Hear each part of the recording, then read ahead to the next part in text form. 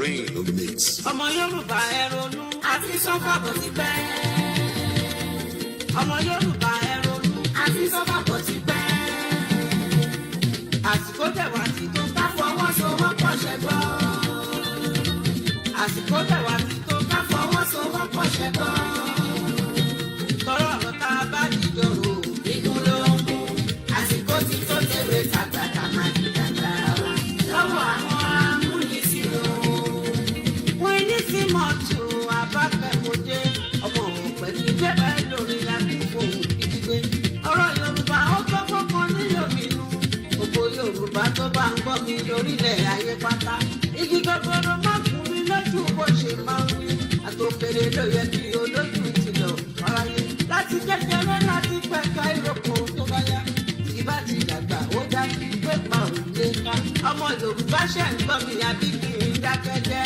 Má sọ̀rọ̀ lọ àbáfẹ́ àbí ohun àgbòho. Ọmọ Yorùbá ṣẹ̀ ń gbọ́ mi àbí kì í dákẹ́jẹ́. Má sọ̀rọ̀ lọ àbáfẹ́ àbí ohun àgbòho. Ilé táwọn Yorùbá fi ìyà jẹ wá. Ọmọ òpè kí mo fẹ́ forin fọ́ gbáyọ̀gà wáráyé. Ìṣọ̀kan tí mo làwọn ọmọ Yorùbá kí ló dé. Àmúfun ìwẹ́wọ́ ẹ̀jẹ̀ káwọ́ sàlẹ̀ wọn. Ìwọ̀dà lẹ́yìn tí ń pọ̀ jù ó yẹ kí ẹ jáwọ́. Ọ̀dàlẹ̀ òde láti wọ̀kàn bí wọ́n ṣe pè gbọ́dọ̀. Ẹni bá dalẹ̀ Yorùbá fẹ́fẹ́ dalẹ̀ yìí. Máa sòdodo fún wọn kó dà kókòrò létí fẹ́. Ẹnu ọmọ Yorùbá kì í kó sí mọ rere. Pẹ̀tẹ̀pẹ̀tẹ̀ tí mo bá nà yé papà ẹni tó bá bá bóyá kíákíá kó lọ tòbí ṣe. Torí pé ọ̀rọ̀ ṣì ń bọ̀ kó lọ́jọ́ iwájú. Ọmọ Yorùbá ṣe dákẹ́ àbí fi tẹ̀síwájú. Máa sọ̀rọ̀ lọ́wọ́ káfẹ́ ayé kò má gbogbo. Ọmọ Yorùbá ṣe dákẹ́ àbí fi tẹ̀síwájú. Máa sọ̀rọ̀ lọ́wọ́ káfẹ́ ayé kò má gbogbo. Wọn mẹ́ta ni mo mọ̀ tó dá Yorùbá rú. Onísìmọ̀tò Abíọ́lá ẹ̀jẹ̀ tètè orí sọ. Ẹ̀sìn àjèjì pẹ̀lú òṣèlú àti fẹ́ máa gbà fúnra wa. Òjò ní èmi òjò ẹ̀ ní Yorùbá ń bá ká. Tó bá dọ̀rọ̀ òṣèlú wọn kì í pọn ọmọ ìyá wọn. Táwọn sábà sọ pé lọ́la ló là jẹ́. Ọmọ Yorùbá lọ̀dàlẹ̀ tó ń dalẹ̀ ara wọn. Ẹ̀sìn àjèjì òjò jẹ́ kẹ́nu wọn lè kó rárá mọ́. Mùsùlùmí pẹ̀lú ẹlẹ́sìn Kírísítẹ́nì ẹ̀ súnmọ́ bí. Ẹ̀sìn ò sọ pé ká gbàgbé orísun èèyàn wa. Jẹ́ kí n máa sọ̀rọ̀ lọ àbí kí n dákẹ́ jẹ́. Máa sọ̀rọ̀ lọ àbáfẹ́ àdìgbò àgbogbo. Jẹ́ kí n máa sọ̀rọ̀ lọ ní àbí kí n dákẹ́ fẹ́. Máa sọ̀rọ̀ lọ àbáfẹ́ àdìgbò àgbogbo. Ó ti yá alágbogbo kí n gbọ́. Agogo ìkìlọ̀ ni ẹ má lè gbọ́ bá a ṣe fọ́n rere. Alájà ìsìmọ̀tò Abíọ́lá. Paramount kùnà fún àkànní ní gbogbo US pátápátá. Ló sọ pé alágbogbo kí n gbọ́. Agogo ìkìlọ̀ ni ẹ má lè gbọ́ bá a ṣe fọ́n rere. Gbogbo ọmọ Yorùbá ìyá ń jẹ àwọn ọmọ tẹ́ ẹ bí. Ìyá ń jẹ àwọn ọkọ tẹ́ ẹ fẹ́. Ebi ń pa àwọn aya tẹ́ ẹ fẹ́. Ìyá ń jẹ àwọn ọmọ tẹ́ ẹ bí. Ìyá ń jẹ àwọn ọkọ tẹ́ ẹ ní. Ebi ń pa àwọn aya tẹ́ ẹ fẹ́. Torí pé jẹ́ àgbẹ̀ kan tẹ́ ẹ ní. Ẹ ò lè jẹ́ kí ẹ̀mọ́ nítorí Fúlàní ìfimọ̀ àlùjọpọ̀ tí a dá. Kàkà kẹ́pà rọ́pọ̀dọ̀ fi inú yín. Ẹwọ́ solution sí fúnra yín. Ẹ̀wọ́ dìkítà ẹ̀kọ́ tí ikú. Ó ti wá dọ̀rùn òkú wọlé bọ̀ o. Alágbogbo lù kí n gbọ́. Agogo ìkìlọ̀ ni ẹ má lè gbọ́ bá a ṣe fọ́n rere. Ọmọ pẹ̀lú alágbogbo lù kó wọ́n ti. Agogo ìkìlọ̀ ni ẹ má lè gbọ́ bá a ṣe fọ́n rere. Ọ̀rọ̀ yìí ti wá pọ̀ jù pọ̀kẹ́rì. Fúlàní ti ń jalè àwọn dúkìá wọn. Wọ́n ti ń pa pàjùwà lọ́mọgbé. Wọ́n ti ń pa pàjùwà lọ́kọ̀gbé. Wọ́n ti ń pa pàjùwà láyàgbé. Wọ́n ní kó tètè lọ wá owó wá.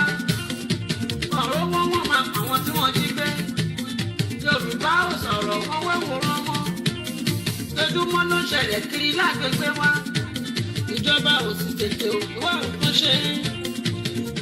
olóṣèlú ṣẹráyé ibi Yorùbá ń jìyà lórílẹ̀ wọn àwọn olónílẹ̀ wọn wá ń ṣẹrú àsìkò ti tó ẹ̀dùdé ká gbára wa ó ti yá alágogo dùn kí n gbọ́ agogo ìkìlọ̀ ni ẹ má gbẹ̀ ọgbọ́ bá a ṣe fọ́n rere gbogbo àwọn tó ti sùn ẹ lágogo fún wọn kí wọ́n ó jí ó ti yá alágogo dùn kí n gbọ́ agogo ìkìlọ̀ ni ẹ má gbẹ̀ ọgbọ́ bá a ṣe fọ́n rere Fúlàní ìdẹ̀rùn ọjọ́kọ tí a dá bàbá tún sọ̀rọ̀ ṣe náà fàbọ́yọ́ àgàgà bẹ́ẹ̀ bá tilẹ̀ bá gbófinró olóko ní òjìyà ajẹ́wé yá tòtítọ́ lẹ́bi sùn ó yẹ kí ẹ di kó tó ti gbẹ́gbà òní bá orómọ́ nígboro ìgbọ̀ngàn ẹ̀wọ̀ tí ojú rí Ìbàràpá lápapọ̀ ẹ̀wọ̀ tí ojú rí Fúlàní ti tẹ̀mí ṣòfò gan ó ti tó gẹ́ ẹ̀wọ̀ kan tó ṣẹlẹ̀ nǹkan tí a gbọ́ Dr. Aborode dẹ́kun wọn máa jẹ́ kó ń ló bá sọ̀rọ̀ bí kò ti jẹ́ náà níṣe ni wọ́n ṣapá ẹ̀ wípé ojú rí ìjọba ò sọ̀rọ̀ kankan nígbà yẹn sí àwárẹ̀ ẹni tó dìde tó ṣe bí olórí Sunday Adéyẹmọ ìbò òdìjẹ sí wọ́n ṣẹ̀ṣẹ̀ wá rojọ́ kò fẹ́ dà lóru ó ti yá alágogo dùn kí n gbọ́ agogo ìkìlọ̀ ni ẹ má gbẹ̀ gbọ́ bá a ṣe ń fọ́n rere. Mo ní símọ̀tù àbákẹ́ paramount green of waka alágogo dùn kí n gbọ́ agogo ìkìlọ̀ ni ẹ má gbẹ̀ gbọ́ bá a ṣe ń fọ́n rere. Wọ́n lè náà wọ̀ bọ̀. Torí egungun ẹja ni Kìnìún kan ò gbọdọ̀ sí wa. paramount green of waka egungun ẹja ni o. Kìnìún kan ò gbọdọ̀ ṣe o. Egungun tí a gbé kọ́ ajá lọ́rùn. Ajá ò gbọdọ̀ jẹ́ kó gbọdọ̀ sọnù o. Sunday Adéyẹmọ Ìgbòho ṣá. Egungun ẹja ni kìnìún kan ò gbọdọ̀ ṣe fún wa. Ẹ jẹ́ kí n sẹ́yìn Bàbá díẹ̀ wa sí. tí a gbé kọ́ ajá lọ. Egungun ẹja ni o. Kìnìún kan ò gbọdọ̀ ṣe o. Egungun tí a gbé kọ́ ajá lọ. Ajá ò gbọdọ̀ jẹ́ kó gbọdọ̀ sọnù o. Sunday Adéyẹmọ Ìgbòho ṣá. Egungun ẹja ni kìnìún kan ò gbọdọ̀ ṣe fún wa. Àwọn tó kù ká sì fi wọ́n lẹ̀ ná.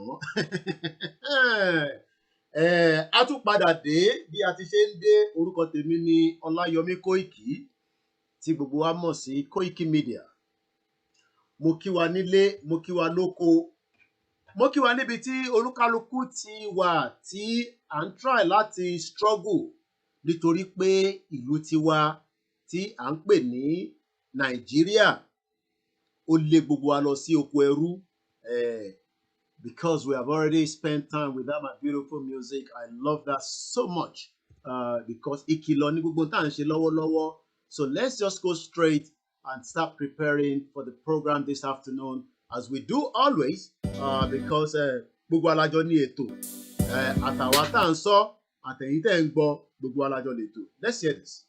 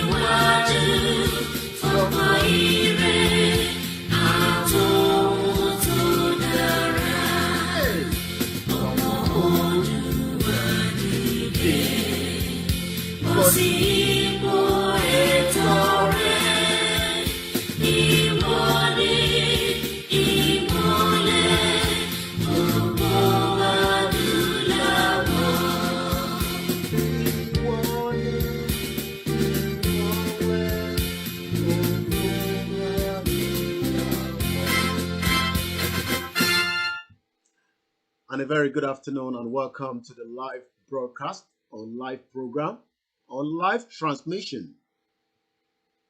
One thing we need to understand is we are now living in a new world.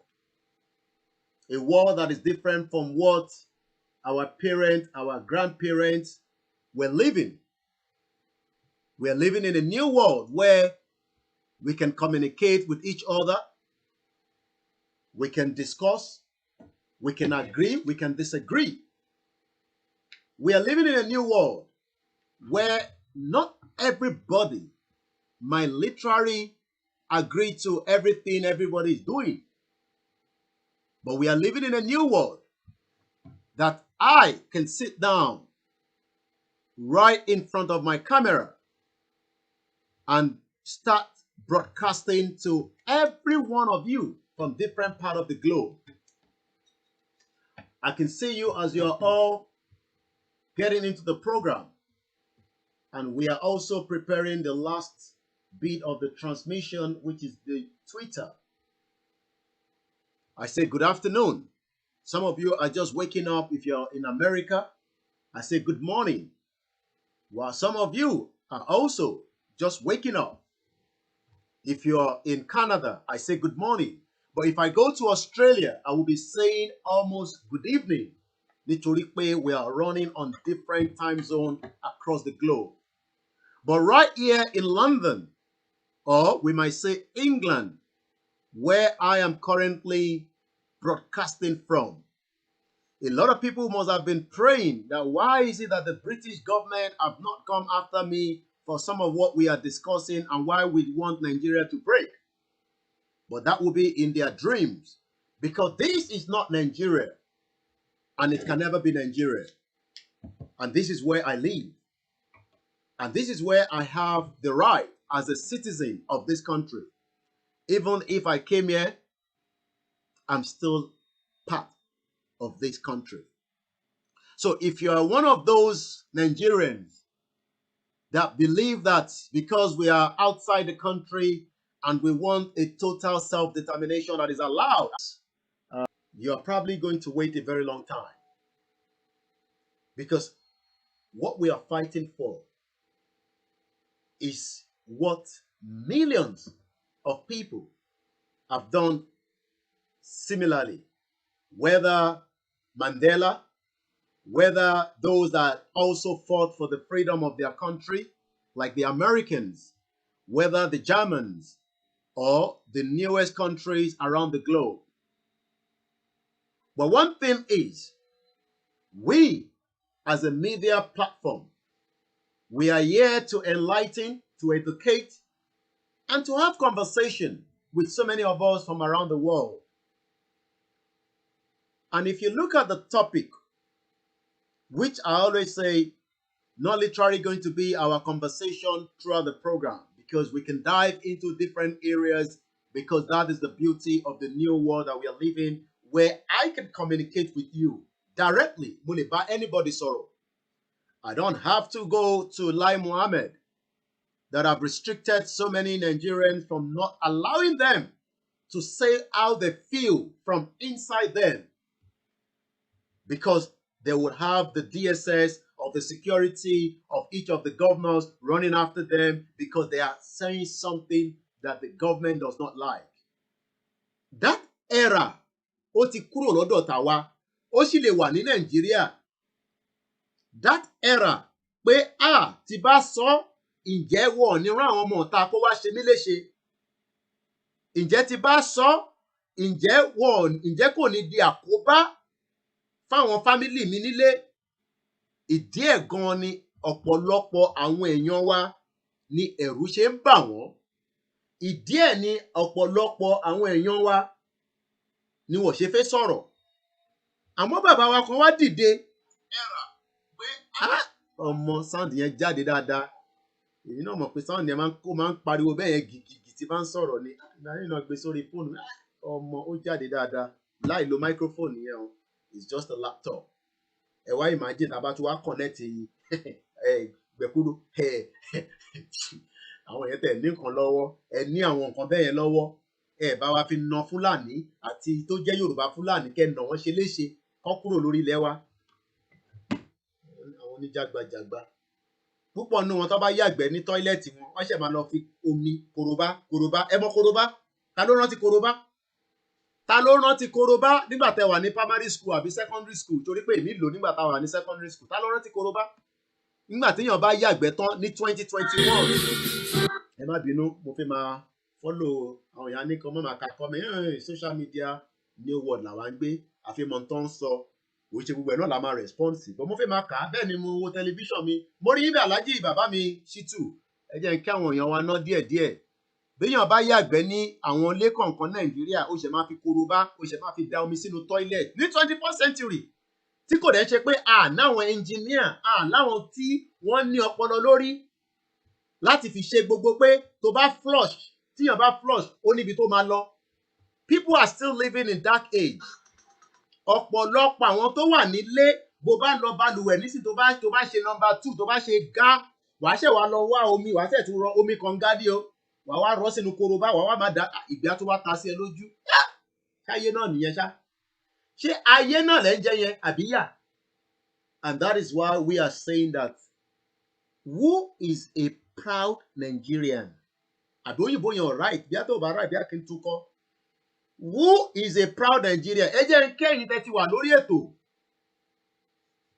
màmá mi tó máa ń pè mí yìí màmá ti wà lórí ètò ẹ lọ jókòó kẹgbọ́ ètò máa ṣe tán máa pè yín ẹ ṣe sùúrù a ti wà lórí ètò tí bá ṣe tán máa pè yín ẹ fọkàn yín balẹ̀ mo máa ń sọ fún yín kò sí wàhálà ẹ fọkàn balẹ̀ màmá ẹ lọ jókòó sórí YouTube kẹ máa gbọ́ mi ẹ ṣe gan ni ọ̀pọ̀lọpọ̀ màmá kan ti ní oríṣiríṣi àìsàn lára nítorí pẹ̀lú olórí burúkú Nàìjíríà tó yẹ káwọn màmá wa kí wọ́n wà nínú wẹ́dà tó dáa wọ́n ò lè lọ́lé wọ́n ti ṣiṣẹ́ dànù 40 years 35 years ẹlòmíì ti kúrò Nàìjíríà for 50 years gan sef ó wá dúpẹ́ kó lọ́lé kò lè lọ́lé ní 18th century bẹ́ẹ̀ ni the real truth àwọn èèyàn sì ń yàgbẹ́ ní toilet ẹ má bínú ẹ̀yin tẹ́ bá ń jẹun ẹ̀yin tẹ́ wà ní lunch break àbẹ́yìn tẹ́ wà ní breakfast tí ẹ ṣe jí ní Amẹ́ríkà àbí Canada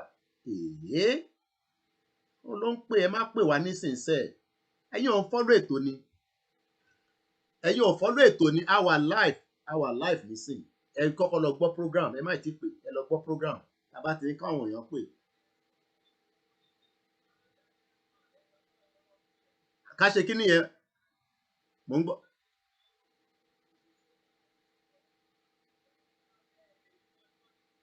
kí wá ní ẹ̀sẹ̀ yẹn ló wá ń ṣe.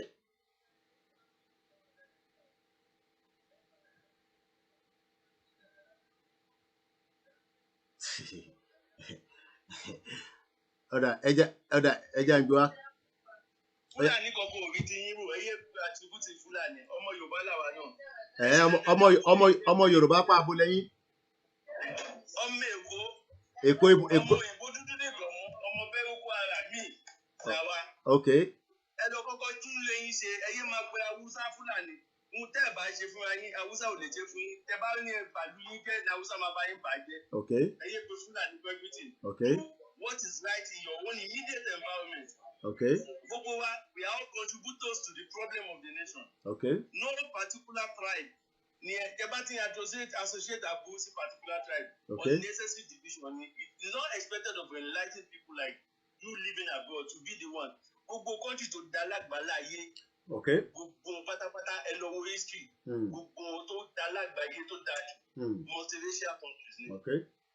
Gbogbo ìlú tí ẹ máa Somalia they are of the same tribe they speak same language and they speak their one religion.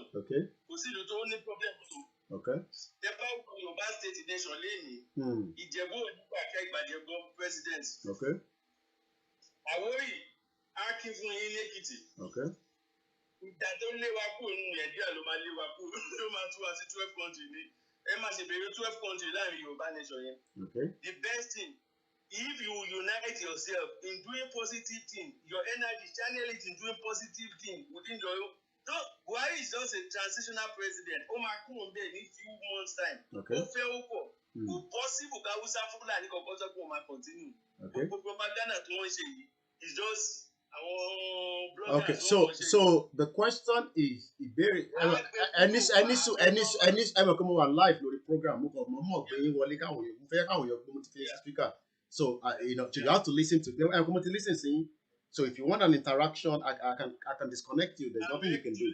Yes. So my question now is, ṣé ọ̀rọ̀ Fúlàní nìkan là ń sọ ní orí ètò?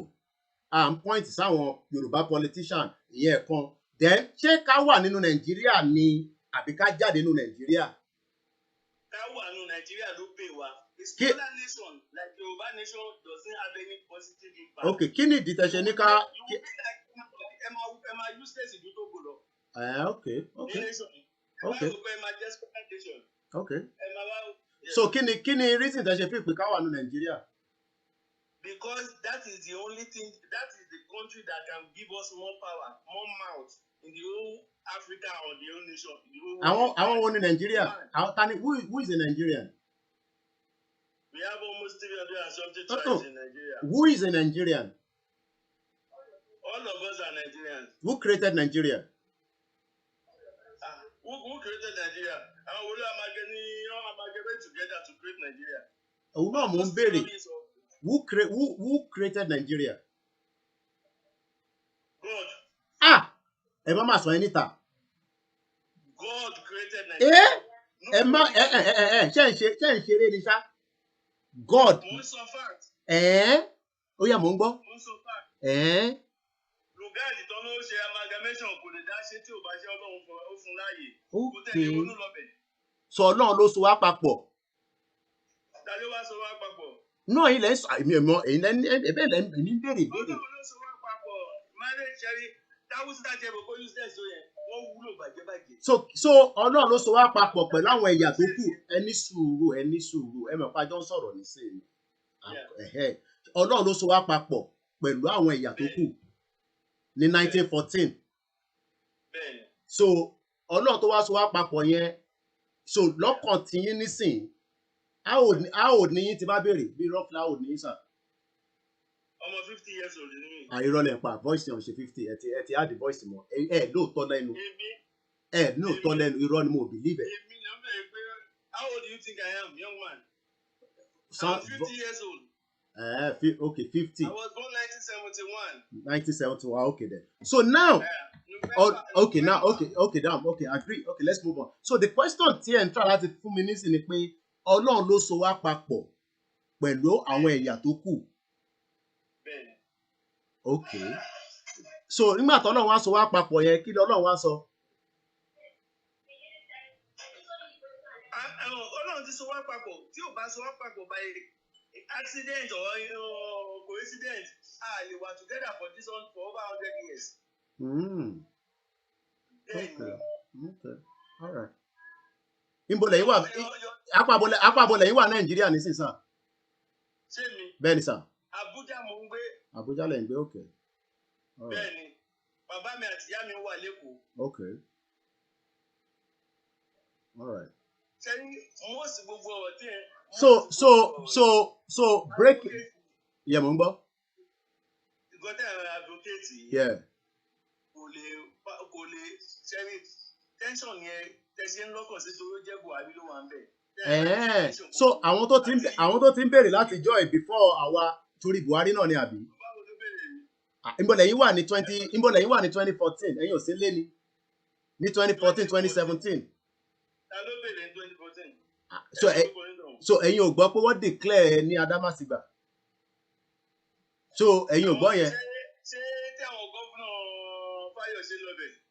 So ẹ̀yin ò okay.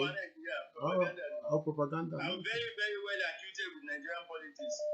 Okay. And I think àwọn ẹfẹ máa jẹ́ kí Igbo máa push yín lórí kíní wọ́n ń tàn yín tó bẹ́ẹ̀. So báwo lẹ́yìn ṣe mọ̀ pé Igbo ló ń push wa?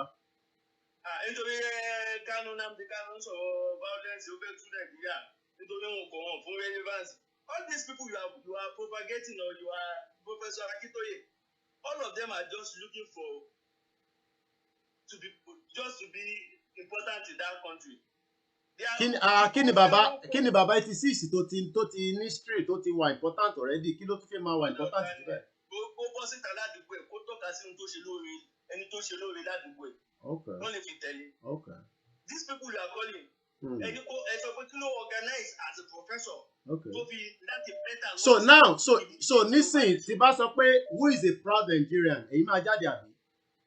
I'm very proud to be a Nigerian everywhere. Okay. Every Nigerian.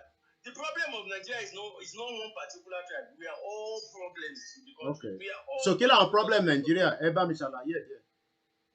Ṣé Nigerian problem? Ìfẹ́ ìmọ̀tẹ́ni nìkan ni olórí bẹ̀. Okay. Ìmọ̀tara-ẹni nìkan ni. Okay. Ẹ bá dẹ̀ sọ ní sí Nàìjíríà lọ́la, ẹ lọ tún wò bàbá Awólọ́wọ̀. Hello. Yeah, mo ń gbọ́. Mo ń gbọ́ yín. Àwọn Haúsá wọn ò mọ owó kó jẹ nígbà táwọn Awólọ́wọ̀ exist. Ìjọ tí Tafawa Balewa máa kú, tí àwọn ọmọ Yíbò yìí lọ pa Tafawa Balewa tó pa Nnamdi pa. Hello. Mo ń gbọ́ yín. Federalism tá à ń ṣe tẹ́lẹ̀tẹ́lẹ̀, àwọn ọmọ Yíbò nítorí selfish interest. Okay. Lọ́jọ́ regional government la ṣe tẹ́ nítorí selfish interest àwọn ló wà ní prominent positions ní Nàìjíríà. Ní military ní all power state house. Àwọn ló ṣe ní pé kán ṣe unitary government nígbà tí military wọlé. Àwọn tó dé wọ́n tún rí pé ìlú òtún fẹ́ fún àwọn mọ́ọ̀sì. Àwọn ló bẹ̀rẹ̀ ogun wọ́n bẹ̀rẹ̀ wàhálà wọ́n tún náà tún fẹ́ padà sí regional government which is still good. Okay. Nobody is saying regional government. Regional government is the best thing everybody accepted. Okay. It's not as if nobody is doing regional government. It's still a very noble idea. You will see support from Yoruba. So okay, nígbà táwa ti wà tó ọdẹ nígbà tí wọ́n ẹni sùúrù. Viewers every day less than 1,000.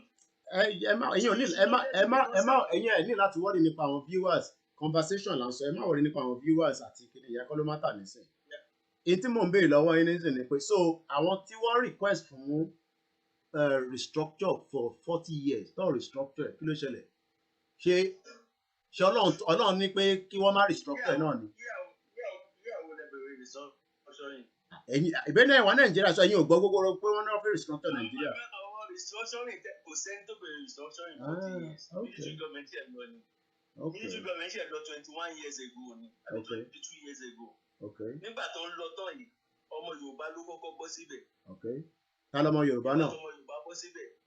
Ọbásanjọ́. Gbogbo wa ń fọwọ́ pa lórí náà yẹn. Ó tẹ̀wọ̀n tí ò ṣe tó tẹ́ Yorùbá lọ́rùn.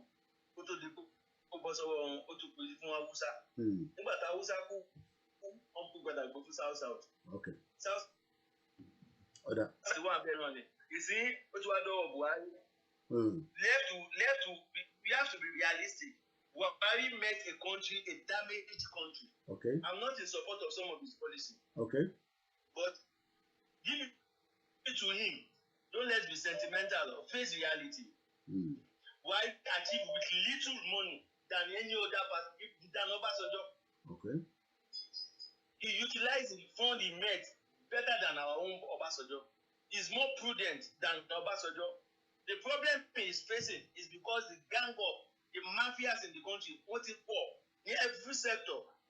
And he's just trying to be honest. And he's only a loner in that cause. Gbogbo nǹkan ìpè ṣé ó possible kí ẹ̀yin ẹ̀fọ̀ ìrora yín wò kí wọ́n á mú yín ní fíléèjì yín. Wọ́n wá ilẹ̀ fẹ́ jẹ baálẹ̀ ní inú ìlú yín. Kó wá jẹ́ àwọn ọmọ inú ilé yín ló wá lọ pa àwọn ará àdúgbò nítorí pé kẹ̀lẹ́ wà. The terrorism happening in the country. The terrorism happening in the country presently. Àwọn ló ń create. Ṣáwọn Yorùbá náà ni àbí Igbo? Ìjọ Nàìjíríà ilé àwọn àgbà tí Igbo ń ṣàǹbò ẹ̀ ṣe pé tí gbogbo wa mọ̀ pé Igbo ń ṣàǹbò ẹ̀ ti gbọ́ta Hausa bọ́ta yìí kó ní pé ìran Igbo nìkan náà ń bọ̀ bá o. Wọ́n ń ṣe bẹ́ẹ̀ ká má màjá máa dẹ́ṣẹ̀. Ìjọ tí Yorùbá ti ń ṣe fún wọn náà tó ti ń ṣe money ritual ṣe ti gbọ́ta Hausa bọ́ta kó wá ní pé gbogbo ọmọ àwọn Hausa ti fi ṣe àwọn criminal wà ní Fúlàní accepted. Wọn aburú tí Fúlàní criminal dẹ̀ ń ṣe fún Fúlàní ó pọ̀ ju ìtàn ṣe fúnlẹ̀ Yorùbá lọ. That one you should get it right. Ní ìlú tí Buhari ti wá 13 local government ní tẹ́wọ̀ ní àwọn Fúlàní invaders ti invade. Ìlú tí Buhari ti wá 13 local government. 13. So kí ló dé tí kò rí nǹkan kan ṣe sí? Tí crime bá pọ̀ Only there is a limit to our military strength. Nigeria is a poor country. He thinks you are. It's a very poor country. What is your source of income? Nigeria see population 200 million. So then why do we have to continue? Okay, the question now is, so why should we continue on that pathway if there's another way that we can walk towards? What way do you think? Because until you separate, that is where you are dodging for your responsibility. That's why you want to walk away. Okay. If you are walking away, because yes, you should sit down and face it. All right. All right. Okay. I'm gonna let you go. We spent 30 minutes, and I'm sure you wouldn't say we didn't have a conversation. Just be let's face reality. Is not the problem. Okay. Well, I've agreed. It's not the problem. Well, you have. The only thing you can do back home in your own area. You know. Your immediate environment. Make that positive impact on the psyche of all right. Yoruba. And I hope you are making your own impact. I hope you are making your own impact from Abuja back. Okay. You are down question. Money, I hope you are making your own impact back to almost state money. State money. Okay. All right. No. I have no more. You can see that I've given you opportunity to speak. If I don't want to take the call, I would. You've been sending message for some days now. But if I so that means that yeah, I'm listening. My main point is this. Let's face it. So to you now, so we get the whole picture. So the whole picture now is, I understand. So for you now, having the next Yoruba man as the president is the best option. That is not an option, John. It's about we individuals change our psyche. Okay. The Nigerian populace is as well a corrupt. Everybody you are seeing criticizing any one government or anybody in government or anybody are only waiting for their turn to do the worst thing. So why have they not blocked all any suru? So why is it difficult to block all those loopholes? Let me give you an example. Some 15 years ago, and people told if you are driving in this country, there was no way a policeman would have been able to stop that vehicle knowing that it doesn't have the necessary requirement document. Kiloshe, they upgraded the system, and now they can easily say motor don't know it, insurance, moti, road tax, wadaduro. Kilode ti wo block gbogbo loophole yen. Hello? Can I give you why it's difficult to do? Yeah. That's the main problem we are facing. We are not ready to reason and think where is the main problem in Nigeria. Politicians are like 5% of Nigerian government. The main problem of that country are civil servants. Civil servant. All right. They are the evil. Ẹ ká gbọ́ opinion àwọn ẹlòmíì, and I hope okay. Ọ̀dà lọ́jọ́ kò. Okay, ẹ mọ̀ pé ẹ̀yin ti sọ ti yín nísìn. Okay, that's fine. Ẹ wá lọ́jọ́ kò nísìn kẹ́ connect sórí platform. Kẹ́ gbọ́ nǹkan táwọn èèyàn máa fi respond. Ṣé ẹ ṣe yẹn àbí? Mo mọ̀ pé mo mọ profile tẹ́ ẹ ń lò lò. Yeah, no. Let's go and do that because you already spent 16. I'm sure even on TVC, Tinubu won for only 16 minutes. That is all right. I'm sure that, and you know that. So don't abuse it now. So let's give somebody else opportunity to also call into the program. Abi, all right. In Monomona Timulason, that is a proud Nigerian, and is always a proud Nigerian. There's so many of them like that. They are watching the program from different parts. That shows that our message is trickling down. Our fire asonati war, even though we have just started the program. But let me just allow some of your calls to come in. Hello. About mute the background.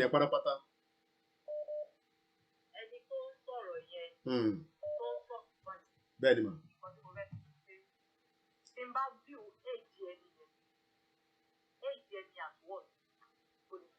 Irọ́ ló pa mọ́ mọ̀ pé kò ṣe 50 irọ́ ló pa. Nítorí máa sọ fún wọn, wọ́n á ní kó lọ pé KOIKIMEDIA. Mo ń gbọ́ yín. Pé election ti ń bọ̀.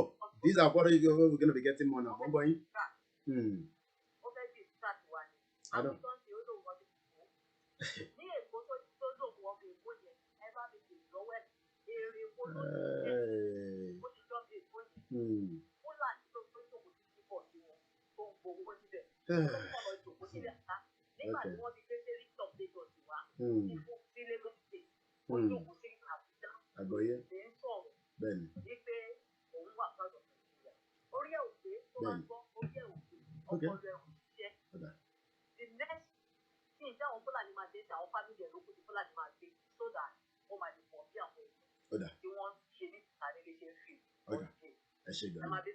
Ẹ ṣé gan ni mo kí gbogbo èèyàn ará lé ẹ jẹ́ ká kọ́kọ́ open phone line since tó yẹ pé a ti fún ẹnìyẹn ní benefit láti pè wọlé moment tó ẹnìyẹn tẹ́lẹ̀ ó ti send message tó yẹ pé sometimes I refuse to you can't ignore them you just have to but I can see the fire Arsenal one so we just leave it as an open phone line but ẹ bá a máa ṣe ní kíákíá gbogbo yín náà lè máa ráyè pè wọlé ẹgbọ́n sókè.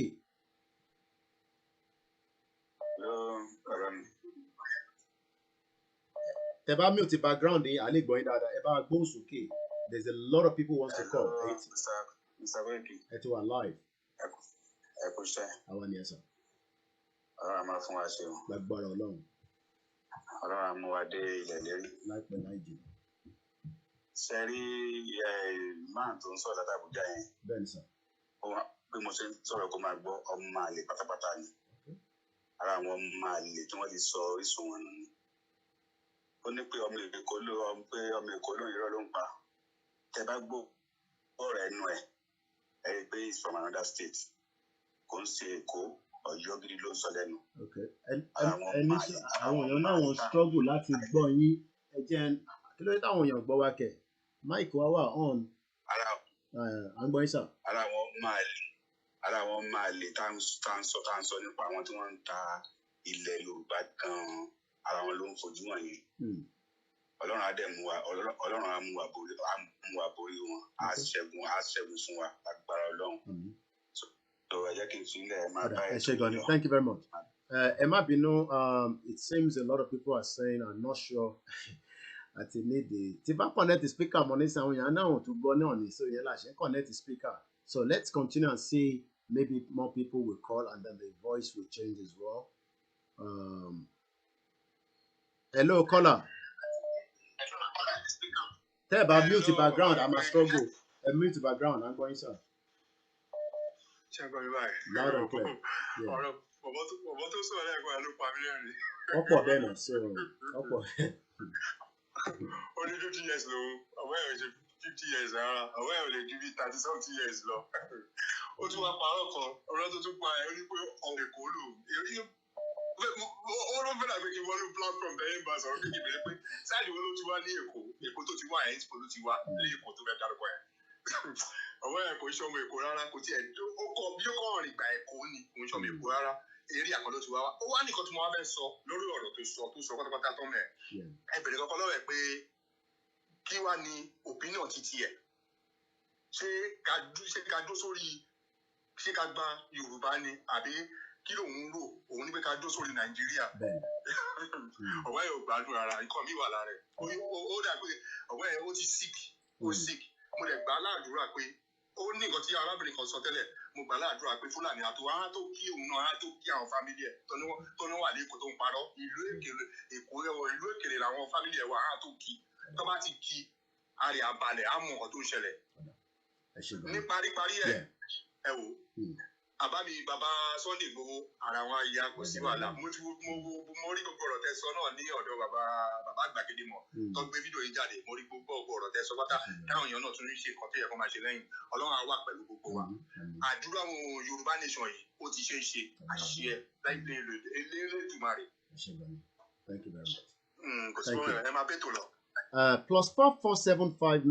+447594050979 ẹ bá wa máa dá sí ibò ẹ má jẹ́ kó pẹ́ ní kíákíá kí ọ̀pọ̀lọpọ̀ yín lè ráyè wọlé ẹni tó bá ti ń pè ẹ jẹ́ ká tún refresh ẹ mọ̀ pé tó bá ti di pé call bá ti ń pọ̀ báyìí ó máa jam ni so we just have to manage all the calls as it's coming in. Let's take another caller that is coming through as well. Hello.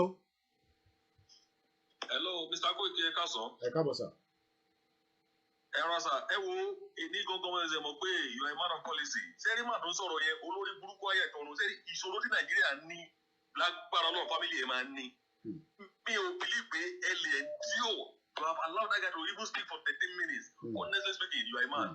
So if you want to tell that you know, you go say sorrow ni, black parallel go don't so ye, black parallel, and this sorrow to you, man, la look at delay. Nigeria la look at delay, family after family lo man ni. Thank you very much. Ben, gbogbo iná lẹ máa láǹfààní tó bá jẹ́ pé ká kọ̀ gba ìpè for the whole day. You know, why not? You know, it's part of the program. Èmi ti mọ̀ pé tá bá ní iṣẹ́ tá gbé dání. Hello caller, àgbọ̀ yín o. Tẹ bá mute background ló máa dá sáà bí mà.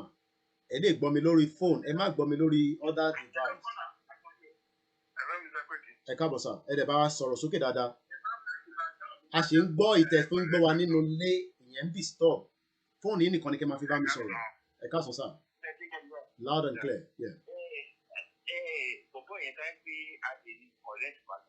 Bá ní kẹ́ bèèrè lọ́wọ́ ẹ̀ pé ṣé gbogbo àwọn ọmọ tí ò sí Nàìjíríà bí iná táàró mi lò. Because Ghana ń ti omi gọ́ọ̀mẹ̀ntì náà ń lò. Iná gọ́ọ̀mẹ̀ntì. Ó ní Yorùbá ló fa gbogbo yẹn, so mo ti bá yín dá lóhùn. Ní Yorùbá, ó náà wà Yorùbá la fa gbogbo yẹn. Iye àti ẹ̀ máa tó bá ẹ jẹ́ ká kàn sílẹ̀ ká kàn sínú progress wa máa lọ. Gbogbo iná lẹ ṣe máa gba ìpèsè nítorí pé púpọ̀ nù wọn ló ń wo program báyìí, especially tí Koiki bá wà lórí program for so many reasons I'm sure you all know. Torí pé wọ́n mọ̀ pé èmi la gbẹnusọ bàbá lóyè. À ń gbọ́ yín o láti Georgia. Yes, sir. Increase volume látọ̀dọ̀ yín díẹ̀ ká gbọ́ yín. Bàbá tó sọ̀rọ̀ lẹ́ẹ̀kan ìgá Yorùbá ni àwọn ọmọ àlè Yorùbá ni wọ́n. Ṣé gbogbo ọ̀tọ́ sọ pé Ìjẹ̀bú ò lè bá Ìgbá ṣe Èkìtì ò lè bá ẹjọ́ Àbújá tó ti lọ tọrọ bára yìí òun ló pè wọ́n nú ẹ̀ kọ́ mọ̀ máa fún wa ní excuse yẹn mọ́ tá a bá gba state country wa a máa ní enough of state another state a máa create within the state. Okay. So kọ́ mọ̀ fi excuse tí ò ní orí tí ò ní díẹ̀ kọ́ wá sọ pé Ẹ̀gbá ò bá ìdí kan ṣe tí Ìjẹ̀bú state ń wà kí Ẹ̀gbá state wà kí Èkó ká Èkó sí méjì sí mẹ́ta ká gbé Ìbàdàn sí mẹ́rin ṣé kìí ṣe state wa ni. So excuse dáadáa kọ́ mọ̀ bá wa sọ mọ́ pé ẹnìkan ò ní bá nìkan ṣe ayé ìgbà yẹn ti kọjá ayé tá a wà yìí ayé technology ni. So kọ́ gbà pé rubbish tó ń sọ wọ̀nyí kọ́ lọ́mọ tọrọ wá ó ti ṣiṣẹ́ data 1000 tí wọ́n fún so iṣẹ́ tó wá ṣe nìyẹn so ó pẹ́ tó ti ṣú yín látàárọ̀ so ó jẹ́ kókó bá pè yín wọlé. Ẹ ṣe gan ni bó ṣe rí pé mo go live náà ni wọ́n pè wọlé yẹn torí pé it would have been a distraction and that call will continue. He spoke for 14 minutes. We have the next caller. Ẹgbọ́n òsókè ẹ̀gbọ́n mi tó dáa. Hello. Ẹ̀yin ti wọlé mute tẹ́ ẹ̀ bá mute background ẹ̀ ti bá ti gbé kọ́lẹ̀ ìyẹn wà delay tí TV yín wà delay ẹ ti wà live pẹ̀lú wa.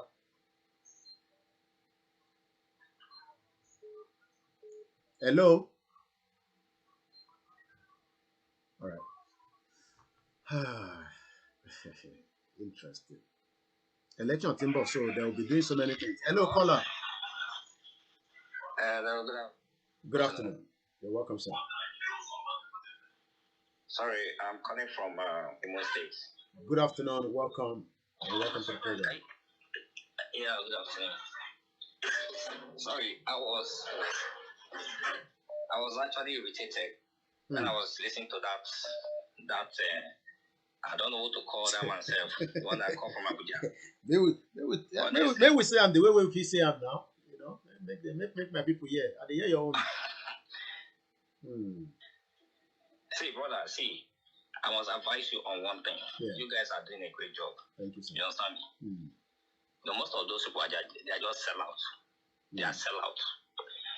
Maybe why he was saying all those things here because there in Abuja, maybe with Fulani man have given him one or two opportunities. To him and his own family, but not to the others, but to him. Yes. Maybe he's eating from them. Okay. Just like the other Yoruba politician, the Igbo politician, the Middle Belt politician, where they eat from them. Yes. Yes. Okay. So you always do one of the things to protect and talk good about them. You understand me? See, the same way we have, unlike in Igbo land, We call those people, this kind of people, we call them Ifulefu. Ifulefu, okay. Yes, Ifulefu. Ifulefu, okay. Ifulefu, yes. So the same way you have them in Oduduwa, the same way you have them in Biafra land. Do you know what the man said? The man even talk, say, now God put us together. Maybe if you help me analyze that area. Because nobody don't talk about that area. Most of those who don't really understand the history of this country. If that guy understand the history, he won't be saying all those jams he was saying. He was just vomiting. He said now God inspire, put them for Lord Lugard mind. They make him join us together. No, that guy was just saying, he was just saying those just to place his masters, those ones that gave him job in Abuja. Oh, okay. You understand me? And the way I'm saying that guy, I don't think that guy is up to 47. I asked him, he said him been 50. Based on what he was saying, if you listen to his words, I don't think he's up to 40. Okay. I don't think. Okay. And another thing I would also like to advise you. Don't always allow such people to talk you out. Okay. You understand me? You always get ready for short people. Like I said, I sent so many messages, previously. So I don't know when you listen to Nnamdi Kanu. When you listen to Nnamdi Kanu, no matter your question, you can't talk Nnamdi Kanu out. He will give you a reason why you should hate Nigeria, and he will give you the facts. The guy has watched. They watched all my video. You can even see that he went even up to talk about the numbers of viewers. So these are people that know that our message from here is hitting ground, and they have to find a way to start coming in and stopping it. So they have no other choice. They've commented on fake profile. They sit down there, but now they want to start also. But like you said, I agree with what you're saying. Yeah, go ahead, sir. Yeah. No problem. So that's just what you need to work on yourself. All right. Okay. Please. Thank you very much. You're really doing a great job. Thank you. I love your program. I listen to you. All right. And I know very soon. Yeah, by God's grace. Oduduwa Nation is coming soon. Everybody will stand on their own. Just like Biafra Nation. No problem. By God's grace. Yeah. All hail our Biafra brothers. All hail our Biafra sisters, our mothers. And we must not get tired. We must be prepared. We must be prepared. A ṣe ń gba ìpè kò tí tán ètò yìí ètò calling nílé ni. Who is a proud Nigeria? Àti rẹ̀ ẹyọ kan báyìí. Ẹgbẹ́ òsókè. Ṣé rí ọ̀gbọ́n tó pè lẹ́ẹ̀kan wọ́n wà very very stupid and ignorant in the sense that Tinubu tó sọ pé òun support yẹn ní 1990 during Abacha regime Tinubu gan fúnra rẹ̀ sọ pé òun believe nínú one Nigeria. Okay. Ó lè má ka pépà yẹn nígbà yẹn. So èyí tó ń sọ pé àwọn èèyàn wọn ọjà fún restructuring before kí àwọn civilian tó dé ìyẹn wà completely wrong. So nǹkan tó yẹ kó understand yẹn problem tí most of our people wà ní ni pé wọn understand the fundamental problem Naija gbọngàn fúnra rẹ̀. Ṣe get nǹkan tó fi ń sọ rubbish tó ń sọ yẹn nìyẹn kí ni fundamental problem Naija fundamental problem Naija ni one Nigeria yẹn gangan ni. Kò ṣe leadership, kò ṣe corruption. The biggest corruption in Nigeria is that one Nigeria. Kò jẹ́ kí àwọn èèyàn it's the one Nigeria kò jẹ́ kí àwọn èèyàn wà productive. Nǹkan tó start for production nìyẹn. And also one Nigeria as our Yoruba, all of our language, of our culture, of our history. Òun náà ọmọ Yorùbá lòun, òun náà ọmọ Èkó lòun. Ṣé o ti há sọ̀rọ̀ ni? Yeah. Network yìí ó máa padà wá. À ń gbọ́ yín. Interesting. Of our epistemology. Of our. À ń gbọ́ yín. A lọ sáwọn Fúlàní. Ṣé agenda Fúlàní kò ṣe pé inú Nàìjíríà nìkan l'agenda wọn wà. Agenda wọn span gbogbo West Africa ni. Wọ́n ti lé wọn kúrò ní Central African Republic. Wọ́n ti lé wọn kúrò ní Mali. Mali lé France dànù. Wọ́n gba PM Wagner Group láti Russia ló wà nínú Mali sí.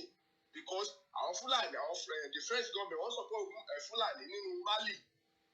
So the government wọ́n ní láti lọ seek assistance from Russia láti kick àwọn the French government out.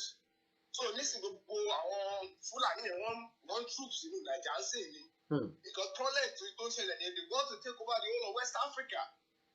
The same thing, the Guinea. Àlàyé tó pè yẹn ọmọ. Àlàyé tó pè yẹn ọmọ Yeah, yẹn. those guys are stupid. Okay. Those Tinubu kan ló sọ pé àwọn ọ̀sẹ̀ pé all they care about is money. They don't care about civilization. Our civilization is being destroyed. Wọ́n sọ pé Tinubu kan Ọlọ́run ló fi Nàìjíríà together. Ọlọ́run wèrè wo. No, the God ló fi Nàìjíríà together for their own selfish interest. Economic reason. Yeah, economic reason. Yeah. I mean, I don't understand these people. Àwọn èèyàn wa imagine. Báwo lè ṣe bá wà nínú federation tí wọ́n fi federal police wọ́n fi enforce state and law. Ṣé kẹ́lẹ́ bí mo sọ, ó dàbí bẹ́ẹ̀ ṣe wà ní London. Ó ní bàbá Akíntóyè fẹ́ wà popular bí tẹ̀sí gbẹ̀gbẹ́ àwọn kan mi tó sọ bí ṣe é kọ́. Ṣé ìyẹn báwo ni bàbá olóríire bàbá gidi ó sọ pé ó fẹ́ wà popular bàbá tí wọ́n pé ó ti wà popular already. So kò ṣe é wọn ọmọ bàbá Akíntóyè yìí. Bàbá Akíntóyè is a historian. He wrote one of the best books in Yoruba history. Ó sọ pé wèrè tí ò dá ní tìmọ̀. Anyway, ìtọ́jú kò fẹ́ sọ lásìkò ni pé ṣe rí lè engage in the democratic process in any nation. So the language of politics, which is English, ó yàtọ̀ sí the language of the majority of the people. Yeah. Majority of the people who are go English, àti àwọn bàbá tó wà lóko wọ́n go English wọ́n go now. So what is shortchanged you already? Already, there is rule of law. That's why they go to respect rule of law like that. Where the language of law, which is English, ó yàtọ̀ sí language majority of the people.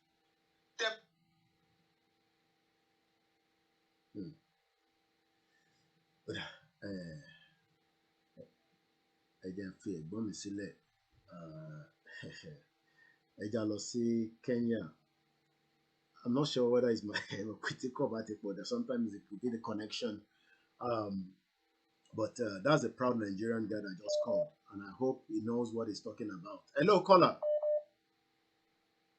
All right. We're still gonna allow a couple of your calls because I know more of them are watching, and it would be nice for us to let them hear our response back to them. Hello, caller.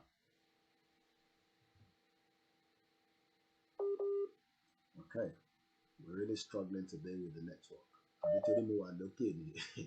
Hello. Yeah, it's along. Go ahead. Yeah, thank you very much. So mo gbọ́ ọ̀rọ̀ ẹni tó sọ̀rọ̀ lẹ́ẹ̀kan. Inú sì ń bí mi gidigidi bẹ́ẹ̀ ni pé kí n la fóònù mi kí n la mọ́lẹ̀. Ẹ má la mọ́lẹ̀ o. Táwọn pé mi ò la mọ́lẹ̀. And you know me. Yeah. I'm a retired police officer. I know that. Yeah. Màá sì sọ fún un pé the second day tí mo retire ni mo gba pension mi. And I've retired almost 2 years ago. What dẹ̀ ṣe ń sán àbí wọ́n ń jẹ yín lówó? Ṣọ́ ń jẹ yín lówó? Every month ni mo ń gba payment mi. Okay. Kò ń lé 1 hour kó tó wọlé. So who is retired in Nigeria tó ń gba pension rẹ̀ ní regularly? Kó bọ́ sí gbangba kó wá sọ tó gba lump sum ẹ̀ lọ́jọ́ kejì tó retire tó ń dẹ̀ gba monthly pension rẹ̀ ní regularly. Specific date tó máa wọlé tí ò ní tà sí ní ọjọ́ yẹn. Mo fẹ́ kí ẹni tó ń sọ̀rọ̀ lẹ́ẹ̀kan kó bọ́ sí gbangba tí bàbá ẹ̀ tó sọ pé bàbá òun wọ́n wà lẹ́kọ̀ọ́. Ṣé pensioner ni bàbá ẹ̀ kó wá sọ pé òun gba pension? Tó bá jẹ́ 50 definitely bàbá ẹ̀ máa ti wà ní pension age. Tó bá jẹ́ 50. So kí bàbá ẹ̀ bọ́ síta wọ́n wá sọ bó ṣe ń gba pension wọn. Mi ò fi kọ́bọ̀ bribe kí àwọn èèyàn tó san pension mi fún mi. Bó jẹ́ Nàìjíríà ni àwọn tó máa gbé fáìlì ó máa fún ọ lówó. So what are you proud about that thing? Ó yẹ kí n ti padà sí lẹ́sìn ìwà àwọn iná ni. I think problem táwọn èèyàn yìí ní psychological problem ni. Okay. Poverty ti corrode ó ti corrode ọpọlọ orí wọn tó yẹ pé wọn mọ nǹkan kan mọ́. I see no reason. I see why a decent person ẹni tó kàwé tó ní làákàyè tó ì máa sọ pé wọ́n Nàìjíríà yìí ló ń dúró sí ìwọ ní ọmọ Èkó níwọ. Port Èkó ń bẹ̀ yẹn generate owó èlò ní federal government ń gbà lórí ẹ̀ lóná fún Lagos State tó ń sọ pé òun ti wá. So you are proud of Nigeria. Kí ló dé tí Sanwó-Olú ṣẹ̀kí sí tó ń fight for VAT? kódà Sanwó-Olú gan sì sọ̀rọ̀ ní Èkìtì, ó sì sọ̀rọ̀ ní Èkìtì ní last week pé àná afẹ́ pólíìsì tiwa náà ẹ mọ̀ pé lára gbogbo táwọn sọ náà kọ́ ní ẹ̀tẹ́lẹ̀ pé constitution yẹn ó ti block everywhere. ọ̀pọ̀lọpọ̀ nínú wọn kàwé wọn ò ka common sense ó dà pé education yẹn kò tiẹ̀ ní nǹkan kan mọ́ education wọn kò tiẹ̀ làwọn lójú we see professor pàápàá bí eléyìí ṣe ń sọ̀rọ̀ unfortunately we see Nigerian professor tó máa sọ̀rọ̀ bí eléyìí náà àmọ́ olú ọpọlọ tán ní. We don't know the type of mindset where pé software ṣe develop ní bọ́n develop kọ́ install software mi sí mind àwọn ẹni kan kan lọ́wọ́ kó pé. Ó ná náà ló dá wa papọ̀ pẹ̀lú Nàìjíríà ó ná náà ní kò sí nǹkan tá a lè ṣe. Lagos express Lagos to Ibadan express wọ́n ti ṣe almost 20 years you are a proud Nigeria. Ọlọ́run ló dá wọn papọ̀ ṣé Ọlọ́run ló ní kí ọlọ́pàá máa gbáyàn létí ní Kogi ní last week kó máa gbowó ní bọ́ọ̀sì lọ́wọ́ pásẹ́ńjà. Ṣé ọlọ́pàá Ọlọ́run ló sọ yẹn náà Ọlọ́run ló ní kí Fúlàní wá máa pààyàn. Tẹ bá kọ̀míìtì inefficiency ẹ máa ti sọ́lọ̀ Ọlọ́run ló ṣe. Ṣọ́lọ́run ló ní kí kọ́ máa gbowó kan tó ṣe official duty ní Nàìjíríà Ṣọ́lọ́run ló ṣe gbogbo yẹn. Ẹ yé parọ́ mọ́ Ọlọ́run ẹ̀yin lẹ̀ kojú wọn tó yẹ pé ìṣekúṣe poverty ó ti corrode mind yín tó ti corrode mentality yín tí ò sí làákàyè ń bẹ̀. Òun la rí àwọn kan ní gèlò tó ń bọ́ síta tó ń ṣépè fún ọmọlọ́mọ nílùú bíi àyè the same problem pé mind wọn ò correct mọ́ mind wọn ò function dáadáa mọ́ ó ti alignment mind wọn ti bàjẹ́.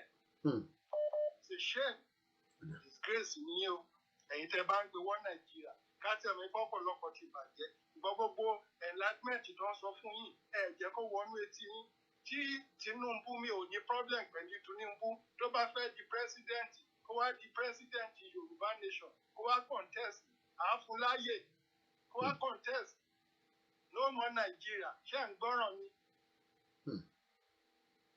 Kò burú o ẹ má jẹ́ west. Ẹ ṣe gan ni ẹ jẹ́ lọ sí Ìlọrin bàbá wa tó pè tán tí mo mọ̀ dáadáa ní UK ọlọ́pàá ni wọ́n mo rò pé àwọn náà yàn kankan látijọ́ tó ti ń ṣe iṣẹ́ ọlọ́pàá nílùú Èkó tó di pé wọ́n rìtáyà ní 2 years ago gbogbo rally tá à ń ṣe nílùú òyìnbó níbí pátá ni bàbá yẹn wá àwọn gan ló ń kọ́kọ́ dé 2 years náà ti rìtáyà nílùú yìí a fi lọ sí Ìlọrin tẹ́lẹ̀ ní bọ̀kọ́ọ̀lù yẹn kò wọlé gẹ́rẹ́ hello ní UK ní kọ́lé lè wà.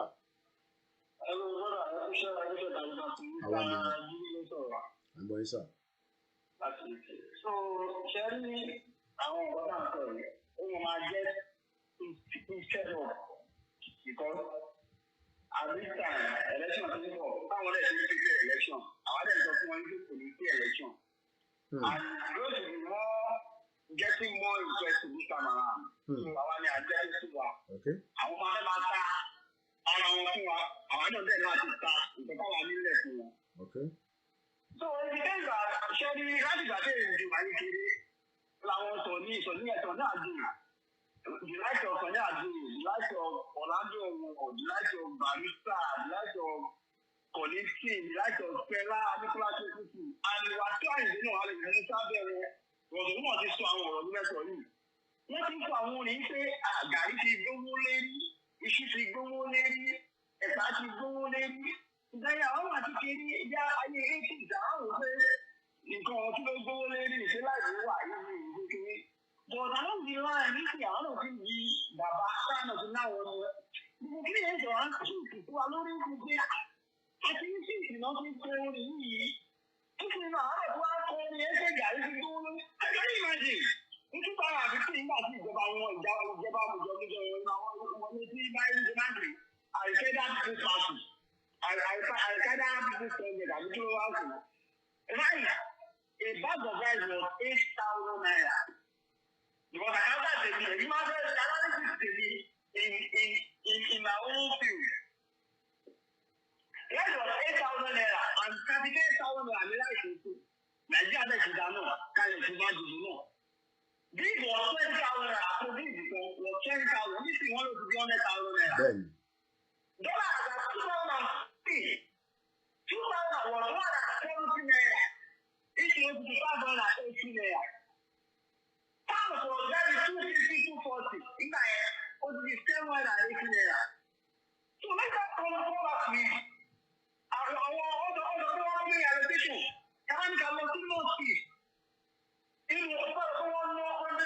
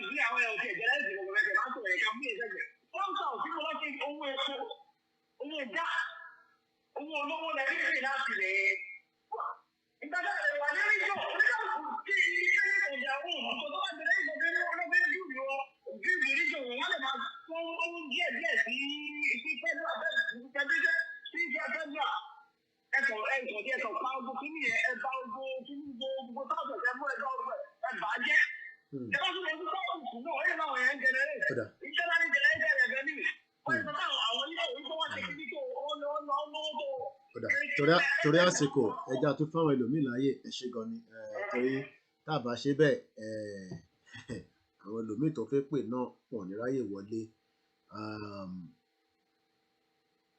àìtí ẹ̀ tí bẹ̀rẹ̀ topic àìtí bẹ̀rẹ̀ ètò a proud Nigerian has already called it and that is what triggered I'm sure some of you remember all these police brutality.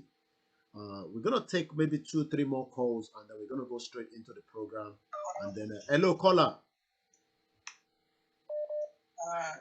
Question tèmi máa ń béèrè lọ́wọ́ àwọn ará Èkó yìí. Question tèmi máa ń béèrè lọ́wọ́ àwọn ará Èkó. Hello. À ń gbọ́ yín. Question tèmi máa ń béèrè lọ́wọ́ àwọn ará Èkó yìí wípé ṣé school ti ẹ̀ wà lẹ́kọ̀ọ́ gan rárá ṣá?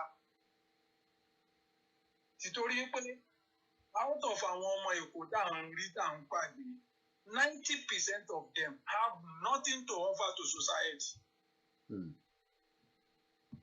I can tell you boldly 90% of àwọn tó máa ń pariwo àmẹ́lẹ́gọ́síà kò sí nǹkan kan lórí wọn tí a fi lè tiẹ̀ lè sọ pé wọ́n lè fi help society bí couch bí igbá bí àwo bí kan sọ̀rọ̀ òṣèlú wá sí nǹkan kan ju pé nǹkan tó ń end life wọn náà sí wọ́n á sá kúrò ní Nàìjíríà yẹn náà ní last wọ́n á máa hang around káàkiri gbogbo country náà. Àwọn wo ló wá sọ yín dàbá yìí èèyàn tiẹ̀ máa ń rò láti ibẹ̀. Mo máa ń bẹ̀rẹ̀ question kan lọ́wọ́ wọn. I'm proud to be a Lagosian. I'm proud to be a Lagosian. Lagosian now there according to findings Lagos ló ń provide the more than 50% of owó tí Nigeria fi ń survive. Kí ló sẹ̀yìn I'm proud to be a Lagosian. Ẹ fi hàn káàkiri. Lẹ́gbẹ̀ẹ́ yìí ni wọ́n máa rí Libya, ẹ̀yin ni wọ́n rí ní Mali, ẹ̀yin ni wọ́n rí Niger. Ó ní àwọn ọmọ Yorùbá ní problem yẹn kò ń ṣe Fúlàní kò ní ọ̀rọ̀ kan ṣe pẹ̀lú Fúlàní. So tó bá sọ pé àwọn ọmọ Yorùbá ní problem gbogbo terrorism ni wọ́n ń pa àwọn èèyàn ní Bàràpá ní Yewa. Ó ní àwọn Yorùbá náà ṣe fọwọ́ ó ní Yorùbá náà ṣe fọwọ́ náà Ìgbò náà dẹ̀ ṣe gbájú ẹ̀ so kí ni àwọn á fi sọ. Òpònú làwọn yẹn bàbá ẹni títí mo tiẹ̀ ṣe wà yìí.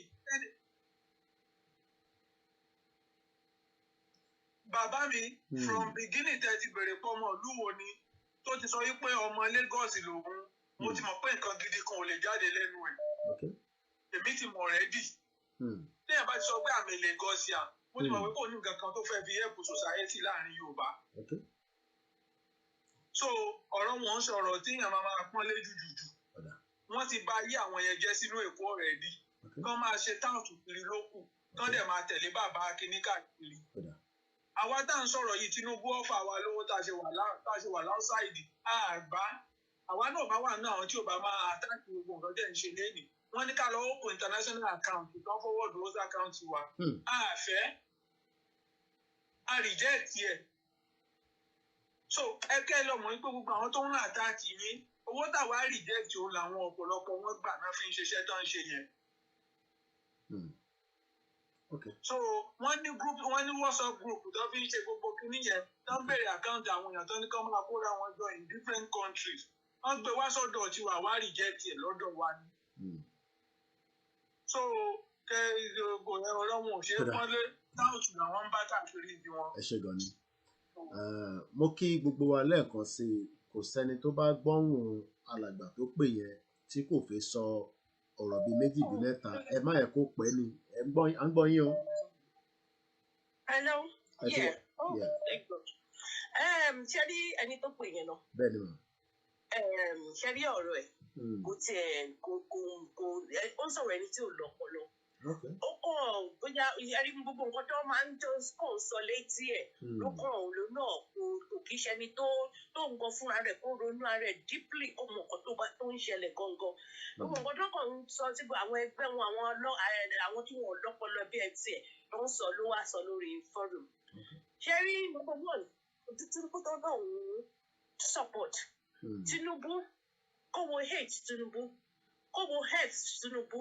Tí Tinubu fúnra rẹ̀ tí bá ṣe selfish interest with desperation ṣé ó yẹ kí bàbá yẹn at his age at his with the state of earth ṣé ó yẹ kó tẹ̀ nípò fẹ́ di president Nigeria ṣé ó lọ kó tẹ̀ wò rárá pé ṣé òun lè stand tí bá ṣe selfishness tí bá ṣe pé nǹkan interest rẹ̀ ni bàbá yìí tó ń sọ̀rọ̀ kò rí wípé àwọn masses ṣe àwọn masses kí ni nǹkan tí ìlú yẹn ní tó lè offer àwọn masses kó rò yẹn kó rò so many things tó ń ṣẹlẹ̀ nínú ìlú yẹn torí àwọn ọ̀rọ̀ ẹ̀ bó ṣe ń sọ orí honestly bí ìgbà tó yẹ pé kí n rí kí n gbá etí ẹ̀ rí pé ṣé ọpọlọ ẹ̀ kí n rí set ọpọlọ ẹ̀ because gbogbo bó ṣe ń sọ yẹn ó ní Yorùbá ló ń pọ̀ sí i kìíní àwọn kan ṣe fún wọn náà àwọn kan ṣe àwọn èèyàn àwọn kan ṣe fún wọn náà ṣé ó fẹ́ fi wé àwọn tó ń lọ sí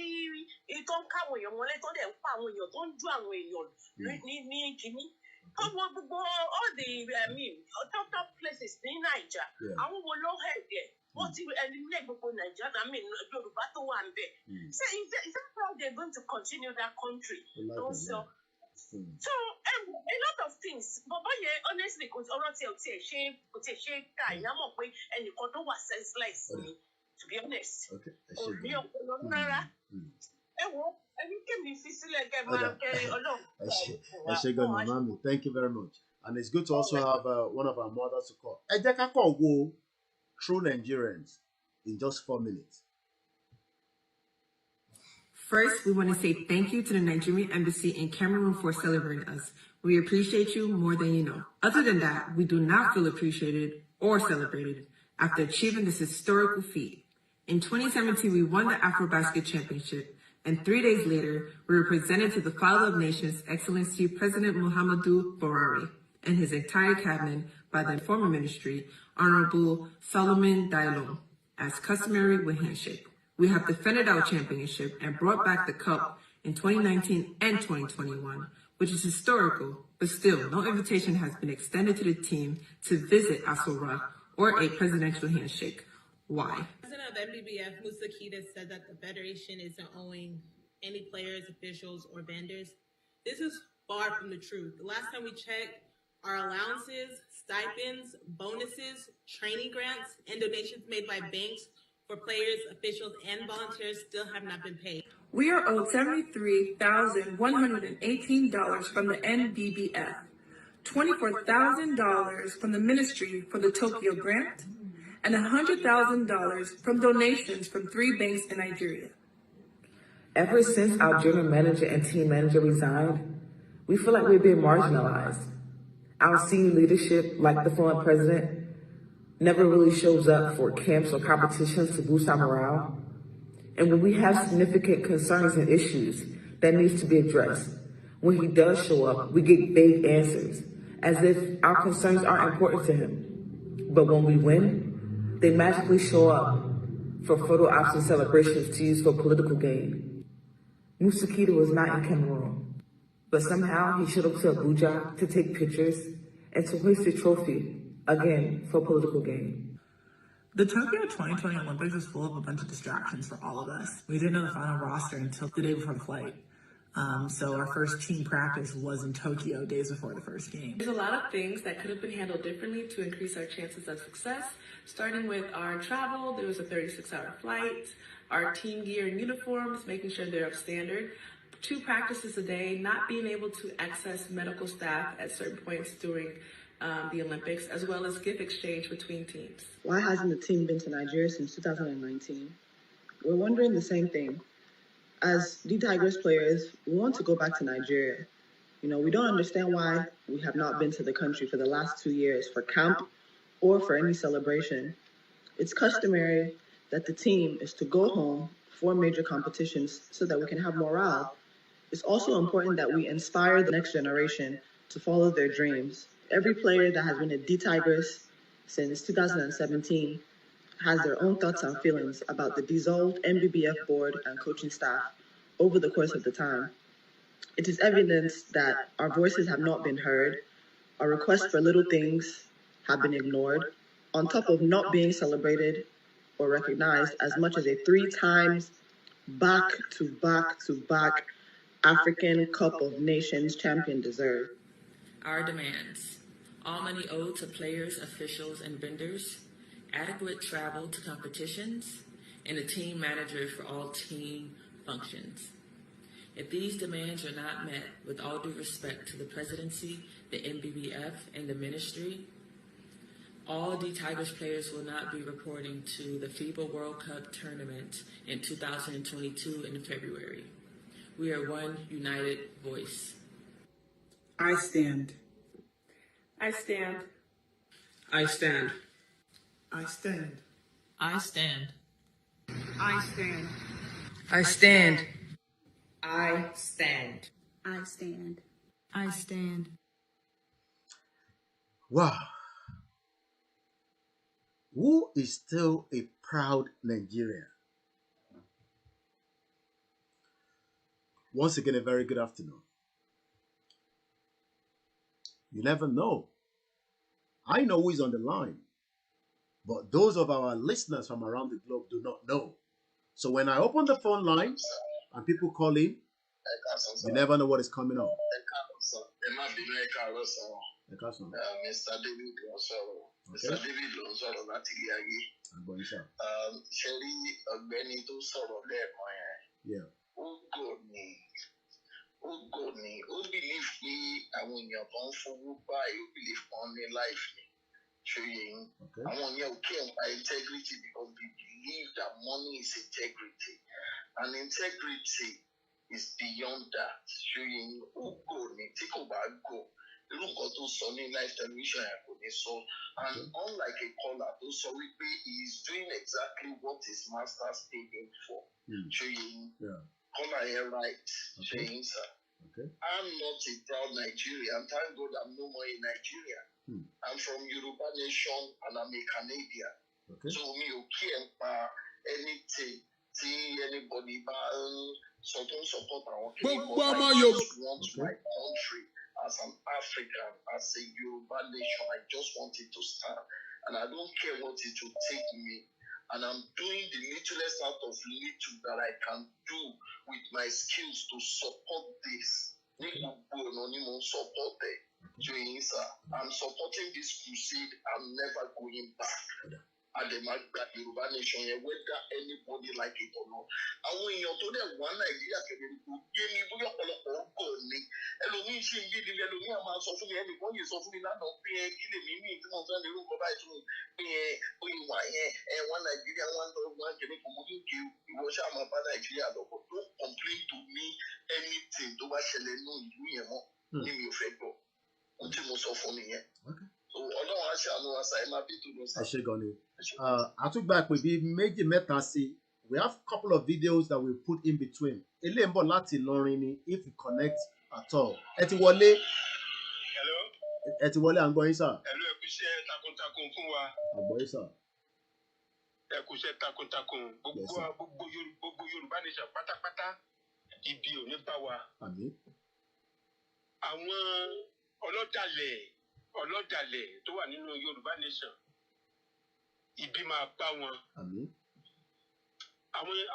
àwọn tó mú Yorùbá nation dání tí òjò kó ṣubú dì sí látòrí bàbá wa Akíntóyè tó fi dórí ẹ̀yin bọ́dà Kóìkì tó fi dórí Dárà lágbára Ọlọ́run ayé ò ní rí wa mú.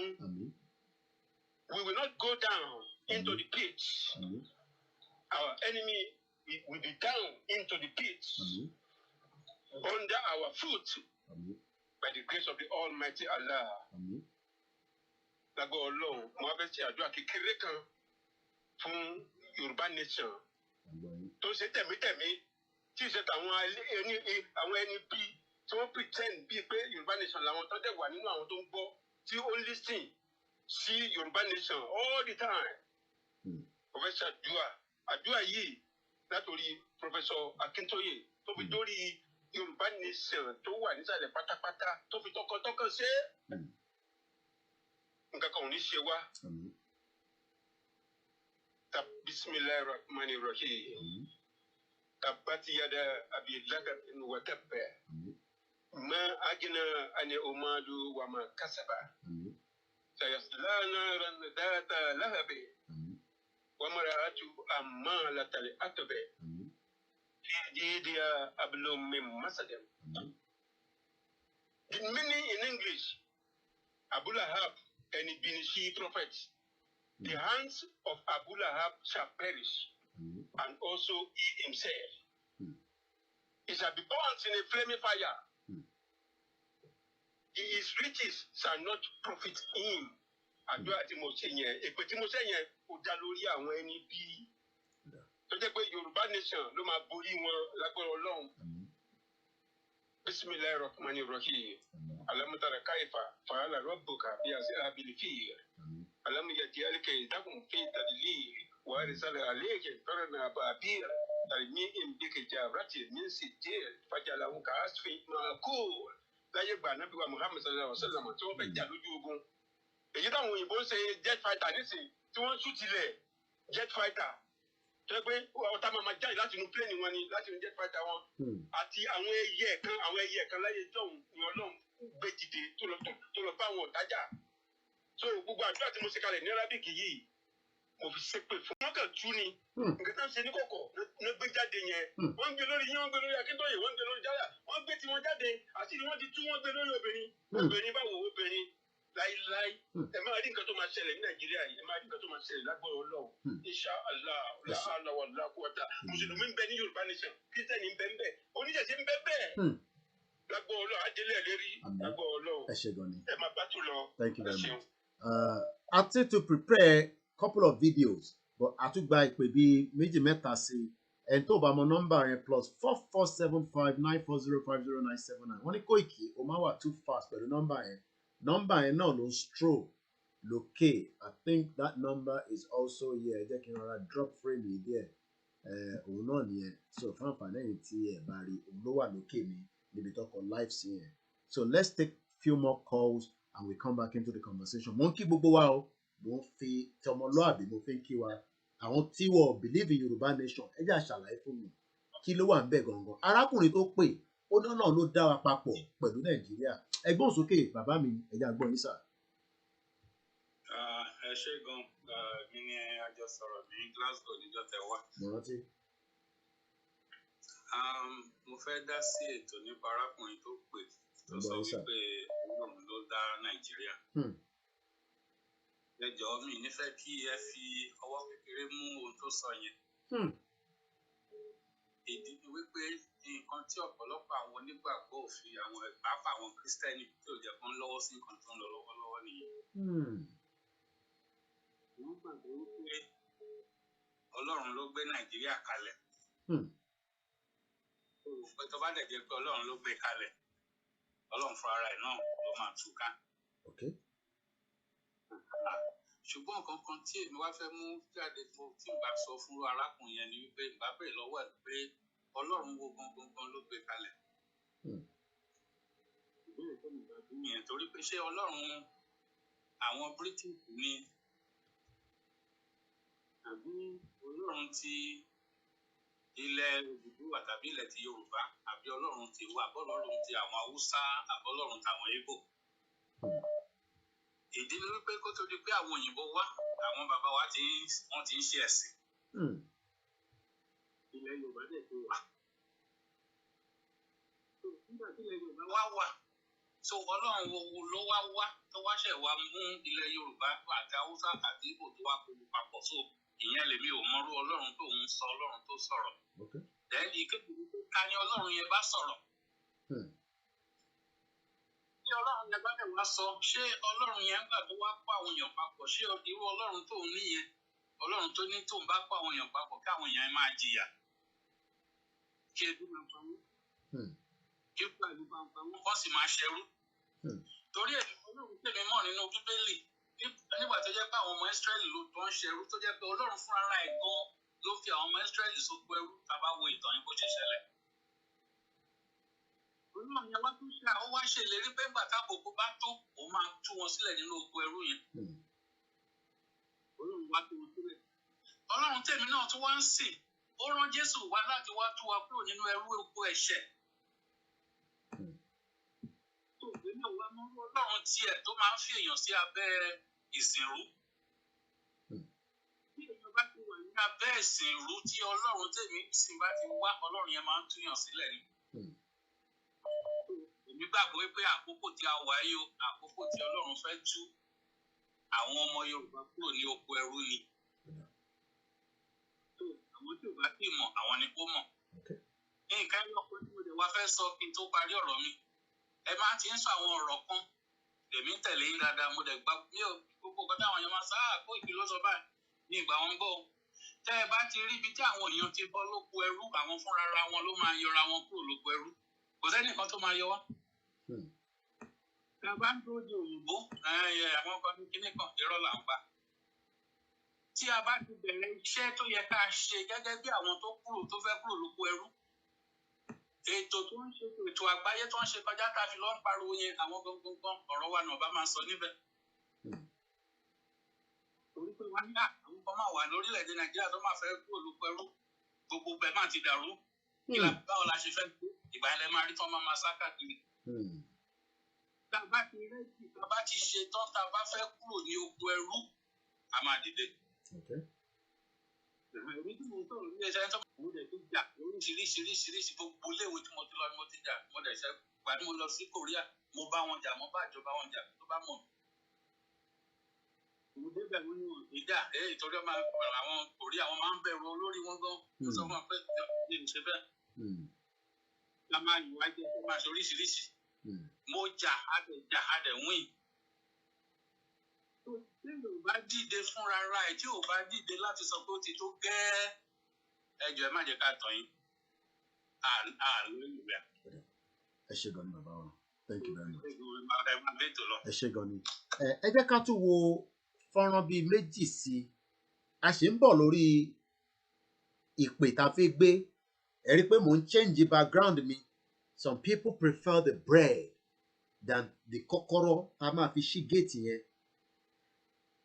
Who is a proud Nigerian la ṣe ń sọ̀rọ̀ lé lórí àìtí ẹ̀ tí lọ sórí tá à ń bá bọ̀ láàárọ̀ tẹ́lẹ̀ káwọn tó bá kọ̀ jí láàárọ̀ pa Kóìkì ó ti ṣe program kan láàárọ̀ ni ibo ló ń kó gbogbo àwọn terrorist sí tó ń sọ̀rẹ́ndà ẹni tó pa MP ní UK ó ní terrorist kíní nínú ọmọ 25 years old yẹn bàbá tó ti ń ṣiṣẹ́ for 32 years tí àwọn ará àdúgbò fẹ́ràn ẹ̀ tí wọ́n ń dìbò fún padà lórí gbogbo ìgbà tó bá ti ń gbé ìbò election ní bíbáyìí ni o we call them member of parliament táwọn èèyàn ní access sí òun ló wá di pé ọmọ 25 years ó mà ní British passport but ó ní Somalian tie wọ́n ti confirm this pé it was a terrorism attack ṣé wọ́n pọ̀ níbẹ̀ ṣé méjì níṣẹ́ yọkan ni à ń bọ̀ lórí yẹn but a sì ń sọ̀rọ̀ lórí ta ni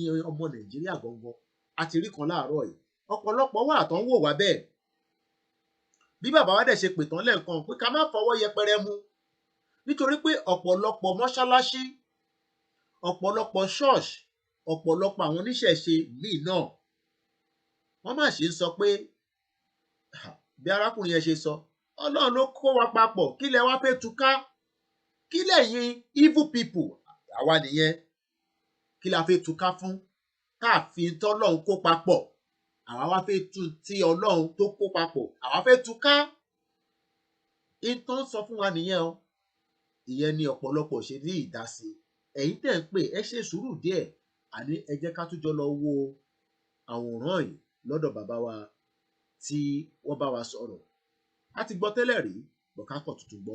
tó bá ti ń gbọ́ program máa gbàdúrà níbi tó wà tá a bá gbàdúrà gbogbo ọmọ Yorùbá tó bá ti ń gbọ́ program máa gbàdúrà níbi tó wà tá a bá gbàdúrà ohun tí Ọlọ́run fi hàn wá táwa ń rí ó lé o àwa la ní sùúrù àwọn pòyìnpòyì wọn ọba ọmúlẹ́rọ̀ wọ́n mú ẹni àti pa àti sọdáwóró tí ẹrẹ́yìn olóṣèlú lẹ̀ Yorùbá tẹ́ bá gbàbọ̀dé ẹran ara yín máa di àtàn fún ilẹ̀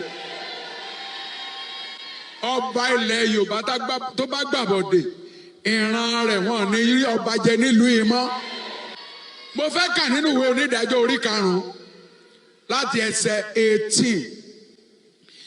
Sébúlúnì ni àwọn ènìyàn tí ó fi ẹ̀mí wọn wewu ikú àti Náftálì ní ibi gíga pápá àwọn kan wà tó ń dìde bí aṣáájú tó ń fẹ̀mí wọn wewu ewu ògbúdọ̀ wú wọn àwọn ọba wa ń jà láyé àwọn Ísírẹ́lì náà ọba wọn òjókòó lé wọn ṣe kíni ẹ̀yin ọba láàfin ẹ dìde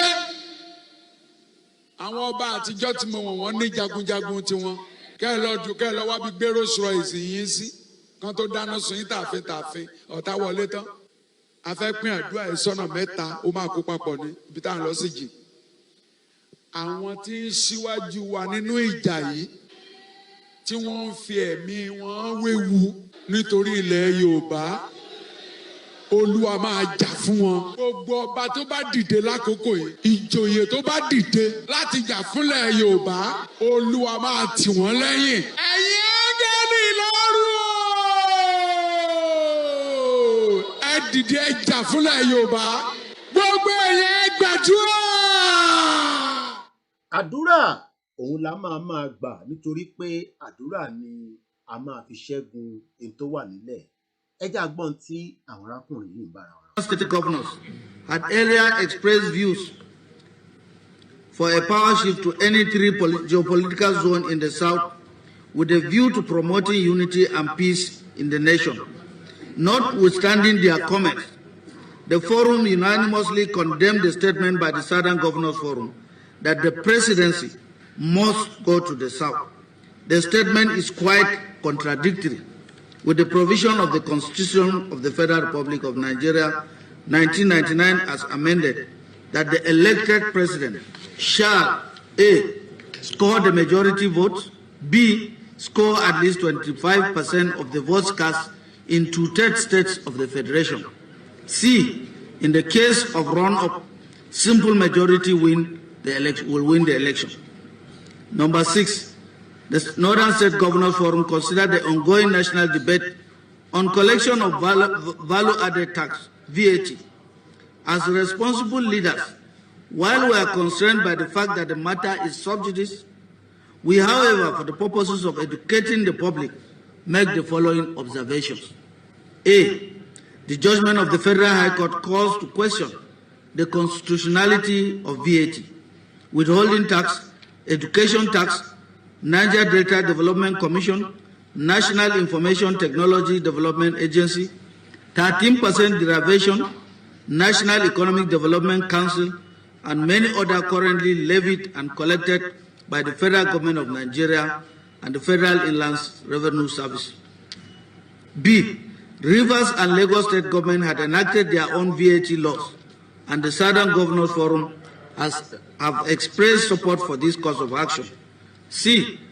VAT is being confused by these state governments as a sales tax. If every state enacted its own VAT law. And I'm sure we all understand what he's talking about. These are the proud Nigerian. And let's come here and hear what he has to say. What is it? Livestock. Livestock. National livestock. I will talk. He doesn't know. He doesn't know. I think it's These are all directed at Mr. President. So corruption, yes, let me... He can talk for himself. He doesn't know. I want Nigerians to give you another opportunity to do another 4 years. Why? Well, I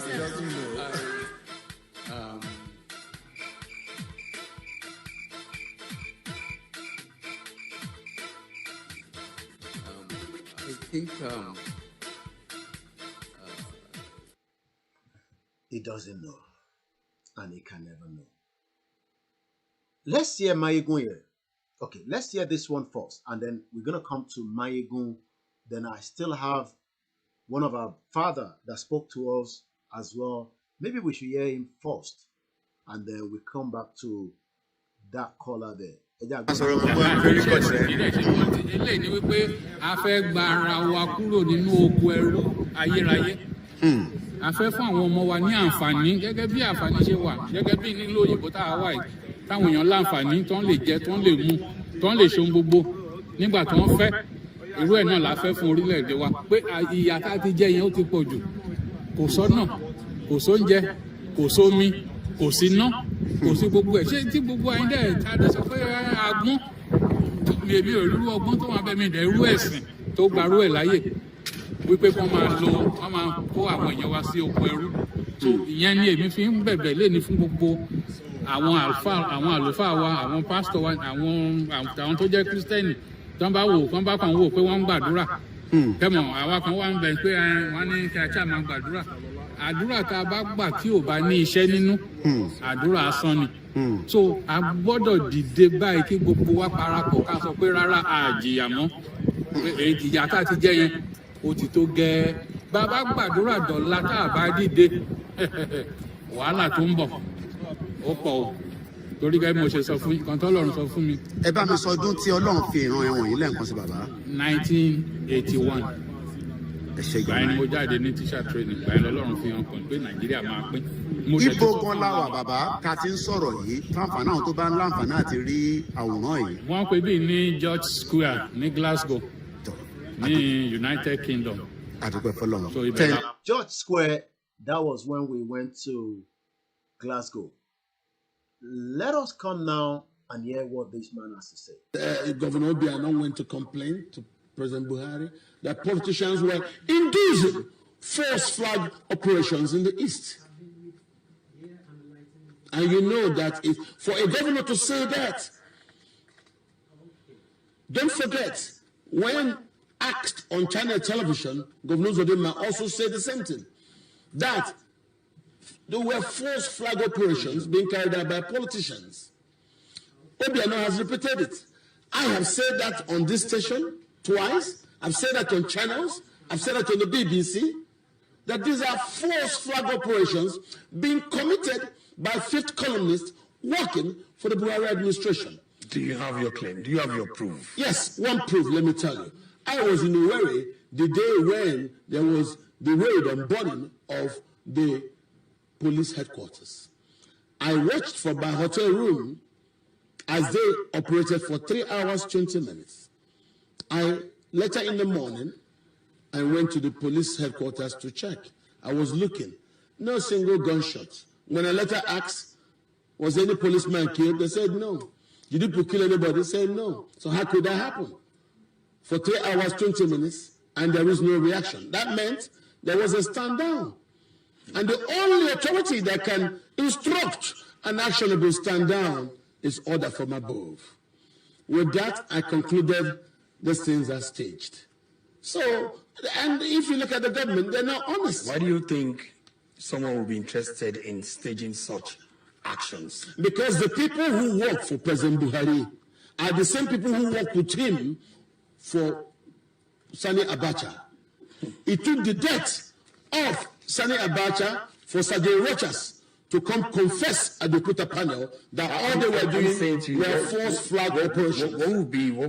What exactly are they trying to gain? What were they trying to gain under Sani Abacha government when they were doing false flag operations, trying to create impression? It was the, what do you call it, Nadeco.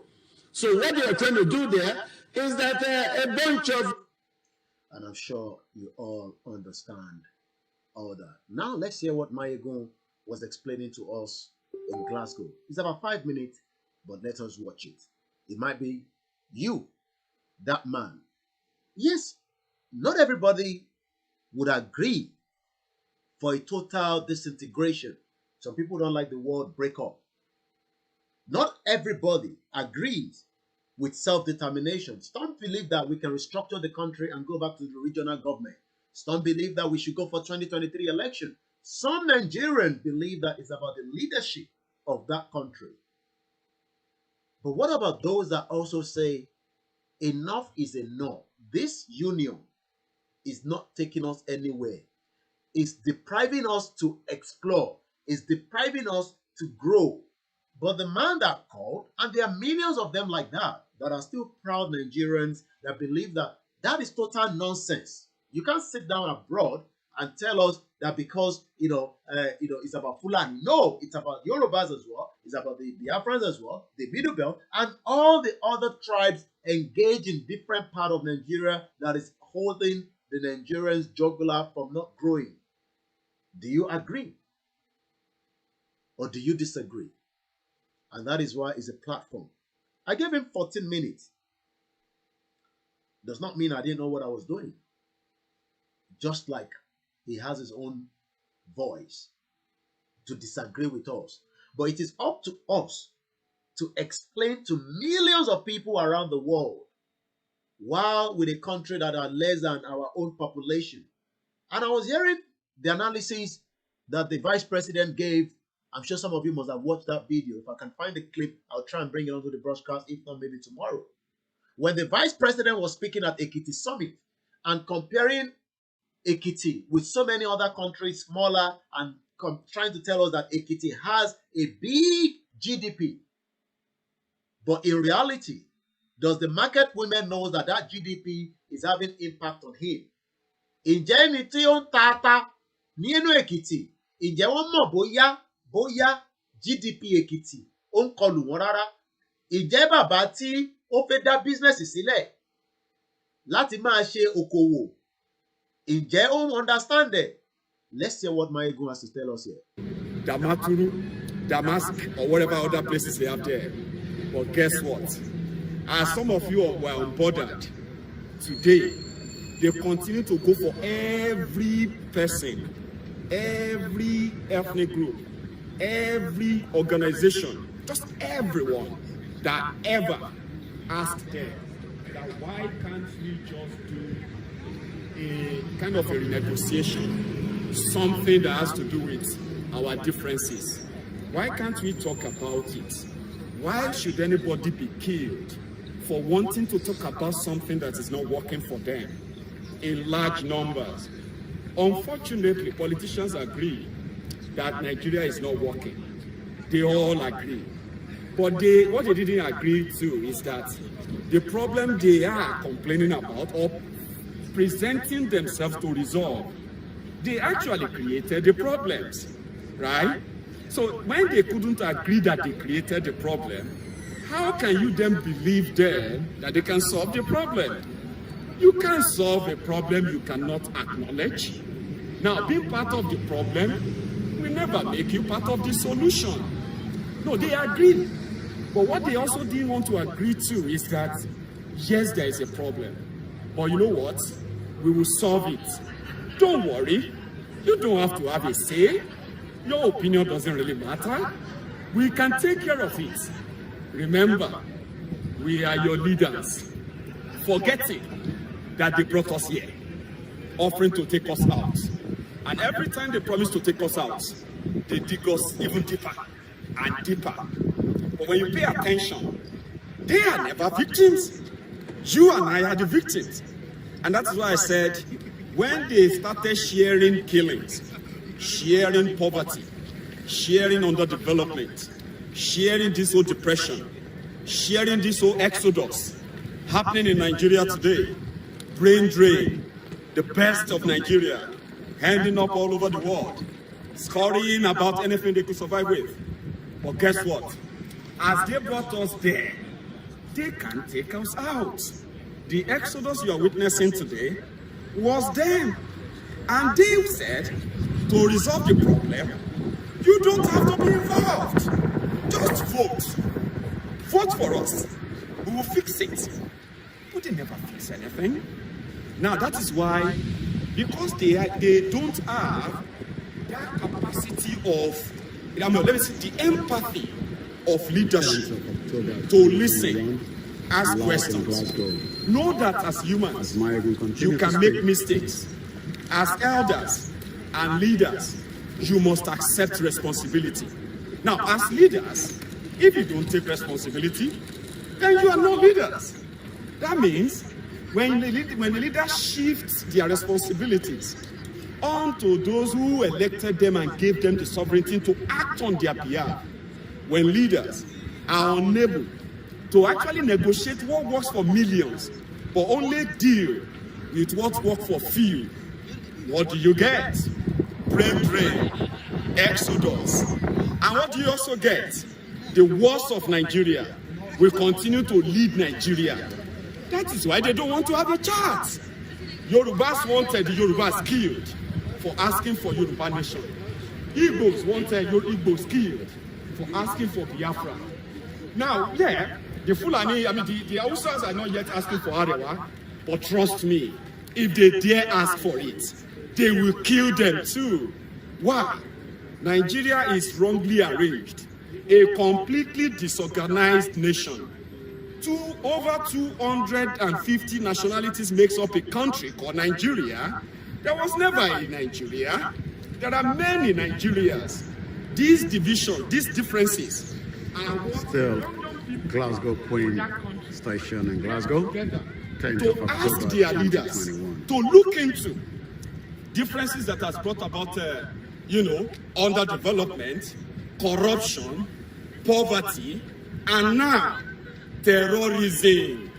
Instead of their leaders to take responsibilities, everyone that speaks up is picked up and is condemned. In that same country, where young people came together on a civil, peaceful protest, they were shot at. Hundreds of them were killed. Guess what? Even the governor of the state where they were killed admitted and they confessed on the internet. And that will take us to the next conversation, terrorism. But before that, let's hear this. Complete solidarity against this outrage against what happened in Paris, vis-a-vis what we see in Nigeria, which is truly not, it should not be surprising. Look, what's happening in Nigeria is barbarous. It's horrible. I mean, it's complete madness, yet it's not a priority. The United States unilaterally could do almost anything it needs to do. It would be a long-term effort, but it could be done. And the United States has the capability. All the elements of power, we have those. So why not? It's not a priority. That's the problem. We are committed elsewhere in the world. Black West Africa is not a priority. Very stark, very hard to say, but that's the case right now. We are not a priority, and we have a caller that is on the line, but we are not priority to America. So if we are waiting for American government, American institution, well, we can lobby them, but America has bigger priority than Boko Haram terrorists terrorizing you as a Nigerian back home. We have a caller. Hello, good afternoon from here. Good morning from your end. Yeah, this is Oluwaseun from Dallas, Texas. It's morning right here. Three things mo kàn fẹ́ sáré sọ. Number one, nípa ẹni tó kọ̀ yẹn. Yeah. That guy is not Yoruba. Okay. People are in the Trumpist Yoruba land. Okay. Now, tẹ́ bá listen sí interview kí lorúkọ former central bank governor yìí, Sanusi. Okay. The same thing tí Sanusi sọ nínú interview yẹn pé we are good being cultural country, things like that. The same thing ló náà ń sọ. Okay. So I think that is the new statement that ṣe gbé jáde sí tí wọ́n fọ́n sáré gbòòrò. Okay. That is that. Number two, ẹ má bínú o lè jẹ́ diversion but nípa tọ̀lọ̀ Gani Adams and things like that. I will just want us to forget about it. Right from time, he has never really been part of this movement. So I think we are giving him so much honor for that post. You know, we are making him to be so relevant. Or we are projecting him to be so relevant. Please, let's just move on and move on. As we go along, people will begin to, join us in the movement. Right. Number 3 is about the people back home. I understand the fact that some of them, when you discuss with them, they actually know what is going on. But one less sort of situation in Lubitanwa. Okay. But when you hear comments of some of them, it's so disheartening and so discouraging. And they know that the country is bad. People here. So what do we do?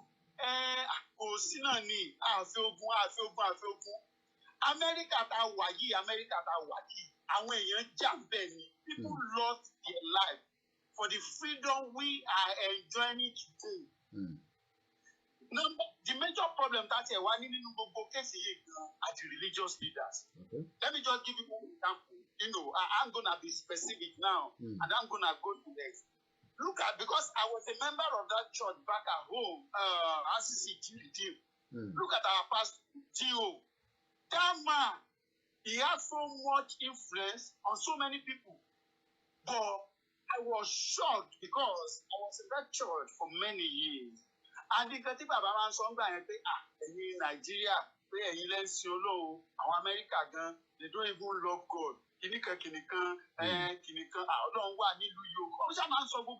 Your Excellencies, when I entered Washington, Timothy said, what? So this is how America is. Let the man suffer, let the man tell okay. My brother, this is deceit. And you know what? All these so-called men of God, general overseers, they love it with the thing is because now when you're man. When people let me just play the devil advocate there. When people say they love it, how do we have evidence based on that? My brother, let me just explain. Okay. Let me just explain to you. All now, right, I'm listening. The thing is that, if there is constant electricity, things are moving well, people have their job and things like that. Okay.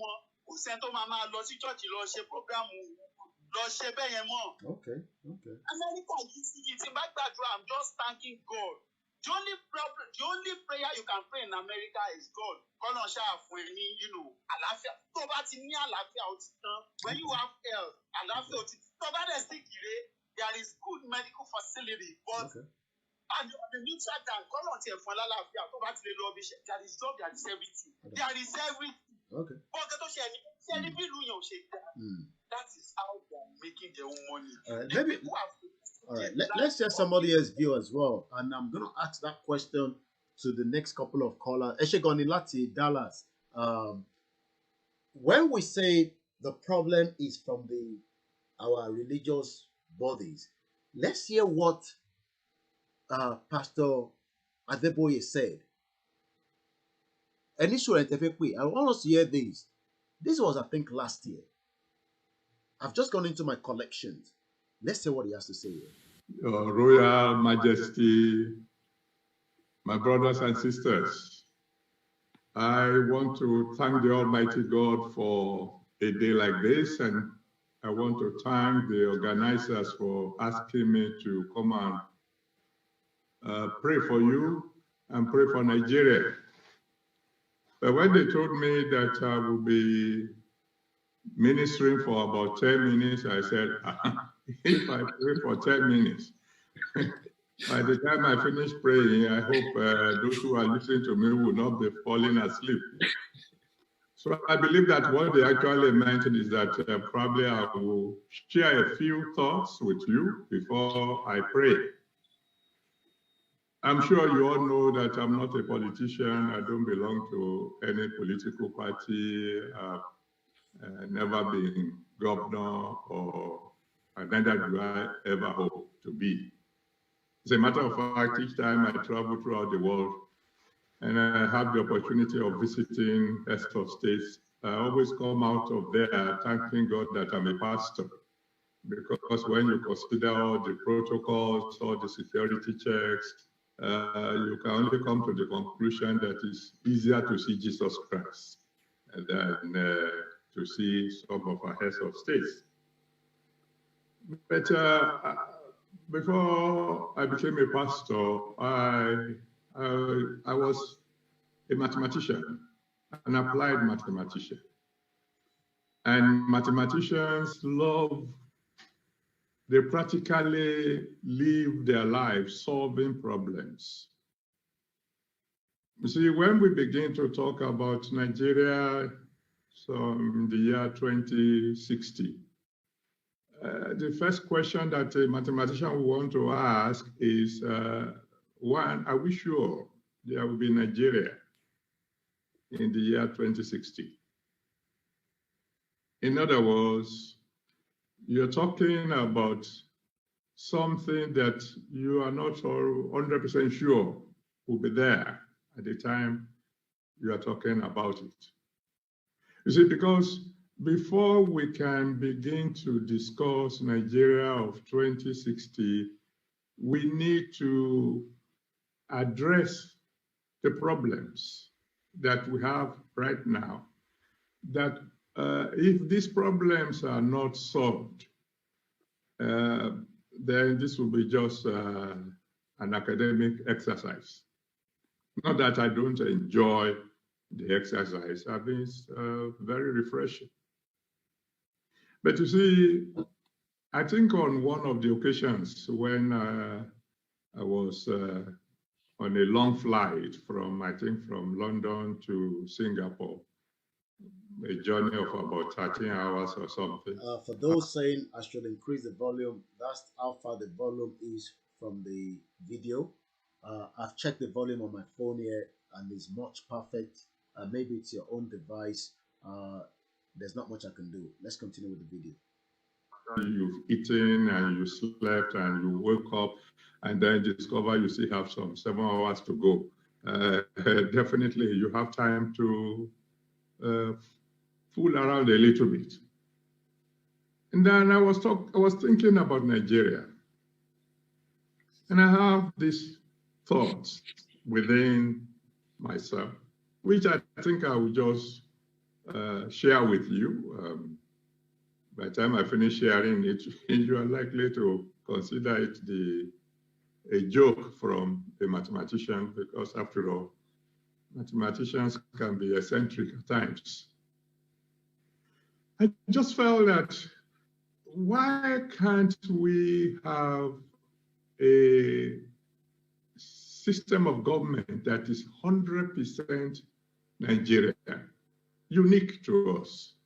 For example, we started off with the British system of government.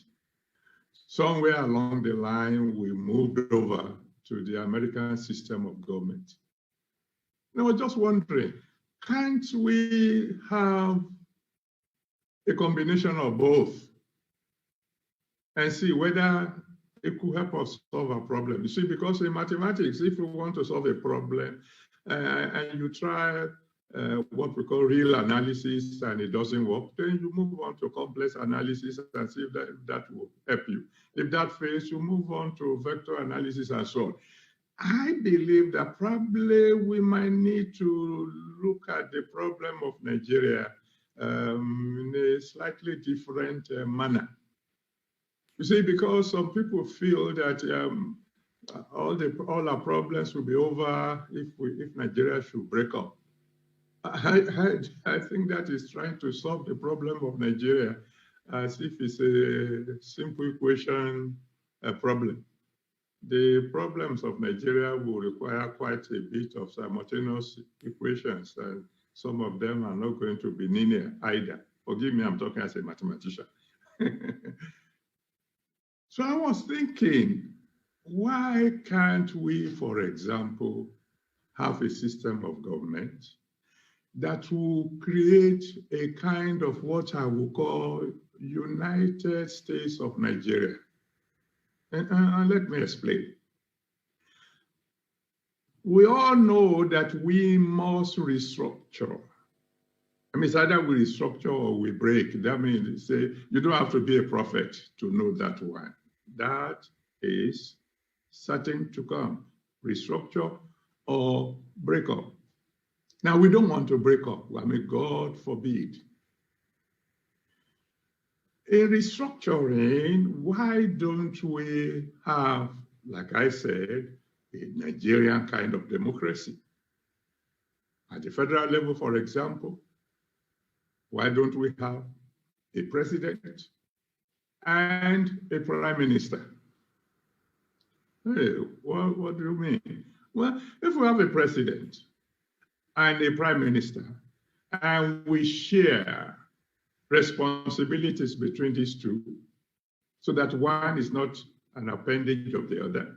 For example, if the president controls the army and the prime minister controls the police, if the president controls, shall we say, resources like oil and mining, and the prime minister controls finance and inland revenue, taxes and customs, etc., etc. You just divide the responsibilities between the two. And then you come to the state level. And at the state level, you have the governor and you have the premier. And again, you distribute responsibilities between these people in such a manner that one cannot really go all alone without the other. Maybe this is just a mathematical suggestion, and a mathematician can be eccentric, like I've said. Maybe we might begin to tackle the problem. And if we're going to adopt this model, which you eminent personalities will be able to talk about, I think then we will need urgently to restore what we used to call the House of Chiefs. I have a feeling that one of our major problems is that we have pushed the traditional rulers to the background. And I believe that's a great error, particularly for a country like Nigeria. You see, I find it very ridiculous that one will ask a traditional ruler to inform the chairman of his local government before he travels. Go to any town in Nigeria. Everybody in the town knows who is the paramount ruler, and they respect him. Many of them don't even know the name of the chairman of their local government. The traditional rulers are the actual landlords. They control the respect of their people. Their people will listen to them much more than, I'm sorry to say, they will listen to some politicians. And so just like they have, say, the House of Lords in Britain, why can't we have the House of Chiefs? We might expand it and include in that House of Chiefs, as they do in Britain, include some religious leaders, bishops. I'm not a bishop, I'm a pastor, so don't think I'm including myself. Bishops, chief imams, and so on and so on. These are people who can shape the opinions of the people. I'm just putting that one as a little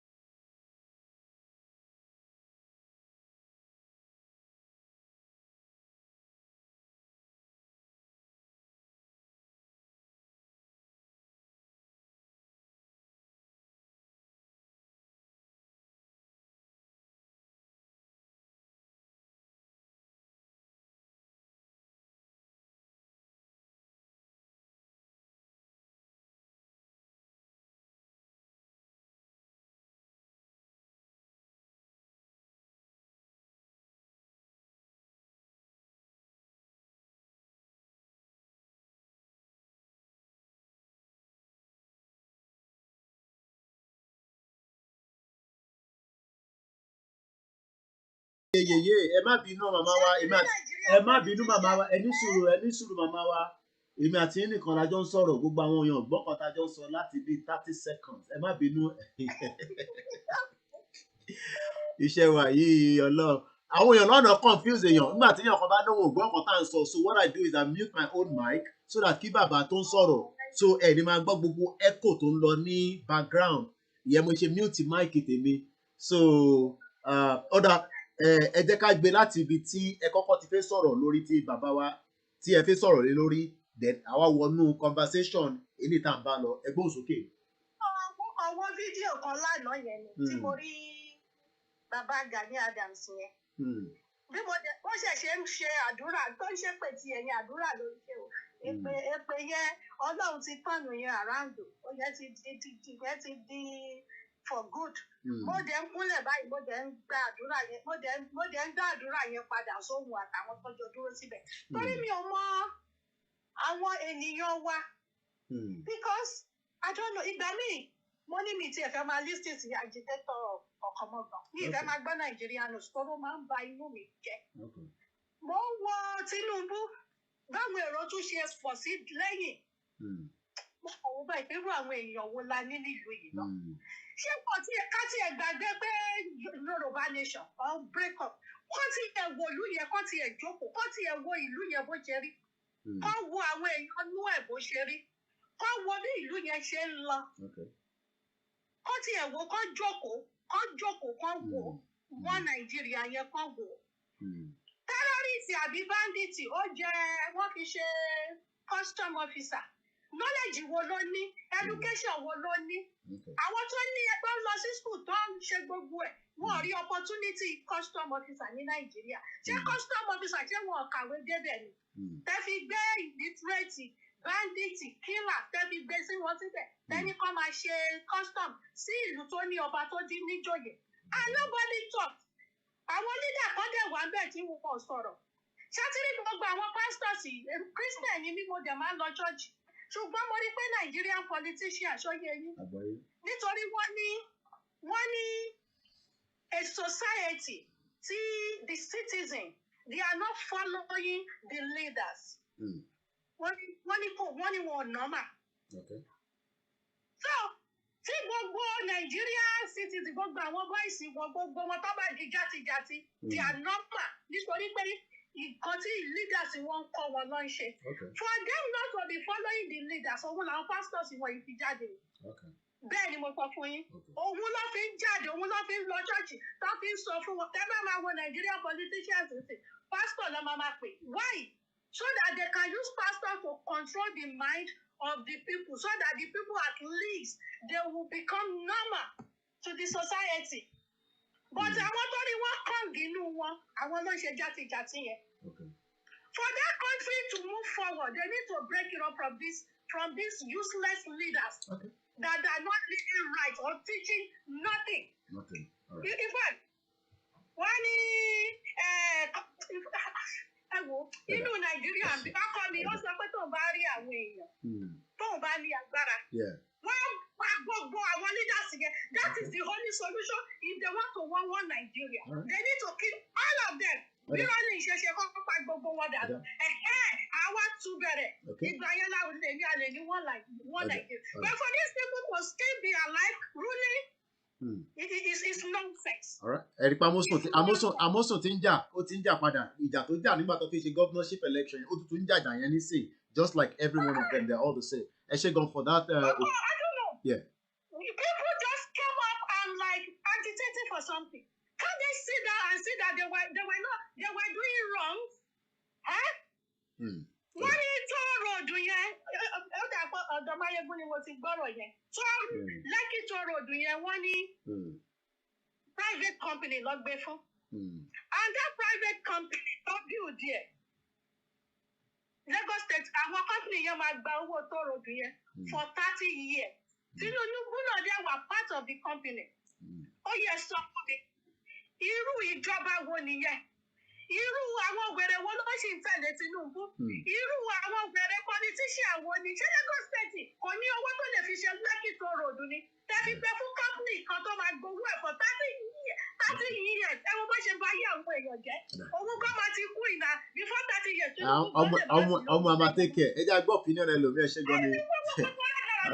Thank you very much. Ẹ jẹ́ ká gbọ́ kí ẹlòmíì náà ẹ ṣé gan ni mo appreciate. And I do appreciate every one of us. I'm very sorry, sometimes, we get the mic mute, but I was just recapping. But I didn't realize. But the moment I look at the screen, no sound.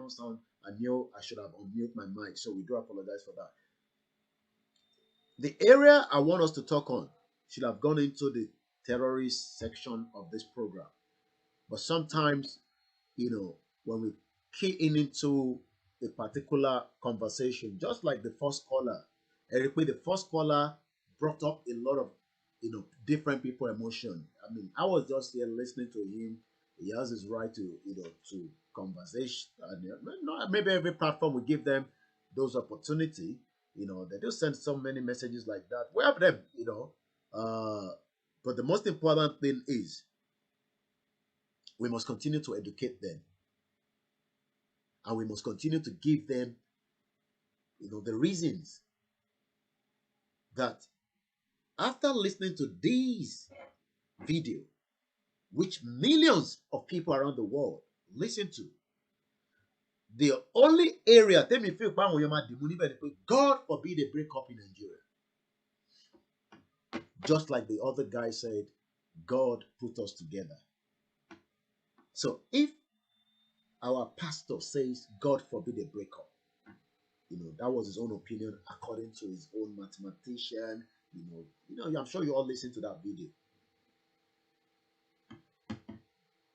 So God must forbid a breakup. But God must continue to allow us to be terrorized. God must continue to allow us to live in bondage. God must continue to allow millions of Nigerians to suffer in the hands of the politicians. God must continue to allow injustice. God must continue to allow the nepotism. Let's hear from another caller that is on the line. Hello, caller. Hello. Tell about mute the background. Oh my God, too much. About mute the background. Okay. I'm muting. Hello. Go ahead. I'm going, man. Our life now, ni. Our life by. So, Shefi, that's already to need to buy the private conversation. Go ahead. I'm going, man. A fẹ́ o, a kọ o, Yorùbá nation ó ti dúró. Okay. Nítorí Ọlọ́run ò sọ̀rọ̀ rí, ó lóun ò sọ bẹ́ẹ̀. Okay. Àdúrà tí èmi ń gbà ní pé kó ṣojú gbogbo ẹ̀yin tẹ́ ń bá wa ṣe lọ́wọ́lọ́wọ́ báyìí. Ẹnikẹ́ni lè sọ̀rọ̀ bí àwọn tá a rán lọ sí Jẹ́ríkò pé ẹ lọ yẹ̀ wò kò ṣó máa ṣe é gbà. Òmíràn mọ̀ pọ̀ ń bẹ̀ gan o. Táwọn Caleb àti Joshua ní a ó gba ilẹ̀ náà. Ẹ̀yin ni Joshua àti Caleb ẹ mú ọkàn yín le, kò sí ohunkóhun tí ẹnikẹ́ni lè sọ lórí ọ̀rọ̀ Yorùbá nation. Yorùbá nation ti wà tipẹ́tipẹ́.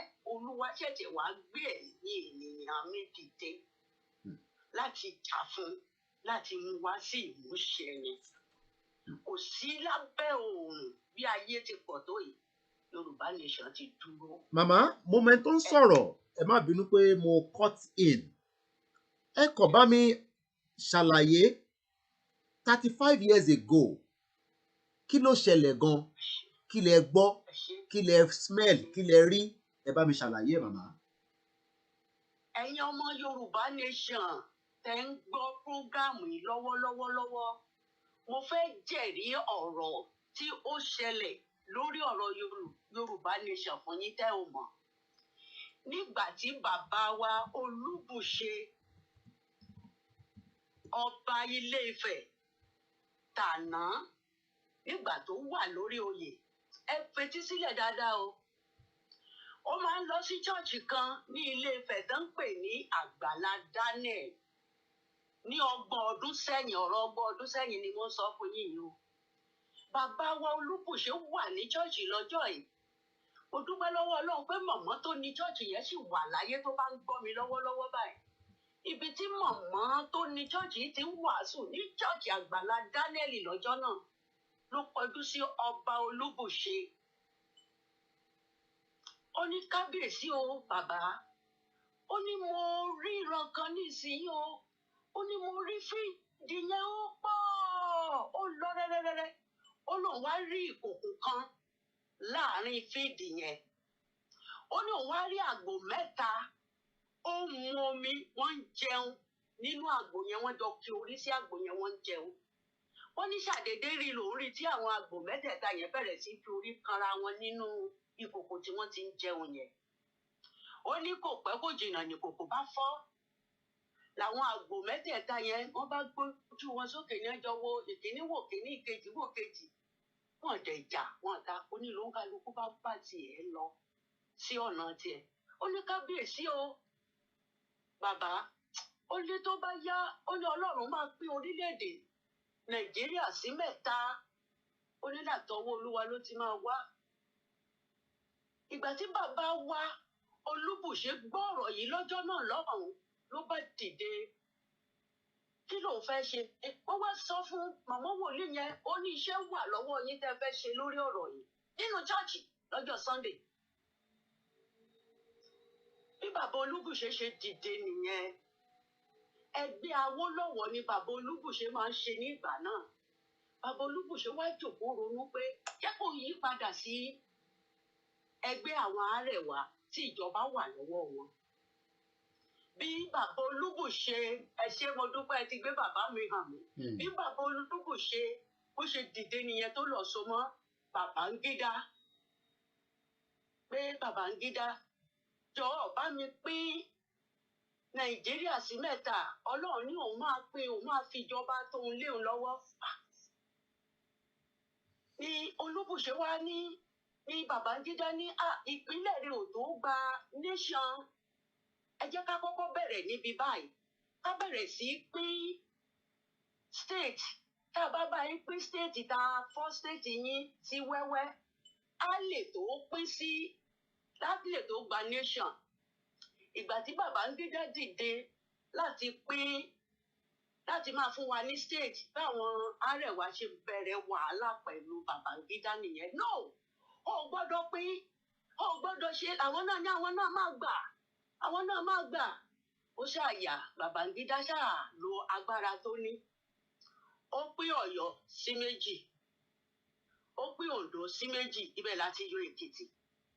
Ọ̀yọ́ láti yọ Ọ̀ṣun. Ó wá rí i pé kí ló tún lè ṣe ẹ jẹ́ ká pín káńsù. Kí káńsù bá pọ̀ rẹpẹtẹ. So tá a bá tiẹ̀ fẹ́ fún yín ní nation. A lè fọwọ́ ẹ̀ sọ̀yà pé state yín tó gba nation.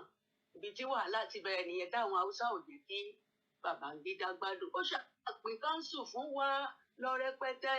Ìgbà tí Babangida rí i pé ọwọ́ ọ̀tá ẹ̀tì gbogbo rẹ̀ àwọn Arẹwà ò jẹ́ kó rí nǹkan kan ṣe. Lòun náà bá tún dìde ló bá lọ pa àwọn òyìnbó pé ṣe lè bá wọn ya òkun wá sí ilẹ̀ Haúsá. Àwọn ní kò ṣeé ṣe wọ́n ní Ọlọ́run ló ní òkun kì í ṣe omi téèyàn lè fọwọ́ kàn. Kí ni mo fẹ́ fàyọ láti 30 ọdún sẹ́yìn ni Ọlọ́run ti gbẹnu mọ̀mọ́ wa wòlíì. Mo ti gbàgbé orúkọ mọ̀mọ́ yẹn. Òun ló ní Àgbàlá Dánẹ́ẹ̀lì. Tó bá ń gbọ́ mi báyìí òun náà máa sọ pé mọ̀mọ́ tó ń sọ̀rọ̀ yẹn ó rántí nǹkan. Láti ọwọ́ bàbá wa Olúbùṣe nígbà ayé wọn 30 ọdún sẹ́yìn ni Olúwa ti gbẹnu wòlíì mọ̀mọ́ Àgbàlá Dánẹ́ẹ̀lì sọ wípé Olúwa ó fi ìran hàn òun pé òun máa pín orílẹ̀-èdè Nàìjíríà sí mẹ́ta.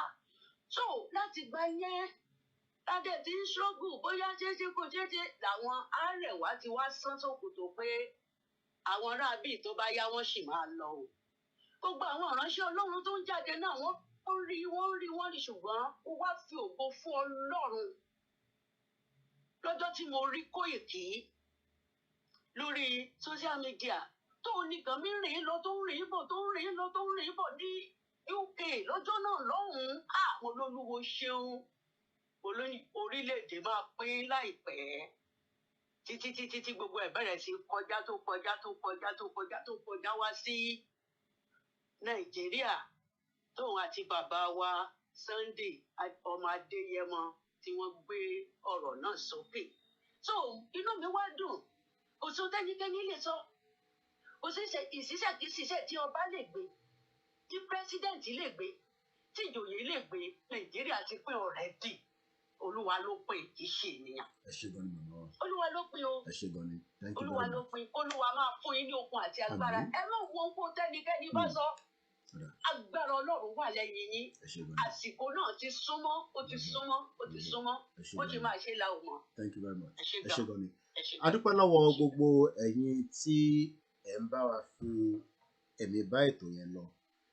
Ọmọ mi kan ní Kẹ́yìn àti bínú pa òun ti pè mí ajá wo bí a lè gbé padà wọlé tó bá ṣì wà lórí ìjókòó. Mo kí gbogbo wa lẹ́ẹ̀kan sí. Some people prefer the bread than the key to the freedom. We will not relent to educate the masses. Now I want to come back into the next conversation. Ẹ ṣe sùúrù díẹ̀, ẹ fún mi láyè díẹ̀ sí ni gbogbo ẹ̀yin tẹ́ ń pè wẹ̀yìn lólùfẹ́ wa. Àmọ́ pé fẹ́ bá wa dá sétò yẹn ni. Kí là ń pè ní terrorist gan? Àwọn wo là ń pè bẹ́ẹ̀? Tí bá sọ pé terrorist, kí ni wọ́n ń pè bẹ́ẹ̀? Mo kàn fẹ́ fún wa ní headline from UK. Some of the headlines. Let's change our scene. It happens all over the world. These are the headlines in the United Kingdom. Níbi tẹ́mi gbé lọ́wọ́lọ́wọ́ báyìí. Kódà àbúrò mi ẹ̀ ti pè wọlé 1 minute ní máa fún ẹ torí pé mo ti join mo ti wọnú the next kíní ó yá gbóhùn sókè kíá. ọ̀rọ̀ ẹni tó tọ̀ lẹ́ẹ̀kan yẹn tó sọ̀rọ̀ Somalia ṣùgbọ́n mi kọ́ rí ti Somalia ti kúrò Somalia kúrò nínú Ethiopia ni o problem tí Somalia dẹ̀ ní nísìn Fúlàní same Fúlàní tó bẹ̀ jọ ní sí but they are terrorists. So ọ̀rọ̀ Fúlàní tó ọ̀rọ̀ Somalia tó sọ yẹn kò kí n ṣe ara ẹ̀ because onírọ́ ni máa yẹn Ọlọ́run adé fìyà jẹ orí gbogbo ọmọ Yorùbá fìyà jẹ ní agbára Ọlọ́run because àwọn alálẹ̀ Yorùbá ní agbára Ọlọ́run ẹ ṣeun gan sir. Thank you very much. Mo kàn fóun ní preference nẹjọ torí Ọlọ́run ẹ má bínú sí mi a má ṣe gba ìpè sí but mo kàn fẹ́ jẹ́ ká go into the last segment of this of this broadcast. Àwọn ọlọ́pàá ní terrorist gan bọ́bá point sí yàn pé ẹni tó ń lọ yẹn terrorist ni o àbí group yẹn terrorist ni wọ́n. It happens around the world. In the United Kingdom on Friday, there was a stabbing that led to the death of one of our members of parliament. It has now been confirmed officially. Britain faces wave of terror attacks plotted by bedroom radicals. Ẹ jẹ́ ká lo tẹ́lẹ̀ ká lo ti àwọn lè máa bèrè owó nísìn. Subscribe for the first month. Subscribe. It's Telegram. Lẹ́ẹ̀kan sí mo kí gbogbo ẹ̀yin tí ẹ ti darapọ̀ mọ́ wa. Britain, ìlú tí mo wà, faces wave of terror attacks plotted by bedrooms radical. Inú yàrá tí mo wà báyìí, inú yàrá tí wọn náà, inú yàrá tèmi wà, èmi fi promulgate Yoruba self-determination. You might not like it. It doesn't matter. You might disagree with us. That is fine. But àwọn kan jókòó báyìí nínú UK yìí náà, according to information tó wà lọ́wọ́ wa yìí, èní ní 18th. Àtẹ̀sọ date látẹ̀ nǹkan tí mo ti ń sọ̀rọ̀. 18th 10th 2021. Aago mẹ́rin fẹ́ lọ lù. Gbogbo àwọn tó lọ síléèwé wọ́n ti ń darí bọ̀. Ìjà àwọn ọmọ tiẹ̀ tẹ̀ láǹfààní àti lọ sí school. Ìjà àwọn ọmọ tó wà ní school ǹjẹ́ wọ́n rí gbogbo nǹkan tí opportunity bí wọ́n ṣe ń ṣe nígbà àwọn bàbá wa Awólọ́wọ̀. I'm not talking about private school now. I'm talking about public school. But let's come back and hear this. Security services warn ministers over new threat from lonely wolves who were radicalized online during the lockdown. Priti Patel òun ni home secretary wa agbára ńlá ni wọ́n bá fìyàn jẹ home secretary agbára tó ní kìmí ni. Britain intelligence agencies have warned ministers of a potential new wave of terrorist attack carried out by bedroom radicals breed during the lockdown. Kò ní fún mi láyè kí n wò sí jù bẹ́ẹ̀ lọ ṣẹ́ni ó fẹ́ gbowó lọ́wọ́ mi ni. So let's go and look for the one that is free. Ọ̀fẹ́ ló bá dé jẹ́ ká lọ wo ti BBC. Ẹ mọ̀ pé like BBC gan. Ẹ máa ti rí BBC. News BBC Yoruba, BBC Biafra, BBC Inewe, BBC Kinikan. Sir David Armer's killing was terrorism. Now, kò ṣe pé ó sọ lórí ni ó yà wí. No. It's now confirmed pé terrorism ni. Now, let's look at where Nigeria is globally. Nigeria terrorism. Ẹ jẹ́ ká lọ wò. Okay, ẹ jẹ́ ká kọ́kọ́ wo kí ni UK ń sọ náà lórí Nigeria because a new report has been out, updated.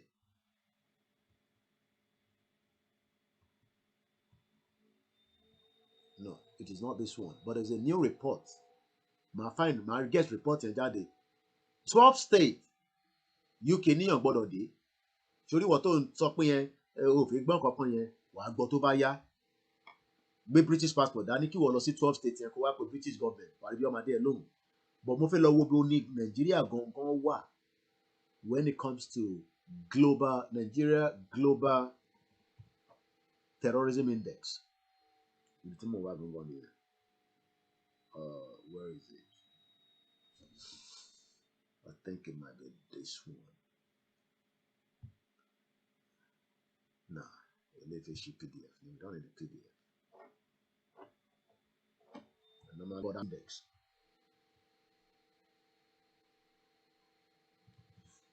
In Nigeria, political, economic, and social grievances are causing violence and death. Ẹ máa take ọ̀rọ̀ yẹn. Ó ń cause social grievances are causing violence and death. Several militant groups are active in the country. Lọ́wọ́lọ́wọ́ bá ṣe ń sọ̀rọ̀, ọ̀pọ̀lọpọ̀ àwọn jihadist terrorists wọ́n ń bẹ pẹ̀lú wa, wọ́n ń sùn pẹ̀lú wa, wọ́n wà nǹkan pè ní àwọn òun máa ń pè wọ́n ní sleepers. Ẹ ní mọ̀, wọ́n ń gbé lẹ́gbẹ̀ẹ́ ilé ẹ lára wọn ló fi ṣe mègì. Mo rántí woman yẹn rántí tó ń sunkún rẹpẹtẹ. Ó fẹ́ pa mí, dírẹ́fà mi ni. Tí bá rí fídíò yẹn mo rántí orúkọ ẹ ní bọ̀ tẹ bá fún mi lórúkọ ẹ màá lọ Google ẹ jáde fẹ́yìn tẹ́ ń gbọ́ wa. Ẹ rántí gẹ́ yẹn ó dà pé olóṣèré ni bí bàbá ẹ̀ ni ó máa ń ṣeré ni ọmọ olóṣèré. Ẹ mọ̀ pé Yorùbá is a daughter to somebody that is an actor. Kí n má fi Yorùbá ṣe yín léṣe tí Yorùbá mi ó dà pé mo ti pẹ́ kúrò lé. Let's come back here. Tó ń sunkún pé olóyọ̀mí Musa tí wọ́n ń dẹ́mi káàkiri. Ó tẹ̀ máa dúpẹ́ kó survive ẹ̀. Àìmọye àwọn tí wọ́n survive ẹ̀. Because we have them now in the country. Very active, yes. Yemi Elebo's daughter. Ẹ ṣe gan jàre. Mo ní mọ̀ pé àwọn tó ń tẹ̀lé mi wà lórí ètò. Ẹ jẹ́ n Google ẹ̀ láti ṣe wàhálà máa ń lọ káàkiri. Tí bá ti gbé sí nísìn, mo fẹ́ wo spelling yẹn ni o. Okay, yóò tẹ̀ yóò ti bá mi gbé jáde Google. Níyà fídíò ni mò ń wá. Òun lélẹ̀, ó dà pé òun lélẹ̀. Ó dà pé òun lélẹ̀. Bẹ́ẹ̀ tó ṣe lé nísìn, ilé tí wàá ṣe ọ̀rọ̀ púpọ̀ lórí ẹ̀. Àfẹ́ ìpè sọ̀rọ̀ púpọ̀. Èyí tó jẹ́ pé òun nìkan là ń fẹ́.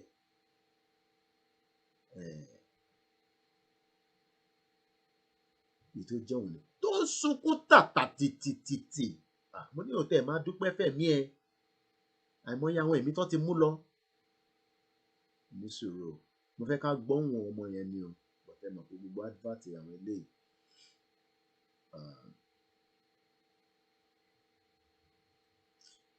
Ilé máa pẹ́. Okay, òun náà ni. Okay.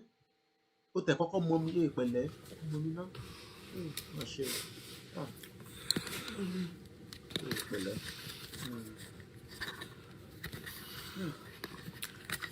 Ó fi sọ tó ṣe. Kọ́kọ́ mọ mi náà. Pẹ̀lẹ́. Thank you very much. ẹ mọ̀ káwọn Yorùbá máa ń tètè gbàgbé kan. 163. Unbelievable. Party bomb bomb. Hey guys. Hey guys. So quick one, we let in shoot. Amazing. Hey. Okay. So let's go straight to it. I'm doing this on a normal. Let me try to. On a normal, I don't do this. But because headline tí mo tún rí níbí báyìí kàn gbẹ kó get to carry the way too much. Close. That's the sincere truth. But if we be oh my God. What you will be okay, since time more rather the man sọ̀rọ̀ ní industry, ó yẹ kó lè sọ fún mi kún lóyún, ó yẹ kó lè sọ ọkọ ẹ̀ fún mi. So I wasn't taking it serious that time. Ilé kan là ń wá, ìtí wọ́n ti attack ẹ̀ là ń wá, lábàdé ẹ̀rí ká fi sílẹ̀ kó má fi yẹn dá wa dúró. Ibi tá à ń lọ kọ́ nìyẹn, ẹ jẹ́ á padà sórí. We're talking about the terrorists in the country. Now, my question is, my focus point is, àwọn tó ní wọ́n release yẹn back into the society, who monitors them? Because if in UK tí ó ní gbogbo nǹkan lọ́wọ́, tá bá sọ pé Great Britain, MI5 ń ṣiṣẹ́ mọ́jú ni, they are making sure they can defend this country against any terrorist attack. Because any terrorist attack in the country is a big problem for that country in terms of the growth of that country. Ṣé rí gbogbo àsíá tẹ̀ ń ṣe Nàìjíríà, ń ṣe party níbí, wọ́n lọ sí movie, wọ́n lọ sí theatre, àárín ara yín ni o. Ẹ má expect àwọn òyìnbó in their 100 bó ṣe ń lọ Dubai kó máa wá sí Nàìjíríà. Ìjẹ́ mọ ìdí because your country called Nigeria is number 3. And I think I have my index somewhere here. Tí máa ń sábà lò bí a ká padà sórí scene yẹn. Because mo ever change the scene láti jọ́ ta ti ń lò. Ó máa gbé jáde nísìn. Mo ti change lọ́dọ̀ mi. The company and its successors seem only to have the power to hold us in darkness.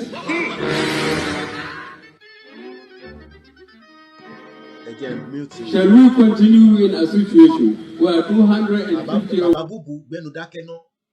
Now you have an idea of what I'm talking about. Looking at this, the conversation so that, but at least we have an idea now. Global Terrorism Index. Afghanistan is number 1. Iraq is number 2. Nigeria is number 3. Ẹ má wọrí yẹn kọ́kọ́. Battery fún Instagram ló sọ tó gbogbo wa tí àtàràpọ̀ mọ́ wa. Ọ̀rọ̀ terrorist la fẹ́ sọ̀rọ̀ lé nísìn. Fáǹfààní èyí tí ẹ bá ṣẹ̀ darapọ̀ mọ́ wa. Gbogbo àwọn tí wọ́n ní wọ́n ń sọ̀rẹ́ndà fún ìjọba Nàìjíríà. Àwọn tí wọ́n ń sọ̀rẹ́ndà fún Federal Government of Nigeria. My question is, where? Níbo ló wà after tó bá ti surrender? Níbo ni wọ́n wà nígbà tó bá ti surrender fún ìjọba? Should we be concerned or should we just overlook it? Pé Koiki wo fi yẹn sílẹ̀ mẹ́n, wàhálẹ̀ ti pọ̀ jù. Èbí lóyìnbó lè ní gbé December nìkan dẹ̀ ni máa ń lọ́lé. Okay. Koiki, má worry nípa àwọn terrorist yẹn. Wọ́n náà ti surrender ni. Not dẹ̀ lọ wà. So gbogbo àwọn tí wọ́n surrender yẹn, not ni gbogbo wọn wà. Ṣé bẹ́ẹ̀ ni àbí bẹ́ẹ̀ kọ́? Kámẹ́rà mi ń bọ̀ lókè, but ẹ jẹ́ máa charge fóònù ilé lọ so that we have less than probably an hour from now to end the broadcast. Àti wà lórí ẹ̀ ló ṣe díẹ̀. So I'm going to turn my camera on here so you can have an idea where Koiki is. So my gbé wá sórí side búbu, èmi àti ẹ̀ ń jà lójoojúmọ́ ni. A máa wíṣì pé kóun rí bọ̀bọ́ yẹn ni. Tó bá ní ẹni tó ń wá nísìn, pé ẹ bá mi rí Koiki Media Ọlọ́run dẹ̀ ní fún yín ṣe torí pé orí òtítọ́ ni a wà adẹ̀ láti ṣí iye àwọn èèyàn wa tó wà nílé táwọn ṣì ń wo Nàìjíríà gẹ́gẹ́ bí ìlú kan táwọn máa ti ṣoríire ìlú kan tí gbogbo nǹkan máa dán mọ́rán fún wọn. Once again, the question I'm asking millions of Nigerians, from who is a Nigerian, who is a proud Nigerian? There are so many of them, even in this country. There are Yorubas, Igbo, Middle Belt, Hausa, Fulani, Ishekiri, Edo, whichever one. They're all over the world that disagree with us. There's no problem in that. But my question to you is, a country that has been put as number 3 in the world, Great Britain, that have every power to stop a terrorist attack in this country, one took place, which I was showing us earlier on some of our newspaper. At least you know BBC, even if you don't trust KOIKIMEDIA. The killing of a Conservative MP, Sir David Ames, is being treated as a terrorist incident by police. Do you understand what that means? That this country that have everything to protect citizens, we are still dealing with a terrorist attack. All right. Ẹ bá máa ṣe ní kíákíá ẹ̀yin tẹ́tí ń pè báyìí ká lè máa bá ètò yẹn nìṣó. Ẹ káàbọ̀ mà. Hello. Tẹ́ bá mute background yẹn ló máa dá because sound background yìí ṣe feed wọlé padà. Ẹ kú iṣẹ́ o. Àwa ni ẹ mà. Ẹ mute ti background yẹn mà. Ẹ bá mute TV yẹn completely. Ó ń feed padà ẹ kọ́ ẹ̀ wọlé padà. Ọlọ́run á kún yín o. Àmín. Wàhálà yín kò ní já sásán lágbára Ọlọ́run. Àmín. Ṣẹ́rí nǹkan tèmi fẹ́ sọ ni wípé ọ̀rọ̀ lórí ilẹ̀ Yorùbá. Okay. Ọ̀rọ̀ pọ̀ lórí ẹ̀. Ṣẹ́rí àwa tá a jẹ́ Muslim. Àwa gan ló yẹ ká dìde fúnlẹ̀ Yorùbá jù. Torí wípé ìwé mímọ́ ìwé Àlùkùránì t'Ọlọ́run sọ kalẹ̀. Ọlọ́run sọ níbẹ̀ wípé yára pín wà. Torí àwa tá ń jà fún ilẹ̀ Yorùbá yìí, pápẹ́yìn tẹ̀ ṣàkìtì náà. Wọ́n wà nínú òfin, ó sì bá lànà Ọlọ́run mu pé Ọlọ́run tètè pín wà. Ọjọ́ ìṣirò iṣẹ́ wa kó tó dé.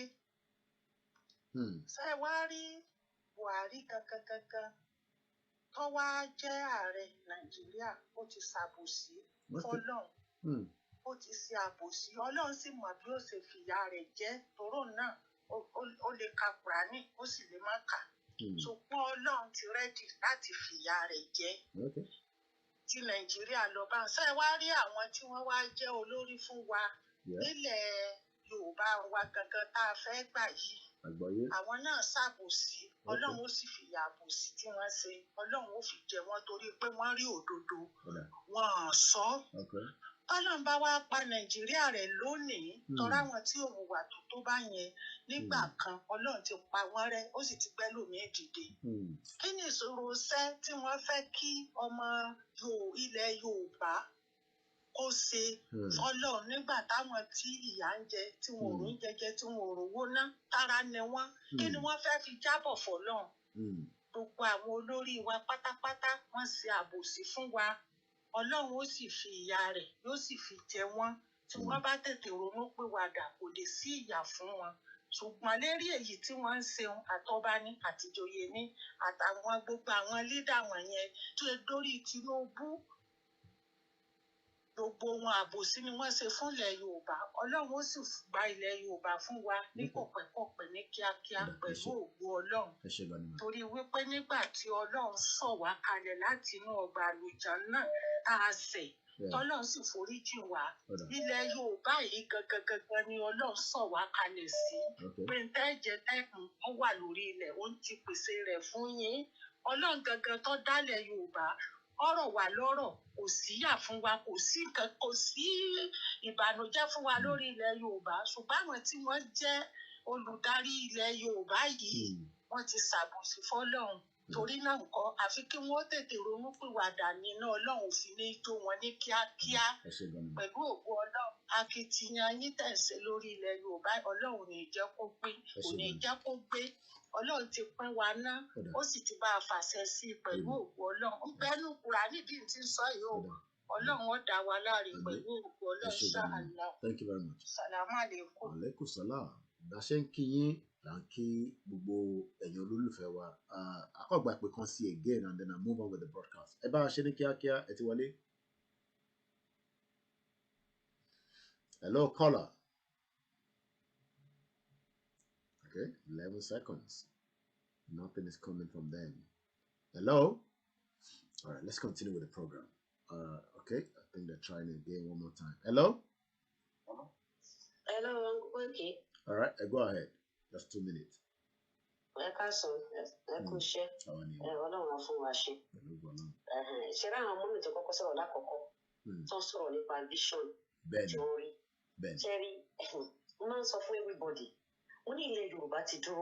Okay. Torí vision tí Ọlọ́run fún ọgbọ́n ẹ̀mí fúnra ara mi tí n bá sọ fún gbogbo àwọn èèyàn in fact kò yẹ kí ọmọ Yorùbá sùn because Ọlọ́run ti dìde ó dẹ̀ máa dìde ṣe rí àwọn ọba wa àwọn òjòyè wa mo ń bẹ̀ wọ́n mo ń fi wákàtí ọ̀wọ̀ yìí bẹ̀ wọ́n mo ń fi omi tó mu ní ilẹ̀ Yorùbá gbogbo àwọn Yorùbá state mo fi ń bẹ̀ wọ́n including àwọn gómìnà wa including àwọn house of rem wa mo ń bẹ̀ wọ́n ní wákàtí ọ̀wọ̀ yìí tó bá ń gbọ́ kí àwọn tó wà lẹ̀ gbọ́ àwọn òbí wọn tó bá ń gbọ́ àbí àwọn àbọ̀ rẹ̀ wọn kọ́ lọ kì wọ́n nílọ̀ because pèsè àti mo rí ẹnikẹ́ni tó bá ní Yorùbá ò ní lọ Ọlọ́run máa parẹ́ o honestly Ọlọ́run máa parẹ́ ìjì Ọlọ́run máa fi gbọ́ gbogbo wọn lọ á kò dàbí ìpínlẹ̀ ìfẹ́ ṣú ni kò yẹ yín tí ilẹ̀ ẹ bá dẹ̀ máa sọ báyìí à á rí pé gbogbo wọn ti lọ but ṣe mọ̀ pé God give long rope ó máa ń fún yàn ní ipe ó máa yí padà ó máa yí padà tó wọn bá tètè yí padà wọn á jẹ ìyà ẹ gbogbo wọn pátá àtọba àti ìjòyè àtàwọn gómìnà wa àtàwọn sínátà wa gbogbo wọn pátá ló máa jìyà tó wọn bá tètè yí padà because Yorùbá land tí ó ti dúró ìmọ̀ sí Ọlọ́run ni so kò dẹ̀ sẹ́ni kankan tó lè fi ọwọ́ pa ọ̀rọ̀ Ọlọ́run rẹ tọ́lọ́run bá sọ pé òun ti ṣètò kò sẹ́ni tó máa sọ pé ó máa dán Ọlọ́run dúró tí wọ́n fẹ́ dán Ọlọ́run dúró ni wọn ò lè dán Ọlọ́run dúró so ẹ máa dé tó bọ̀ àwọn ṣe mo bá wọn wà ní Nàìjíríà wọn ò believe pé Nigeria is a terrorist country they don't believe it but ẹ ti sọ síta ń sìn ẹni tó bá létí kó fi gbọ́ ìfẹ́ lómi náà láyé àtúmọ̀dá sí ẹ máa dé tó bọ̀ God bless you darling. Ọ̀pọ̀lọpọ̀ èèyàn ni wọ́n wà níta they are proud Nigerians but they don't believe in Nigeria. Ní 27 of October à ń lọ sí Manchester lágbára Ọlọ́run but ní ìparí oṣù yìí pẹ̀lú ògo Ọlọ́run Yoruba Strategy Alliance YSA the proposed constitution of Yoruba nation will feature Mr. Ade Omojola ESQ, the coordinator legal subgroup of Yoruba Strategic Alliance. Also, Mr. Gani Alagbala, spokesman of the Yoruba Strategic Alliance. That is a Zoom meeting ID and the password. You can save that. You can screenshot these. We will continue to tell us before the due date again. If you like to make any inquiries with them regarding that constitution that we've been talking about, I'm sure some of you go on www.koikimedia.com. We have that constitution there. Right there and there, you can download it. It's not the authentic or final constitution. It's just a proposed. Kò mí pé ìtọ́kọ̀ yìí òun la máa lò. Ẹ ti understand the same. But ọmọ wa ṣàlàyé fún wa. Gbogbo àná la máa láǹfààní àti darapọ̀ sínú Zoom yẹn. Ìbéèrè máa wà. Àbèrè wọn ní gbogbo ta fẹ́ bí wọn. Based on what they put out. But kẹ́ tó lè fẹ́ bí èèyàn ní ọ̀rọ̀. Ẹ̀yin náà ẹ lọ sórí wẹ́bsáìtì wa. Ẹ lọ bẹ̀ báyìí. Tẹ́ ẹ báyìí tí download ẹ̀. Ẹ lọ download ẹ̀. Kẹ́ kà á. Ẹ ṣe sùúrù. Ẹ jẹ́ ń lọ sí ilẹ̀kùn. Ẹ jẹ́ a máa gbọ́ ilé lọ́nà báyìí. Tí màá fi padà dé sórí ìjókòó.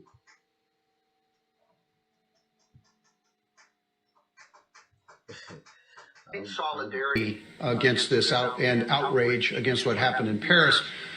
vis-a-vis what we see in Nigeria, which is truly not, it should not be surprising. Look, what's happening in Nigeria is barbarous. It's horrible. I mean, it's complete madness, yet it's not a priority. The United States unilaterally could do almost anything it needs to do. It would be a long-term effort, but it could be done. And the United States has the capability. All the elements of power, we have those. So why not?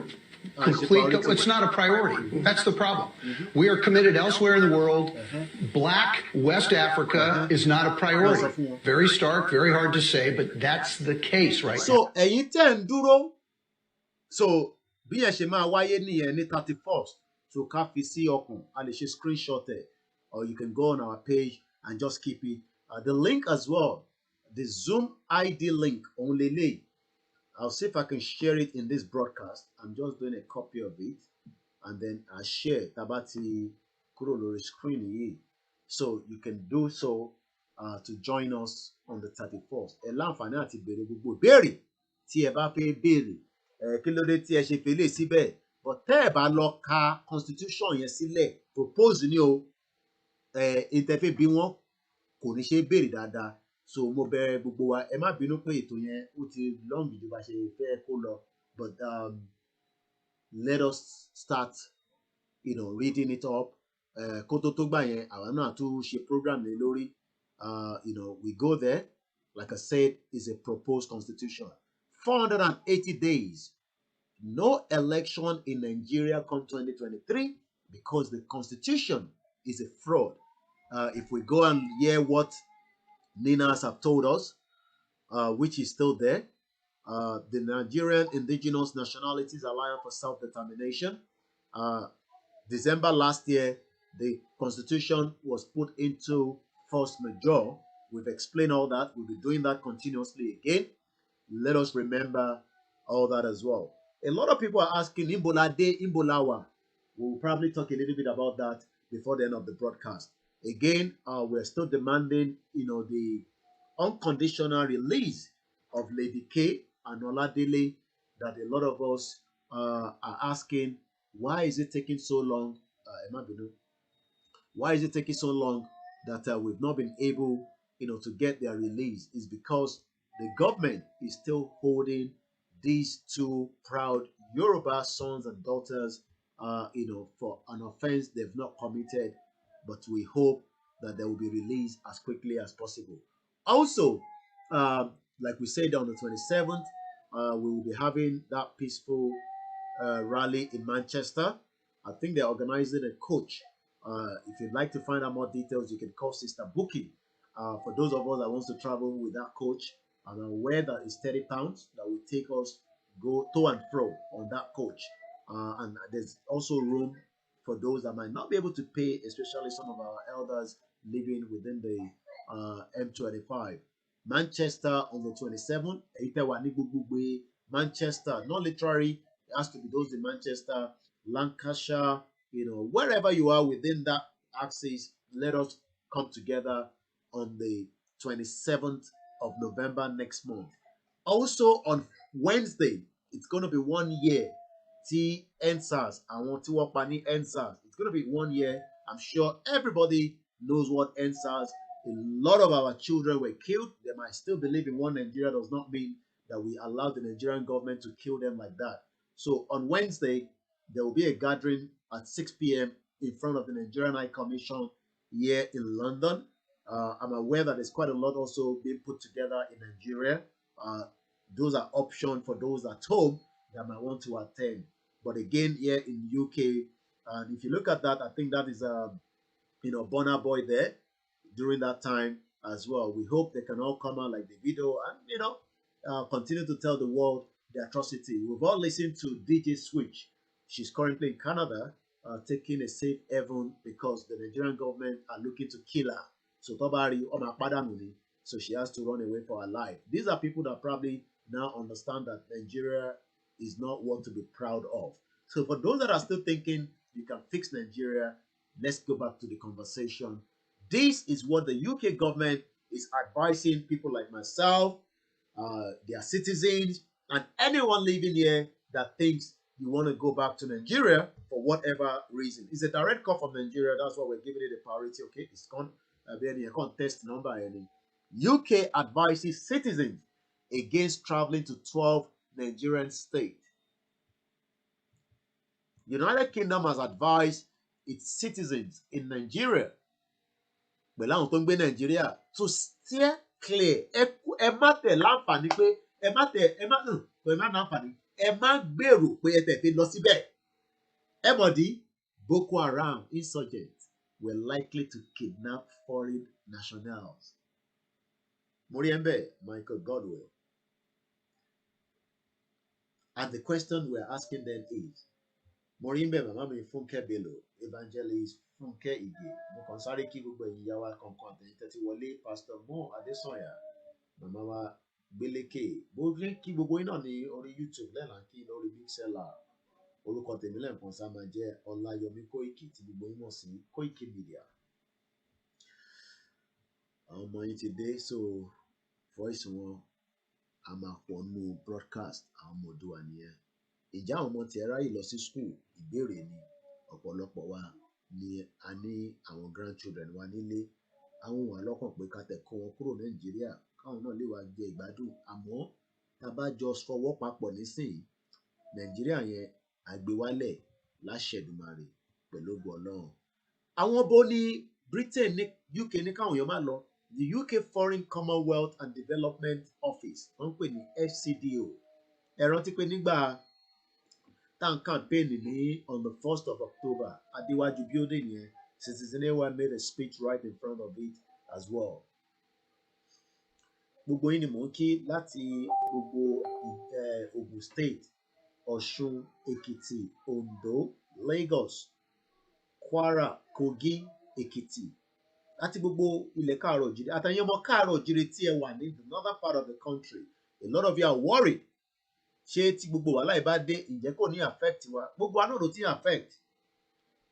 So this is warning to people not to go to Borno, Yobe, Adamawa, Gombe, Kaduna, Katsina, Zamfara, Delta, Bayelsa, River, Akwa Ibom, and Cross River. 12 states that the UK government that put this contraction together in 1914. But our caller in the, ẹni tó bá ṣe wọlé, tẹ́ bá gbọ́ ẹni tó kọ́kọ́ pè, ẹ ṣáà máa la fóònù yín mọ́lẹ̀. Ó ní Ọlọ́run ló so Nàìjíríà papọ̀. Ó ní Ọlọ́run ló so Nàìjíríà papọ̀. Ìtàn gbọ́ nìyẹn. Ìtàn sọ fún wọn ní bí a ní àwọn tó jọ ń mu fàájì, tó jọ ń ṣe fàájì. Ó ní Ọlọ́run ló so Nàìjíríà papọ̀. Àmọ́ àwọn tó so Nàìjíríà papọ̀ gan sọ fún àwọn èèyàn wọn nísìnyí pé ẹ má dé bẹ́ẹ̀. Nítorí pé terrorist does not forgive. Let's come here. This happened today or probably yesterday in Sokoto. Tá bá sọ pé 60 èèyàn kan ló kú lọ́dọ̀ tiwa nísìn. Gbogbo ìlú yìí ti ń mì gbìgbìgbìgbìgbìgbìgbì. Apart from pé ó jẹ́ èèyàn tí gbogbo èèyàn mọ̀ as an MP. But pé wọ́n tẹ̀ pa lórí soil UK. Ó du UK lọ́wọ́lọ́wọ́ pé what? Báwo ló ṣe ṣẹlẹ̀?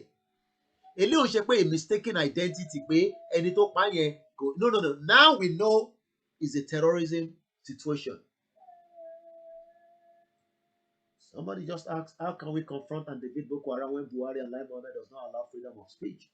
Useless people. Because they don't want to. A lot of people might say, but àwọn Fáṣọlá tó wà níbẹ̀ ńkọ́, àwọn politicians wa tó wà níbẹ̀ ńkọ́. Nígbà tẹ́ bá ń sọ pé Buhari, àwọn tó wà níbẹ̀ tó jọmọ Yorùbá ńkọ́, what happened to them? I laugh. Do you think when Fáṣọlá is going from point A to B, he goes on his own? Do you know how many security it takes with him? Do you know how many security all these individuals traveling with? Ẹ wo FFK gan tó sínú government, ẹ wo iye ọlọ́pàá tó ń tẹ̀lé kiri. And so many of them like that. Across every part of Nigeria. They can't even travel anymore by road. Èyí tó bá fẹ́ lọ by road, wọ́n máa gbé heavy convoy of security níwájú, lẹ́yìn. And as we are winding down in the next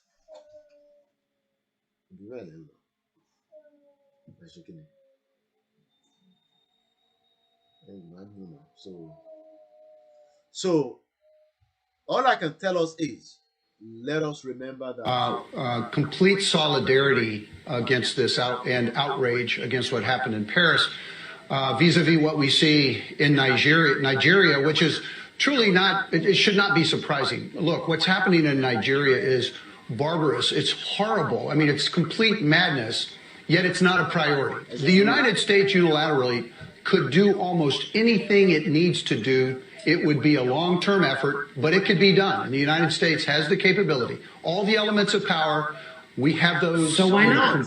Complete. It's not a priority. That's the problem. Priority. Hello, caller. Hello, Mr. Koiki. Good morning from your end. Good afternoon from our side. Good morning. Calling from United States of America. May God bless Oduduwa, Yoruba nation. May God bless and bless United States of America. God bless America. Ọmọ tó bá wọn compare Nigeria sí America. Mo gbọ́ yìí ọ̀dẹ̀ ọmọ àlè Fáṣọlá àdúgbò náà kórúkọ ẹ̀. Ó ń sọ̀rọ̀ pé Amẹ́ríkà náà jẹ owó báwọn náà ṣe ń yáwó tí bá ṣe kó ń ya òpònú. Ṣé bí Amẹ́ríkà ṣe ń tọ́jú àwọn èèyàn tiẹ̀ ni àwọn tó wà ní Nàìjíríà ń tọ́jú àwọn èèyàn tiwọn? Tí bá ṣe pé ó ya ọmọ àlè, ṣé àwọn Amẹ́ríkà ṣé wọn protect àwọn èèyàn wọn? Ìgbà tó ń sọ ní ìṣe kí ló sọ? Wọ́n ní Black Africa. Wọ́n ń ṣe priority. Black Africa. Ìyẹn ò tí ì tó kán sùn kán ronú bó ṣe ń pa àwọn ọmọ Yorùbá. Wọ́n ń kó ọrọ̀ àwọn òpònú, wọ́n ń kó ọrọ̀ jọ nígbà tí wọ́n mọ ẹni tí yóò ná. Gbogbo àwọn tó ń pera wọn ní bàbá tó ń jíyò àtàwọn màmá tó ń jíyò gbogbo wọn, they all the same. Olè ní gbogbo wọn. Tẹ́ bá rí ọmọ ìkọ̀kan lára wọn tó bá ń lọ báyìí, ọmọ kó àwọn security tẹ̀lé wọn ni.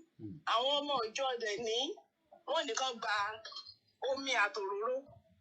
Bọ̀ àwọn ọmọ tí wọn ò lè lo omi àtòróró o. Ìbí ò sì jù bí. Why? Kí ló dé tí àwa gan tá lè ronú ara wa? Àmọ́ Nàìjíríà tó bá ṣe protest tó bá ṣe kí ni bọ́tì. Àwọn tó yẹ kó dìde, ó yẹ kí àwọn èèyàn máa ronú because nǹkan tó máa ń sọ nìyẹn. Ó ní ṣèbá àwọn Amẹ́ríkà náà ń yáwó àwọn òpònú. Amẹ́ríkà ń yáwó, Amẹ́ríkà ń ṣe nǹkan tó yẹ kó ṣe. Amẹ́ríkà ń yáwó, Amẹ́ríkà ń tẹ́kẹ̀. Tí wọ́n téèyàn tó bá rí èèyàn l'Amẹ́ríkà tó bá gbé ẹjọ́ hospital, wọn bí bàbá ńlá kọ̀rí hospital yẹn dá kọ́ reject yẹn. They will take care of you first. They will take care of you first. Before question asked, wọ́n á kọ́kọ́ make sure pé ènìyàn wà láyé náà. Wọ́n á kọ́kọ́ make sure pé every single thing nǹkan tó yẹ kó ń ṣe fún ẹni tó lówó, òun náà ni wọ́n á ṣe fún tálákà. Kí ló dé táwọn èèyàn wò ní ronú wa máa ń ìbá Amẹ́ríkà náà ń yáwó ṣe bíbá ìpópò òun mo ń gbọ́ láàrú ní orí bọ̀bọ̀ ètí dàrú. Amẹ́ríkà ń yáwó bọ̀ Amẹ́ríkà ń tẹ̀kẹ̀ bá yín ẹ̀ tẹ́kì àwọn èèyàn ti yín ẹ̀ ń kówó ti yín ẹ̀ ń kó pamọ́. Èmi mọ̀ o pé àwọn alálẹ̀ ilẹ̀ Yorùbá wọ́n á jìlì pẹ̀lú ẹnì kọ̀ọ̀kan wọn tí wọ́n fi ìyà jẹ àwọn ọmọ Yorùbá ní Nàìjíríà yẹn. Gbogbo wọn pátápátá wọn náà ó jìlì pẹ̀lú lágbára Ọlọ́run because kí ló dé? Ẹ mọ bẹ́ẹ̀ tó kọ́ ló wà pẹ̀lú yín. Báwọn ti Amẹ́ríkà ṣe ń gbéra láti bí wọ́n fẹ́ lọ drop ọmọ sí school làwọn ti UK ni wọ́n kọ́ ọmọ padà wá sí ilé. Ètò yẹn by 5 o'clock exactly we will end this broadcast. So ẹ bá ti ń pè ẹ bá máa ṣe ní kíákíá. Hello caller. Ẹ kú iṣẹ́ o. Ẹ kú iṣẹ́ ìlú. Ẹ káàbọ̀ mọ́. Àníkà bá yín dá sí ọjọ́ yẹn kò pẹ́ náà. Ẹ ti wà lórí ẹ̀ mọ́. Tó kíní tí ẹ kọ sórí kíní ìpọ́nwọ̀n wo náà proud fún Nàìjíríà. Bẹ́ẹ̀ ni mà. Àwọn jẹgúdú jẹrá. Àwọn tó jẹ́ pé ọwọ́ wọn ti wọ́wọ́. Àwọn náà rí gbogbo mùdùmùdù bẹ̀ jẹ́. Àwọn náà proud lórí Nàìjíríà. Lóòótọ́ wá ní a ti fẹ́ra wa, a ti wọnú, a ti ṣe gbogbo, a ti ṣe gbá, a ti ṣe. Ṣé nítorí pé a ti wọnú ara wa, a ti fẹ́ra wa? Ó dẹ̀ yẹ kí wọ́n máa wá fi ìyà jẹ wá.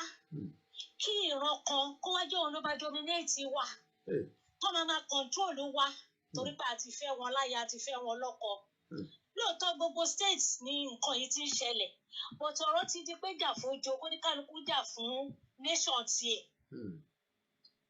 kó ní kálukú jà fún nation tiẹ̀ tí Yorùbá sọ pé èmi ò fara mọ́ kínní tẹ́lẹ̀tẹ́lẹ̀ èmi mo kọ́kọ́ pariwo pé ẹ̀wọ̀n Koiki o ló máa jọ ẹ́mbásì o ẹ̀kọ́ ní ẹ̀ka mi sọ fún Koiki o kó yé dárìn o kó yé dárìn ibi ìdájọ́ kí ló dé ṣùgbọ́n nígbà tí mo rí oríṣiríṣi tí mo rán àwọn tó ń gé lórí táwọn olóko ò lè lọ tó dẹ̀ gbówó kan náà lẹ́jọ́ ń ṣe tẹ́ ń fi màálù yín tẹ́ fi ń ba ọrọ̀ ajé tọwọ́ ẹlòmíì jẹ́ ẹ ti yí wa ká ẹ ti yí wa ká ẹ ti wà lẹ́yìn ọrùn wa ìgbà yẹn lèmi tó jáde tí mo protest pẹ̀lú yín pé a lè gbélé yìí mọ́ ẹ lè bá pa àwọn èèyàn báyìí náà ẹ̀yin olórí wa tẹ́ jẹ́ Yorùbá níbo lẹ gbé wà náà ṣé ẹ ń sùn ni àbí ìmùlẹ̀ tẹ́ ṣe lóru lọ́sàn-án ní ò jẹ́ kẹ́ lè sọ̀rọ̀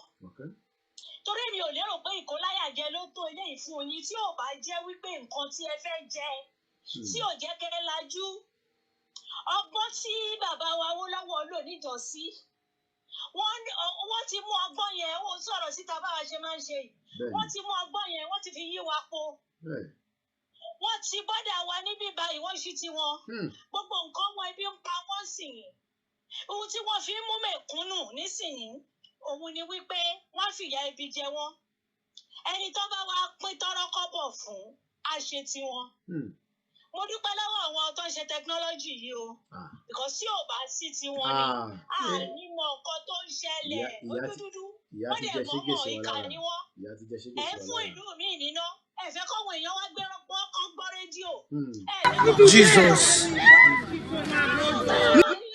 bí mo ṣe kéré tó yìí nígbà tá a wà ní kékeré nígbà tí jásìkò ogun yẹn lórí rédíò láti mọ ohun tó ṣẹlẹ̀ wọ́n máa ní ká ṣàyẹ̀ délé ká dúró sẹ́gbẹ̀ẹ́ kínní a máa gbé mi síta wo bàbá wọlé ẹ̀ kínní kan tó máa kó àwọn bọ́ìsì ní lójó kí wá tó máa kó wọn bẹ̀ tó máa kó wọn la jagun wọ́n ṣe àwọn èèyàn wá ṣe gudugudu méje ńgbà yẹn nígbà tó wá dójú ẹ lọ́wọ́ kan ò kàwé ẹ̀ mọ̀ká tó kó wọn la jagun ẹ̀ fún wọn lóye tó tọ́ sí wọn ẹ̀ fún lóbòmíì níná ẹ̀ ń ṣe wá bó ṣe wù wá èmi ò rí wọn bá wí o gbogbo tó wà lẹ́yìn àwọn èèyàn wa ni gbogbo ibi tó yẹ kó tún ṣe lórílẹ̀‐èdè wa wọ́n kó lọ sí ọ̀dọ̀ wọn wọ́n ti wá dé dákẹ́ kí ló dé ẹ wo gbogbo títì ẹ tí wọ́n sọ pé àwọn tó ti ṣe ká ti rí tẹ́lẹ̀tẹ́lẹ̀ kájẹ́ kan ṣe ẹjọ́ ẹ ní sùúrù fún wọn kájẹ́ kan ṣe manifesto wọn ni kẹ́ wò irú manifesto wọn náà tún fẹ́ gbé fún wa tá àti rí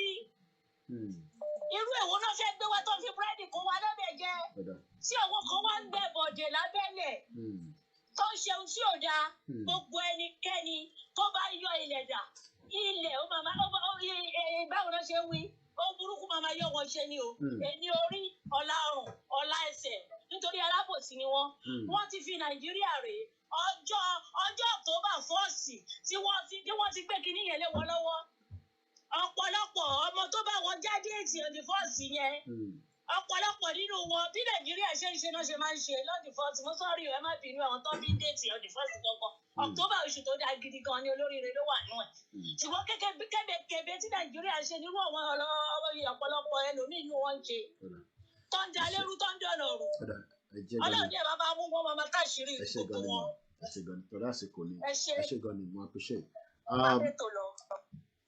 Ètò yẹn ó máa wá sílẹ̀ ní just under half an hour but I've not really complete that part of the conversation so ẹ ṣe sùúrù èyí tẹ́ ń pè wá díẹ̀.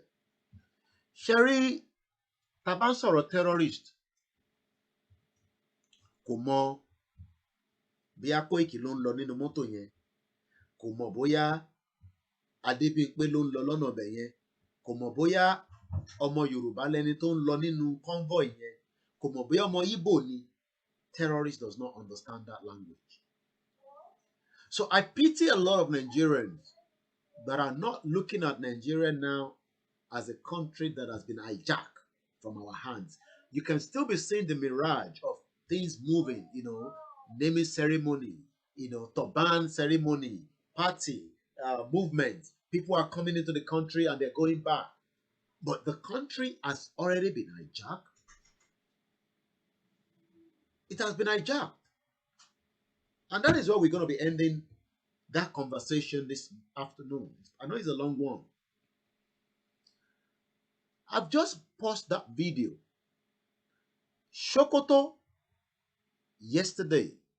You might say, Koiki, if Sokoto, not in Lower Jare, Tiwa. Hey, what about the influx of those people coming on our land?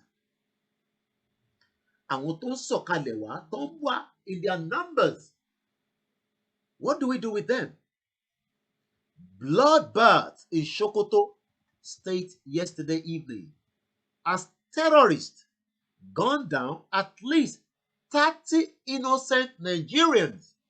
There could be Yorubas in Sokoto, there could be Igbo, there could be Hausas, there could be other tribes living in Sokoto, and many others during an attack on a weekly market in Goronyo local government area of the state.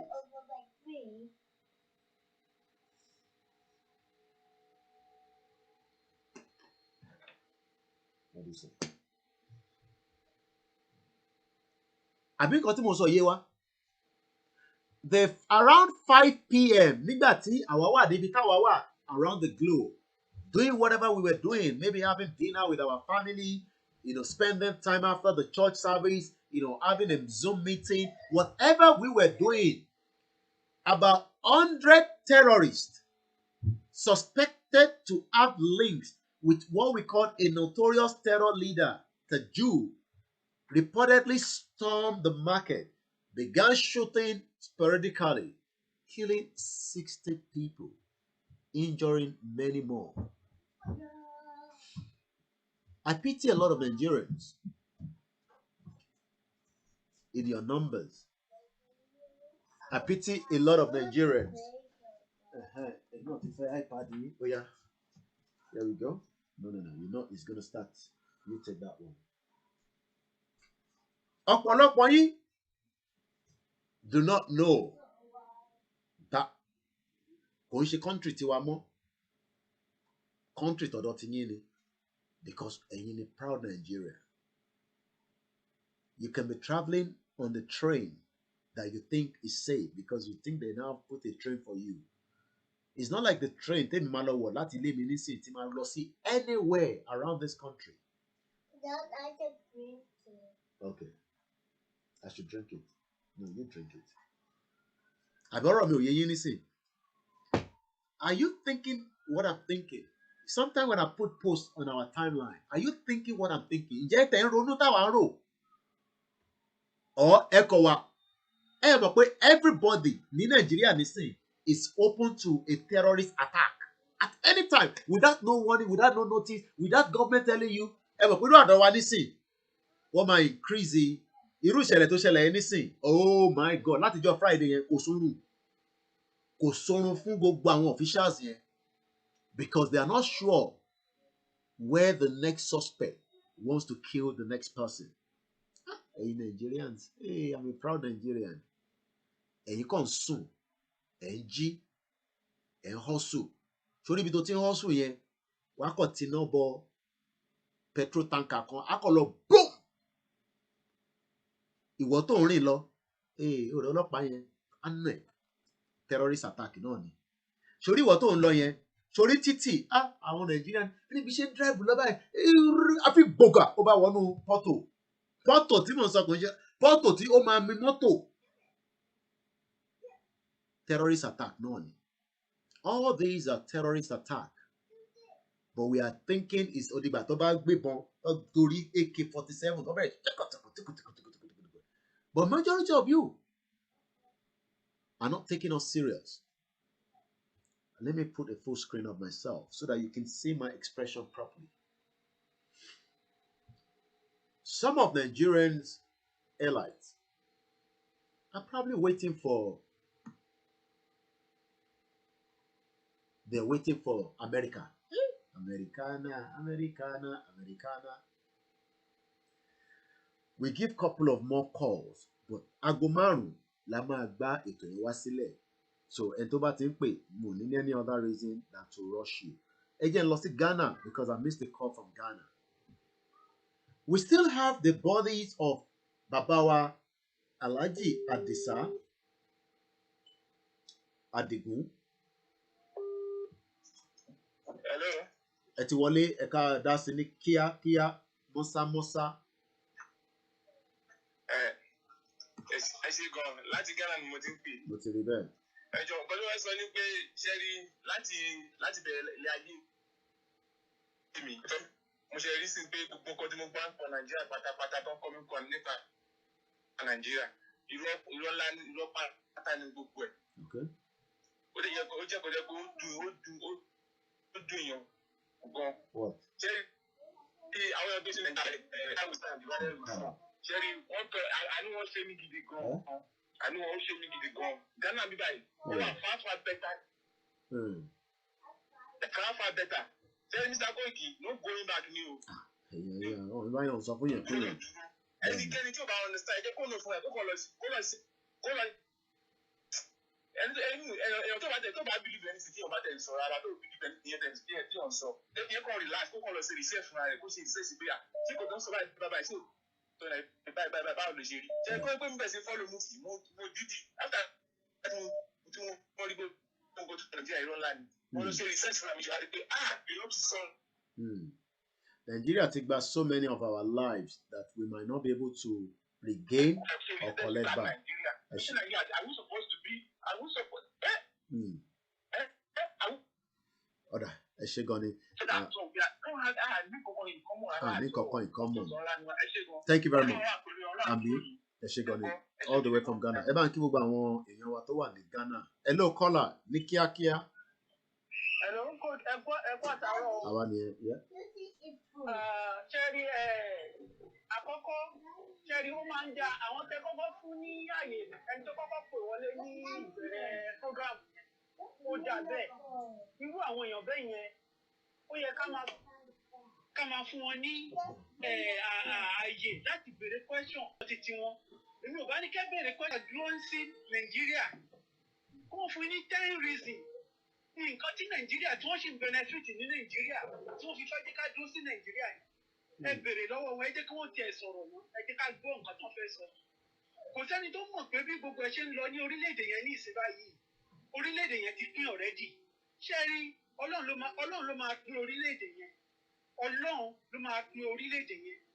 Mo fẹ́ bọ́dúrẹ́sì gbogbo àwọn ọ̀rọ̀ tí àwọn madam ti sọ ní tẹ́lẹ̀tẹ́lẹ̀ èmi tẹ́ ń wò yìí Ọlọ́run mo ń gbọ́ ohun Ọlọ́run ló ní kí n wá sí ìlú United States yìí tó bá jẹ́ wípé mo ti ní ìwé ni nǹkan tẹ́ ń ṣe yẹn àjọ máa ṣe ni ṣé ń gbọ́ mi nǹkan tẹ́ ń ṣe yẹn àjọ máa ṣe ni Mr. Koiki bẹ́ẹ̀ ṣe láyà yẹn lèmi náà láyà àjọ máa bá wọn kó ni but mi ò tí ì níwèé bó ṣe 7 days tí visa mi máa dín wọn wọ̀lú yìí ìgbà tí mo gbóhùn Ọlọ́run yẹn tó sọ fún mi wípé ìlú òyìnbó lórúkọ mi wà kí n kúrò ní Nàìjíríà níwájú Ọlọ́run àti èèyàn ó ní kí n kúrò pé ìlú yẹn pé Sódómù àti Gòmórà ni Ọlọ́run rẹ́dí àti tu wọ́n gbóhùn Ọlọ́run kì í ṣe pé bí àpò wòlíì kan sọ fún mi wọ́n gbọ́ dàrẹ́kì ni ó ní Sódómù àti Gòmórà ní Nàìjíríà yẹn ẹ wo bẹ́ẹ̀ ṣe ń ṣe yẹn ẹ má wọrí Ọlọ́run ló máa pín Nàìjíríà yẹn gbogbo nǹkan tí wọ́n ń ṣe yẹn kó máa ṣe nìṣó ṣe rí eléyìí tí wọ́n ń ṣe tí wọ́n ń pariwo yẹn ẹ fi wọ́n sílẹ̀ Nàìjíríà yẹn ó ti di gbígbà a máa gbà á nǹkan tí ẹ kàn fọkàn yín balẹ̀ ẹ jẹ́ kí gbogbo àwọn èèyàn wa kàn fọkàn balẹ̀ gbogbo eléyìí tí àwọn politicians yẹn ṣe gbogbo pátá wọ́n máa sá padà ní ẹ fi wọ́n sílẹ̀ ẹ máa bẹ́tò lọ. Thank you very much. We are just about 20 minutes away before the broadcast is going to end. So we're just pushing the last few calls that are coming through about Shini Kia so that I can squeeze everybody in. Hello?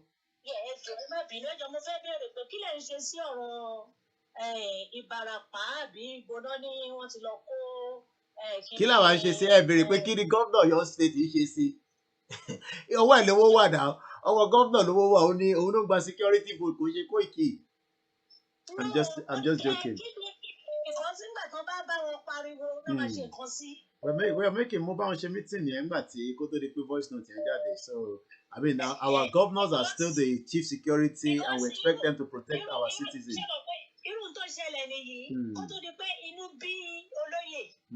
Tó fi lọ wípé èèyàn ó dàbí kéèyàn ò léèyàn níbi ibẹ̀ yẹn rárá ni ló fi dìde. Àbí kò yé àbí tó fà kọ́ yẹn. So ṣé àwọn tó wà ń bẹ̀ sí wọ́n máa ní wọn ò gbọ́ pé wọ́n ti wà lọ́nà ibibẹ̀ yẹn tó bá yá wọ́n tún ní unknown. Irú unknown tó kó lọ sílé olóyè irú wọn ló tún line up síbẹ̀ yẹn sì yín o. Ẹ tí dá mi lóhùn kí ni ibo ni ẹ tí dá mi lóhùn ibo ni gómìnà wà. Ṣé ṣáṣì náà gbọ́. Okay. Okay. Ṣé bí àwọn kan náà ní tọ́tọ́ náà wọ ogun náà ni wọ́n tò lọ sílé olóyè tó fi ṣiṣẹ́ tó ṣe. Ṣé bí àwọn irú wọn náà tún ti ń tò sílẹ̀ yìí tí tíjọba máa dáwọ́ ò mọ̀ wọ́n. Ṣé kò sí gómìnà ní ìlú sí tó rí wọn tó ilé ní sọ. Gómìnà busy. Ṣé kò sí gómìnà ní ìlú yẹn tó bá tètè dìde àti tó bá pa wọ́n tán àwọn àwọn tẹ fẹ́ ṣèjọba lé lórí nígbà tẹ bá para ìlú tán ní kó lọ sọ́run gbogbo tẹ̀ ń kó adẹ́yìn tẹ wà nílùú Nàìjíríà ọ̀pọ̀lọpọ̀ yín ẹ má mi múnú bí wa o because ọ̀pọ̀ wa ò ní ìyá kò ní bàbá lọ́hùn kò ní kíní lóòótọ́ alẹ́ níyàn ọkàn kò tí yan ọkàn ta nílọ́hùn náà ọ̀rọ̀ tá à ń gbọ́ lẹ́nu yín ẹ má jẹ́ kínú bí yan o àjọkọ̀ wa wọ́n ti wà lára di yín wọ́n ti yí yín ká ẹ máa lérò pé aráàlú òyìnbó ló ń fà nígbà tí wọ́n bá gà yín lọ́rùn tó ń ṣe tó bẹ̀rẹ̀ sílẹ̀ máa tó mọ̀ owó lọ́kọ̀ ọgbà wọ́n ti bá tán wọ́n tó wá máa fi fi ṣú yàn. àti wọn bẹ Ọlọ́run jẹ́ kó sí wa ọ̀ ní fífi sí wa ẹgbẹ́ òsókè láti ìlú lọ́hùn ìlú ńlá ẹgbẹ́ òsókè láti amẹ́. ẹ̀ka sọ rẹ̀ láti kóra èmi kò fẹ́ contribute sí program tẹ̀ ṣe lẹ́yìn ìgbà Koiki. Lady tó kọ́ ọ̀tọ̀ sí tó sọ pé unknown everything in Nigeria is unknown. We have an unknown president, an unknown government, an unknown constitution, and unknown even our citizens don't regard because they are all unknown because àmọ́ who is who mọ́ láàrin wa báyìí. Our daughters have been abducted and the government has been unable to rescue them or provide. Up and down you go. Ìgbà tó lọ àtàkì ilé our legend Anikulapo Kuti. Ṣé ọ̀nà sójà kan? Ọ̀nà ni o. Títí dọ̀la àti àmẹ́ tó lọ àtàkì ilé títí dọ̀ àmẹ́ tó padé lé gíwá títí bá ṣe sọ̀rọ̀ báyìí. Ọ̀nà ni gbogbo ọ̀rọ̀ Nàìjíríà. Unknown náà ló já sí. Everything unknown ni. Nigeria was built on an unknown ground. Unknown people kan ló put Nigeria gan together even though according to history. Moving from there. Ìgbé àwọn 1940 Berlin kan kìíní kan lọ put ẹ̀. Ṣá mọ ẹni tó put ẹ̀ gangan.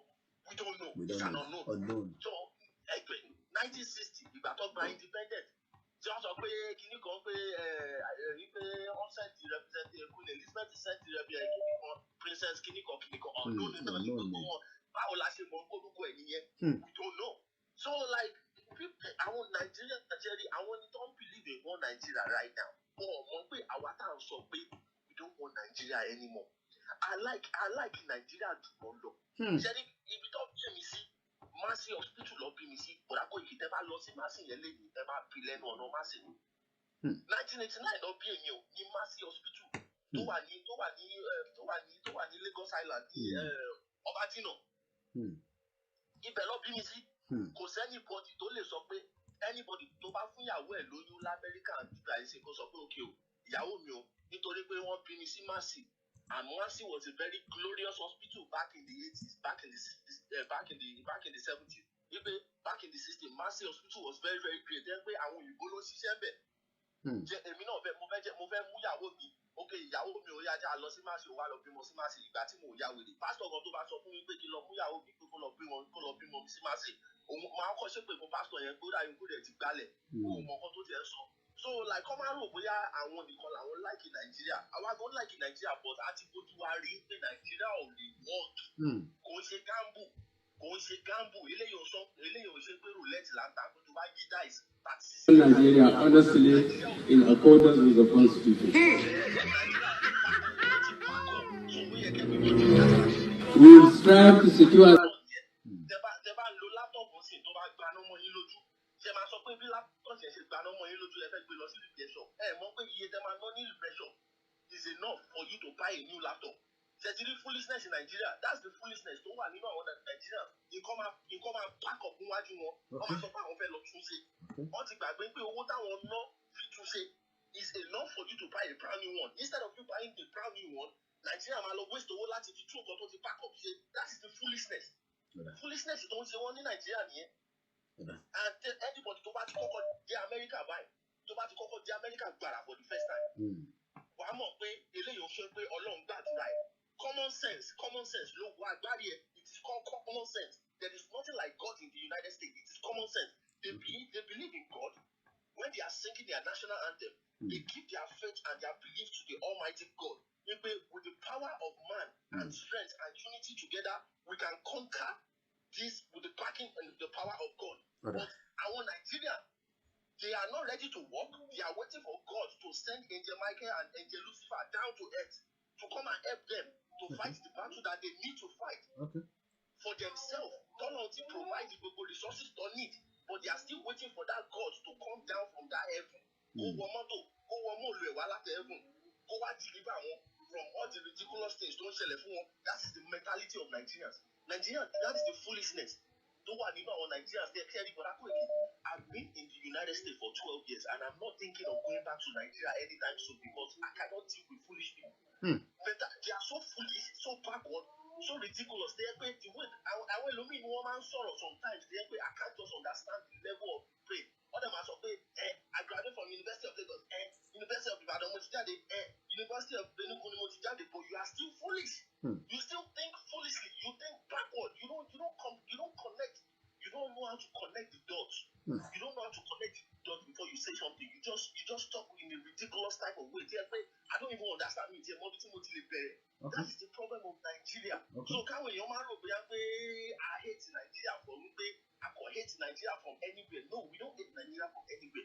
Nigeria is Nigeria is so many people. Nigeria is thousands of millions of Yoruba people. Including our Hausa, Nigeria is any of my work for me is Topani Kaduna Abuja Expressway 2 years ago. Uncle me call this Abuja. On fellow Shile one near Abuja. What the powers on Abuja. Lẹ́yìn ìgbà tó wọ́n fẹ́ lọ sílé ni o wọ́n ti kọ́ ilé tó yẹ kọ́kọ́ tán o kọ́kọ́ lọ síbẹ̀ kọ́kọ́ lọ sí ni o that's all o ọ̀tẹ̀ délé lẹ́yìn ìgbà tó ti kọ́ tán. Àwọn ọ̀dẹ̀ lọ decide pé ok o mò ń move lọ sí Abuja o mi ì lè kó property mi sínú aeroplane kọ́ fly it down sí Abuja mo máa get a big truck mo máa kó ogun àwọn property mi sínú big truck and I'm gonna drive down to Abuja and put the set up ilé mi. Àti property wọn tó kó látẹ̀kọ́ everything ló dá Abuja expressway ní gbogbo end ups. So káwọn èèyàn máma rò bí pé we just hate Nigeria. I hate Nigeria. We are just saying that this ridiculous country is not working again. So everybody needs to go their way. Thank you very much. Thank you, sir. Thank you. That was a brilliant one there. Eba wonder pé ilé wo ni Koiki fi wọ́n why? I'm going to take maybe just 2 calls after this. I'm going to call Kehinde back, one of our media as well, to give us information. And then, yes, go ahead. Hello? Go ahead. Mr. Koiki. You're live with us. Go ahead. We can hear you. Okay, man to sọ̀rọ̀ ẹ̀ mi fẹ́ dá lóhùn. Àwa tá agitate fún Yoruba nation yẹn. For his own information, let me talk about myself, not general talk now. Me, I love Nigeria with all my soul.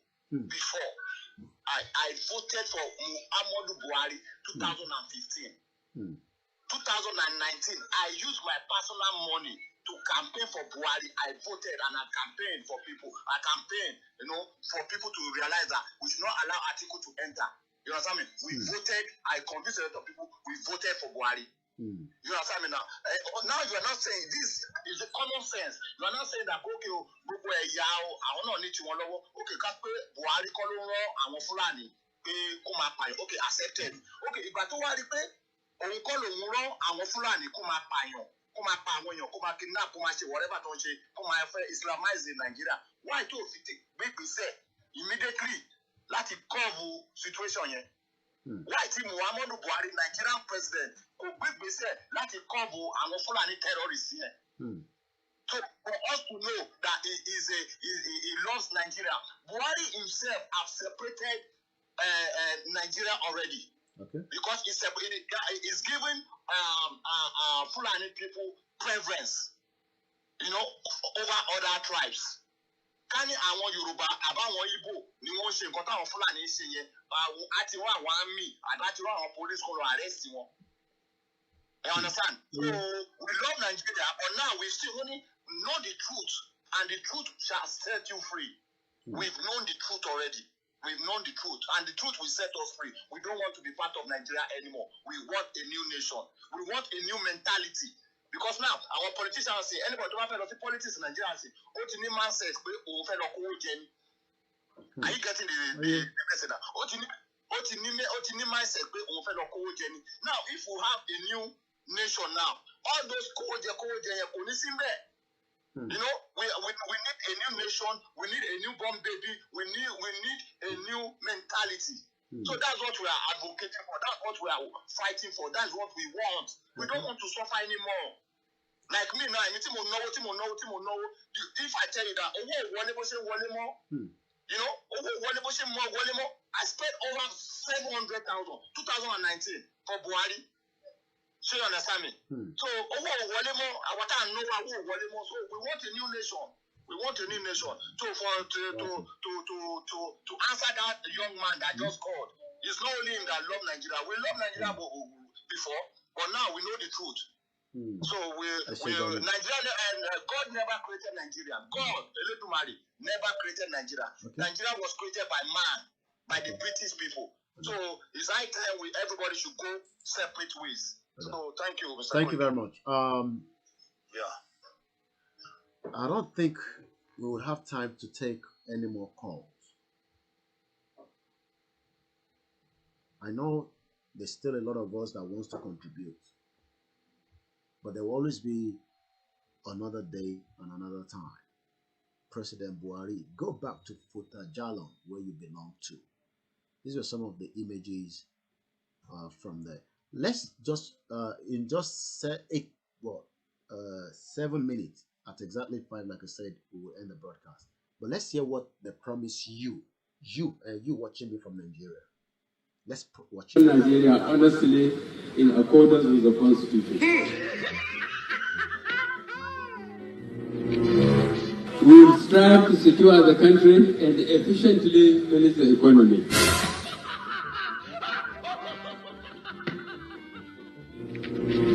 We will strive to attract poverty through broadly shared economic growth and attacking corruption through impartial application of the law.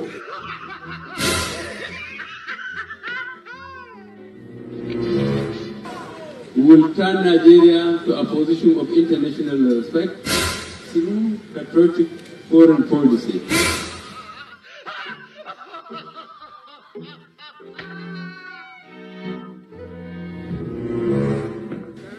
Preserving the nation's future is a sacred obligation to all of us in this great party.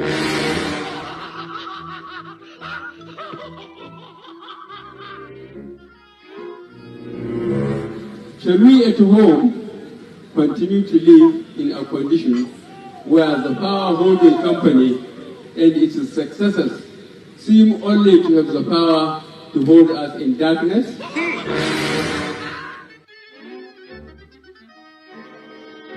Shall we continue in a situation where 250 of our daughters have been abducted and the government has been unable to rescue them or provide credible information about what steps they are taking? Sweet. Shall we live in a nation where several people were trampled to death in search of jobs in a stadium, and yet no one has taken responsibility for the tragedy? Tasty.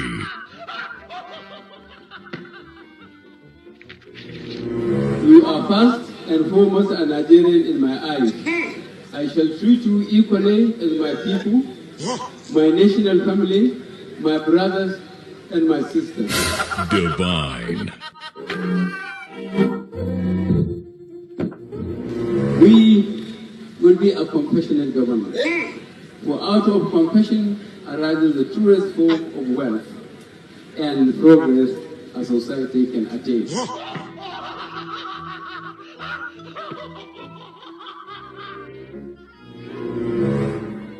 Just as APC stands as a new party for a new Nigeria, our government will institute new policies to realize a new Nigeria.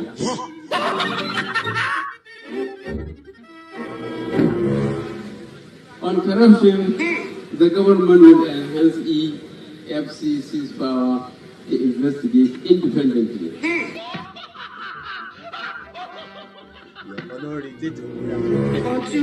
Pregnant and poor women and children shall be entitled to basic health care. When all is said and done, let it be written that Muhammad Buhari gave this all for this nation in concern for its present condition and a resolve to make things better for Nigeria. What? Oh my God. Continue to be a proud Nigeria. Continue to deceive yourself that there is no terrorist in the country. You're probably getting ready now. I wish you a safe journey to Nigeria. Yeah, you watching me. Whenever you're going, I wish you a safe journey. But remember, the terrorists are also waiting for your arrival from Muritala Mohammed Airport, where we have the corrupt Fulani, Hausa, Yoruba, Biafra that are there as well. We have them, but the majority one is the Fulani man that will check your passport. That your American passport that they will always use to slap you, and that your British passport, you will forget that you are no more in Heathrow Airport. And by the time you are lucky to come out from that airport, if nothing happened, then you drive in that your vehicle that you have sent. The motor that if you run just silly, if you are going in the airport, and as you are driving, I think go driver kilo shele now, kotoni, and that's tire. By the time you now move a little bit more in, air condition yóò ṣiṣẹ́ ni kí ló ṣẹlẹ̀ ẹgbà tí mọ́tò yẹn wálẹ̀ ní dádì ẹ má bínú ṣé ká wind down ó jẹ́ ní kó wind down because tẹ́ ẹ̀ bá wind down inú ooru yẹn ni ẹ máa jábọ́ sí o dádì torí tí driver bá sọ fún ẹ pé air condition yẹn kò peak dáadáa ó ti fìdí gbálẹ̀ ní mọ́tò yẹn ti fìdí gbálẹ̀ torí mọ́tò yẹn ti fìdí gbálẹ̀ ẹ gbègbè kí ló ṣẹlẹ̀ mẹ́ẹ̀ rọra wá títì ni ẹni kó wind down tó bá wá di pé mọ́tò yẹn bá lọ takú sọ́nà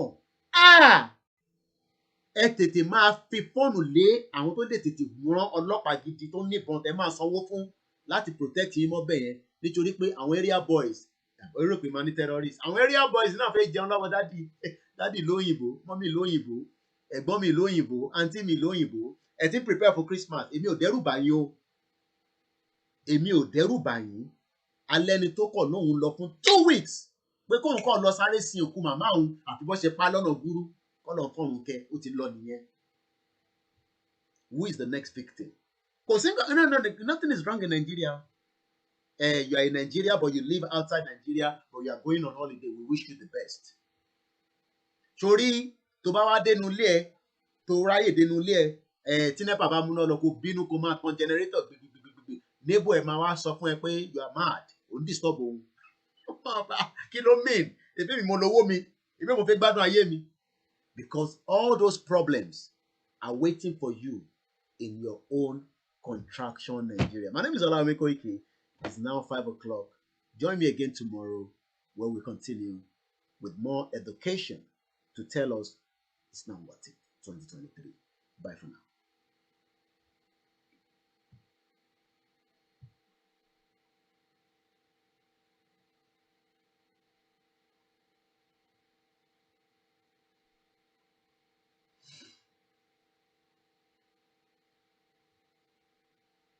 ìṣọ̀kan ló lè mú wa délẹ̀ lérí àgbájọwọ́ la fi ń sọ̀yà ohun kan ló lè mú wa dókè ká ṣera wa lọ́kàn ọmọ Yorùbá.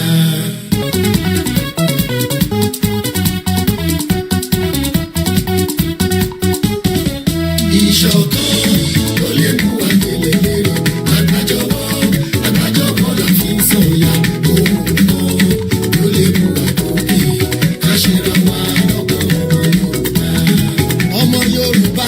ẹsẹ̀ tí ilé kan ìfẹ́ àti ìṣọ̀kan ló yẹ wá àìgbọ́ra ẹni yé kò yẹ láàrin wa ká sowọ́pọ̀ kó lè dá one voice ohùn kan ká fẹnu kò síbì kan torí ilẹ̀ wa tẹnu wa bá kò ohun gbogbo máa dẹ̀rọ̀ orílẹ̀-èdè Odùduwà ṣàlàfẹ́. ìṣọ̀kan ló lè mú wa délé ìṣọ̀kan ní àgbájọwọ́ la fi ń sọ ọ̀kan ló lè mú wa dókè ká ṣe ra wa ọmọ Yorùbá. gbogbo gómìnà gúúsù ìwọ̀ oòrùn ó yá ẹ dìde kí ẹ dìde sọ̀rọ̀ ilẹ̀ Odùduwà ìfọwọ́sowọ́pọ̀ wọ̀nyí ṣàlàfẹ́.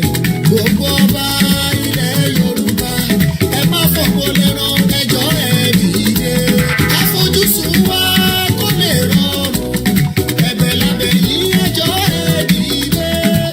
ìṣọ̀kan lè mú wa délé lérí àgbájọwọ́ la fi ń sọ̀yà ohun kan lè mú wa dókè ká ṣera wa lọ́kàn ọmọ Yorùbá.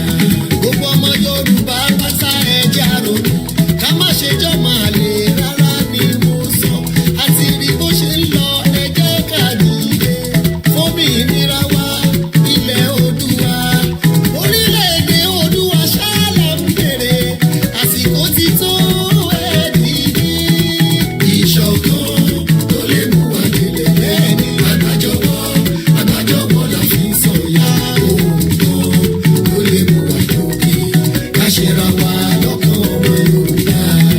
ọmọ Yorùbá nílé àti lókè òkun ẹ dìde fórílẹ̀-èdè Oòduà àti rí bí Nàìjíríà ṣe rí ọjọ́ ọ̀la àwọn ọmọ wa jágòjò wá lóhùn láṣẹ ní ká dìde ẹ dìde kálẹ̀ lórílẹ̀-èdè Oòduà kíákíá sábà lórílẹ̀-èdè wa ọkàn wa balẹ̀ a ó máa jó mùkúlùmù kẹ́kẹ́. ìṣọ̀kan ló lè mú wa délé lérí àgbájọwọ́ la fi ń sọ̀yà ohun kan ló lè mú wa dókè ká ṣera wa lọ́kàn ọmọ Yorùbá. ká ṣera wa lọ́kàn ẹnu wa kò orílẹ̀-èdè Oòduà ṣàlàfẹ́. orílẹ̀-èdè Oòduà á tẹ̀ wá lọ́wọ́ àwa di mímú ṣẹ. mo ní bẹ́ẹ̀ ló máa rí àwa di mímú ṣẹ. aláwa di mímú ṣẹ. àwa di mímú ṣẹ. Prọfẹ̀sọ̀ Akíntóyè àwa di mímú ṣẹ. ẹ kú iṣẹ́ takuntakun àwa di mímú ṣẹ. aláwa di mímú ṣẹ.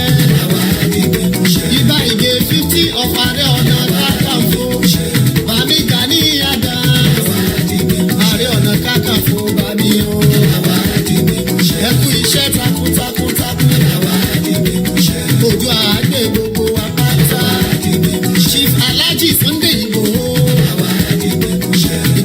Ìgbòho mọ̀rẹ́ ẹ kú ìfarajì ilẹ̀ bàbá wa ẹ kú iṣẹ́ takuntakun mo kí yín o. Koiki Media Koiki mo kí yẹ mo kú iṣẹ́ takuntakun Koiki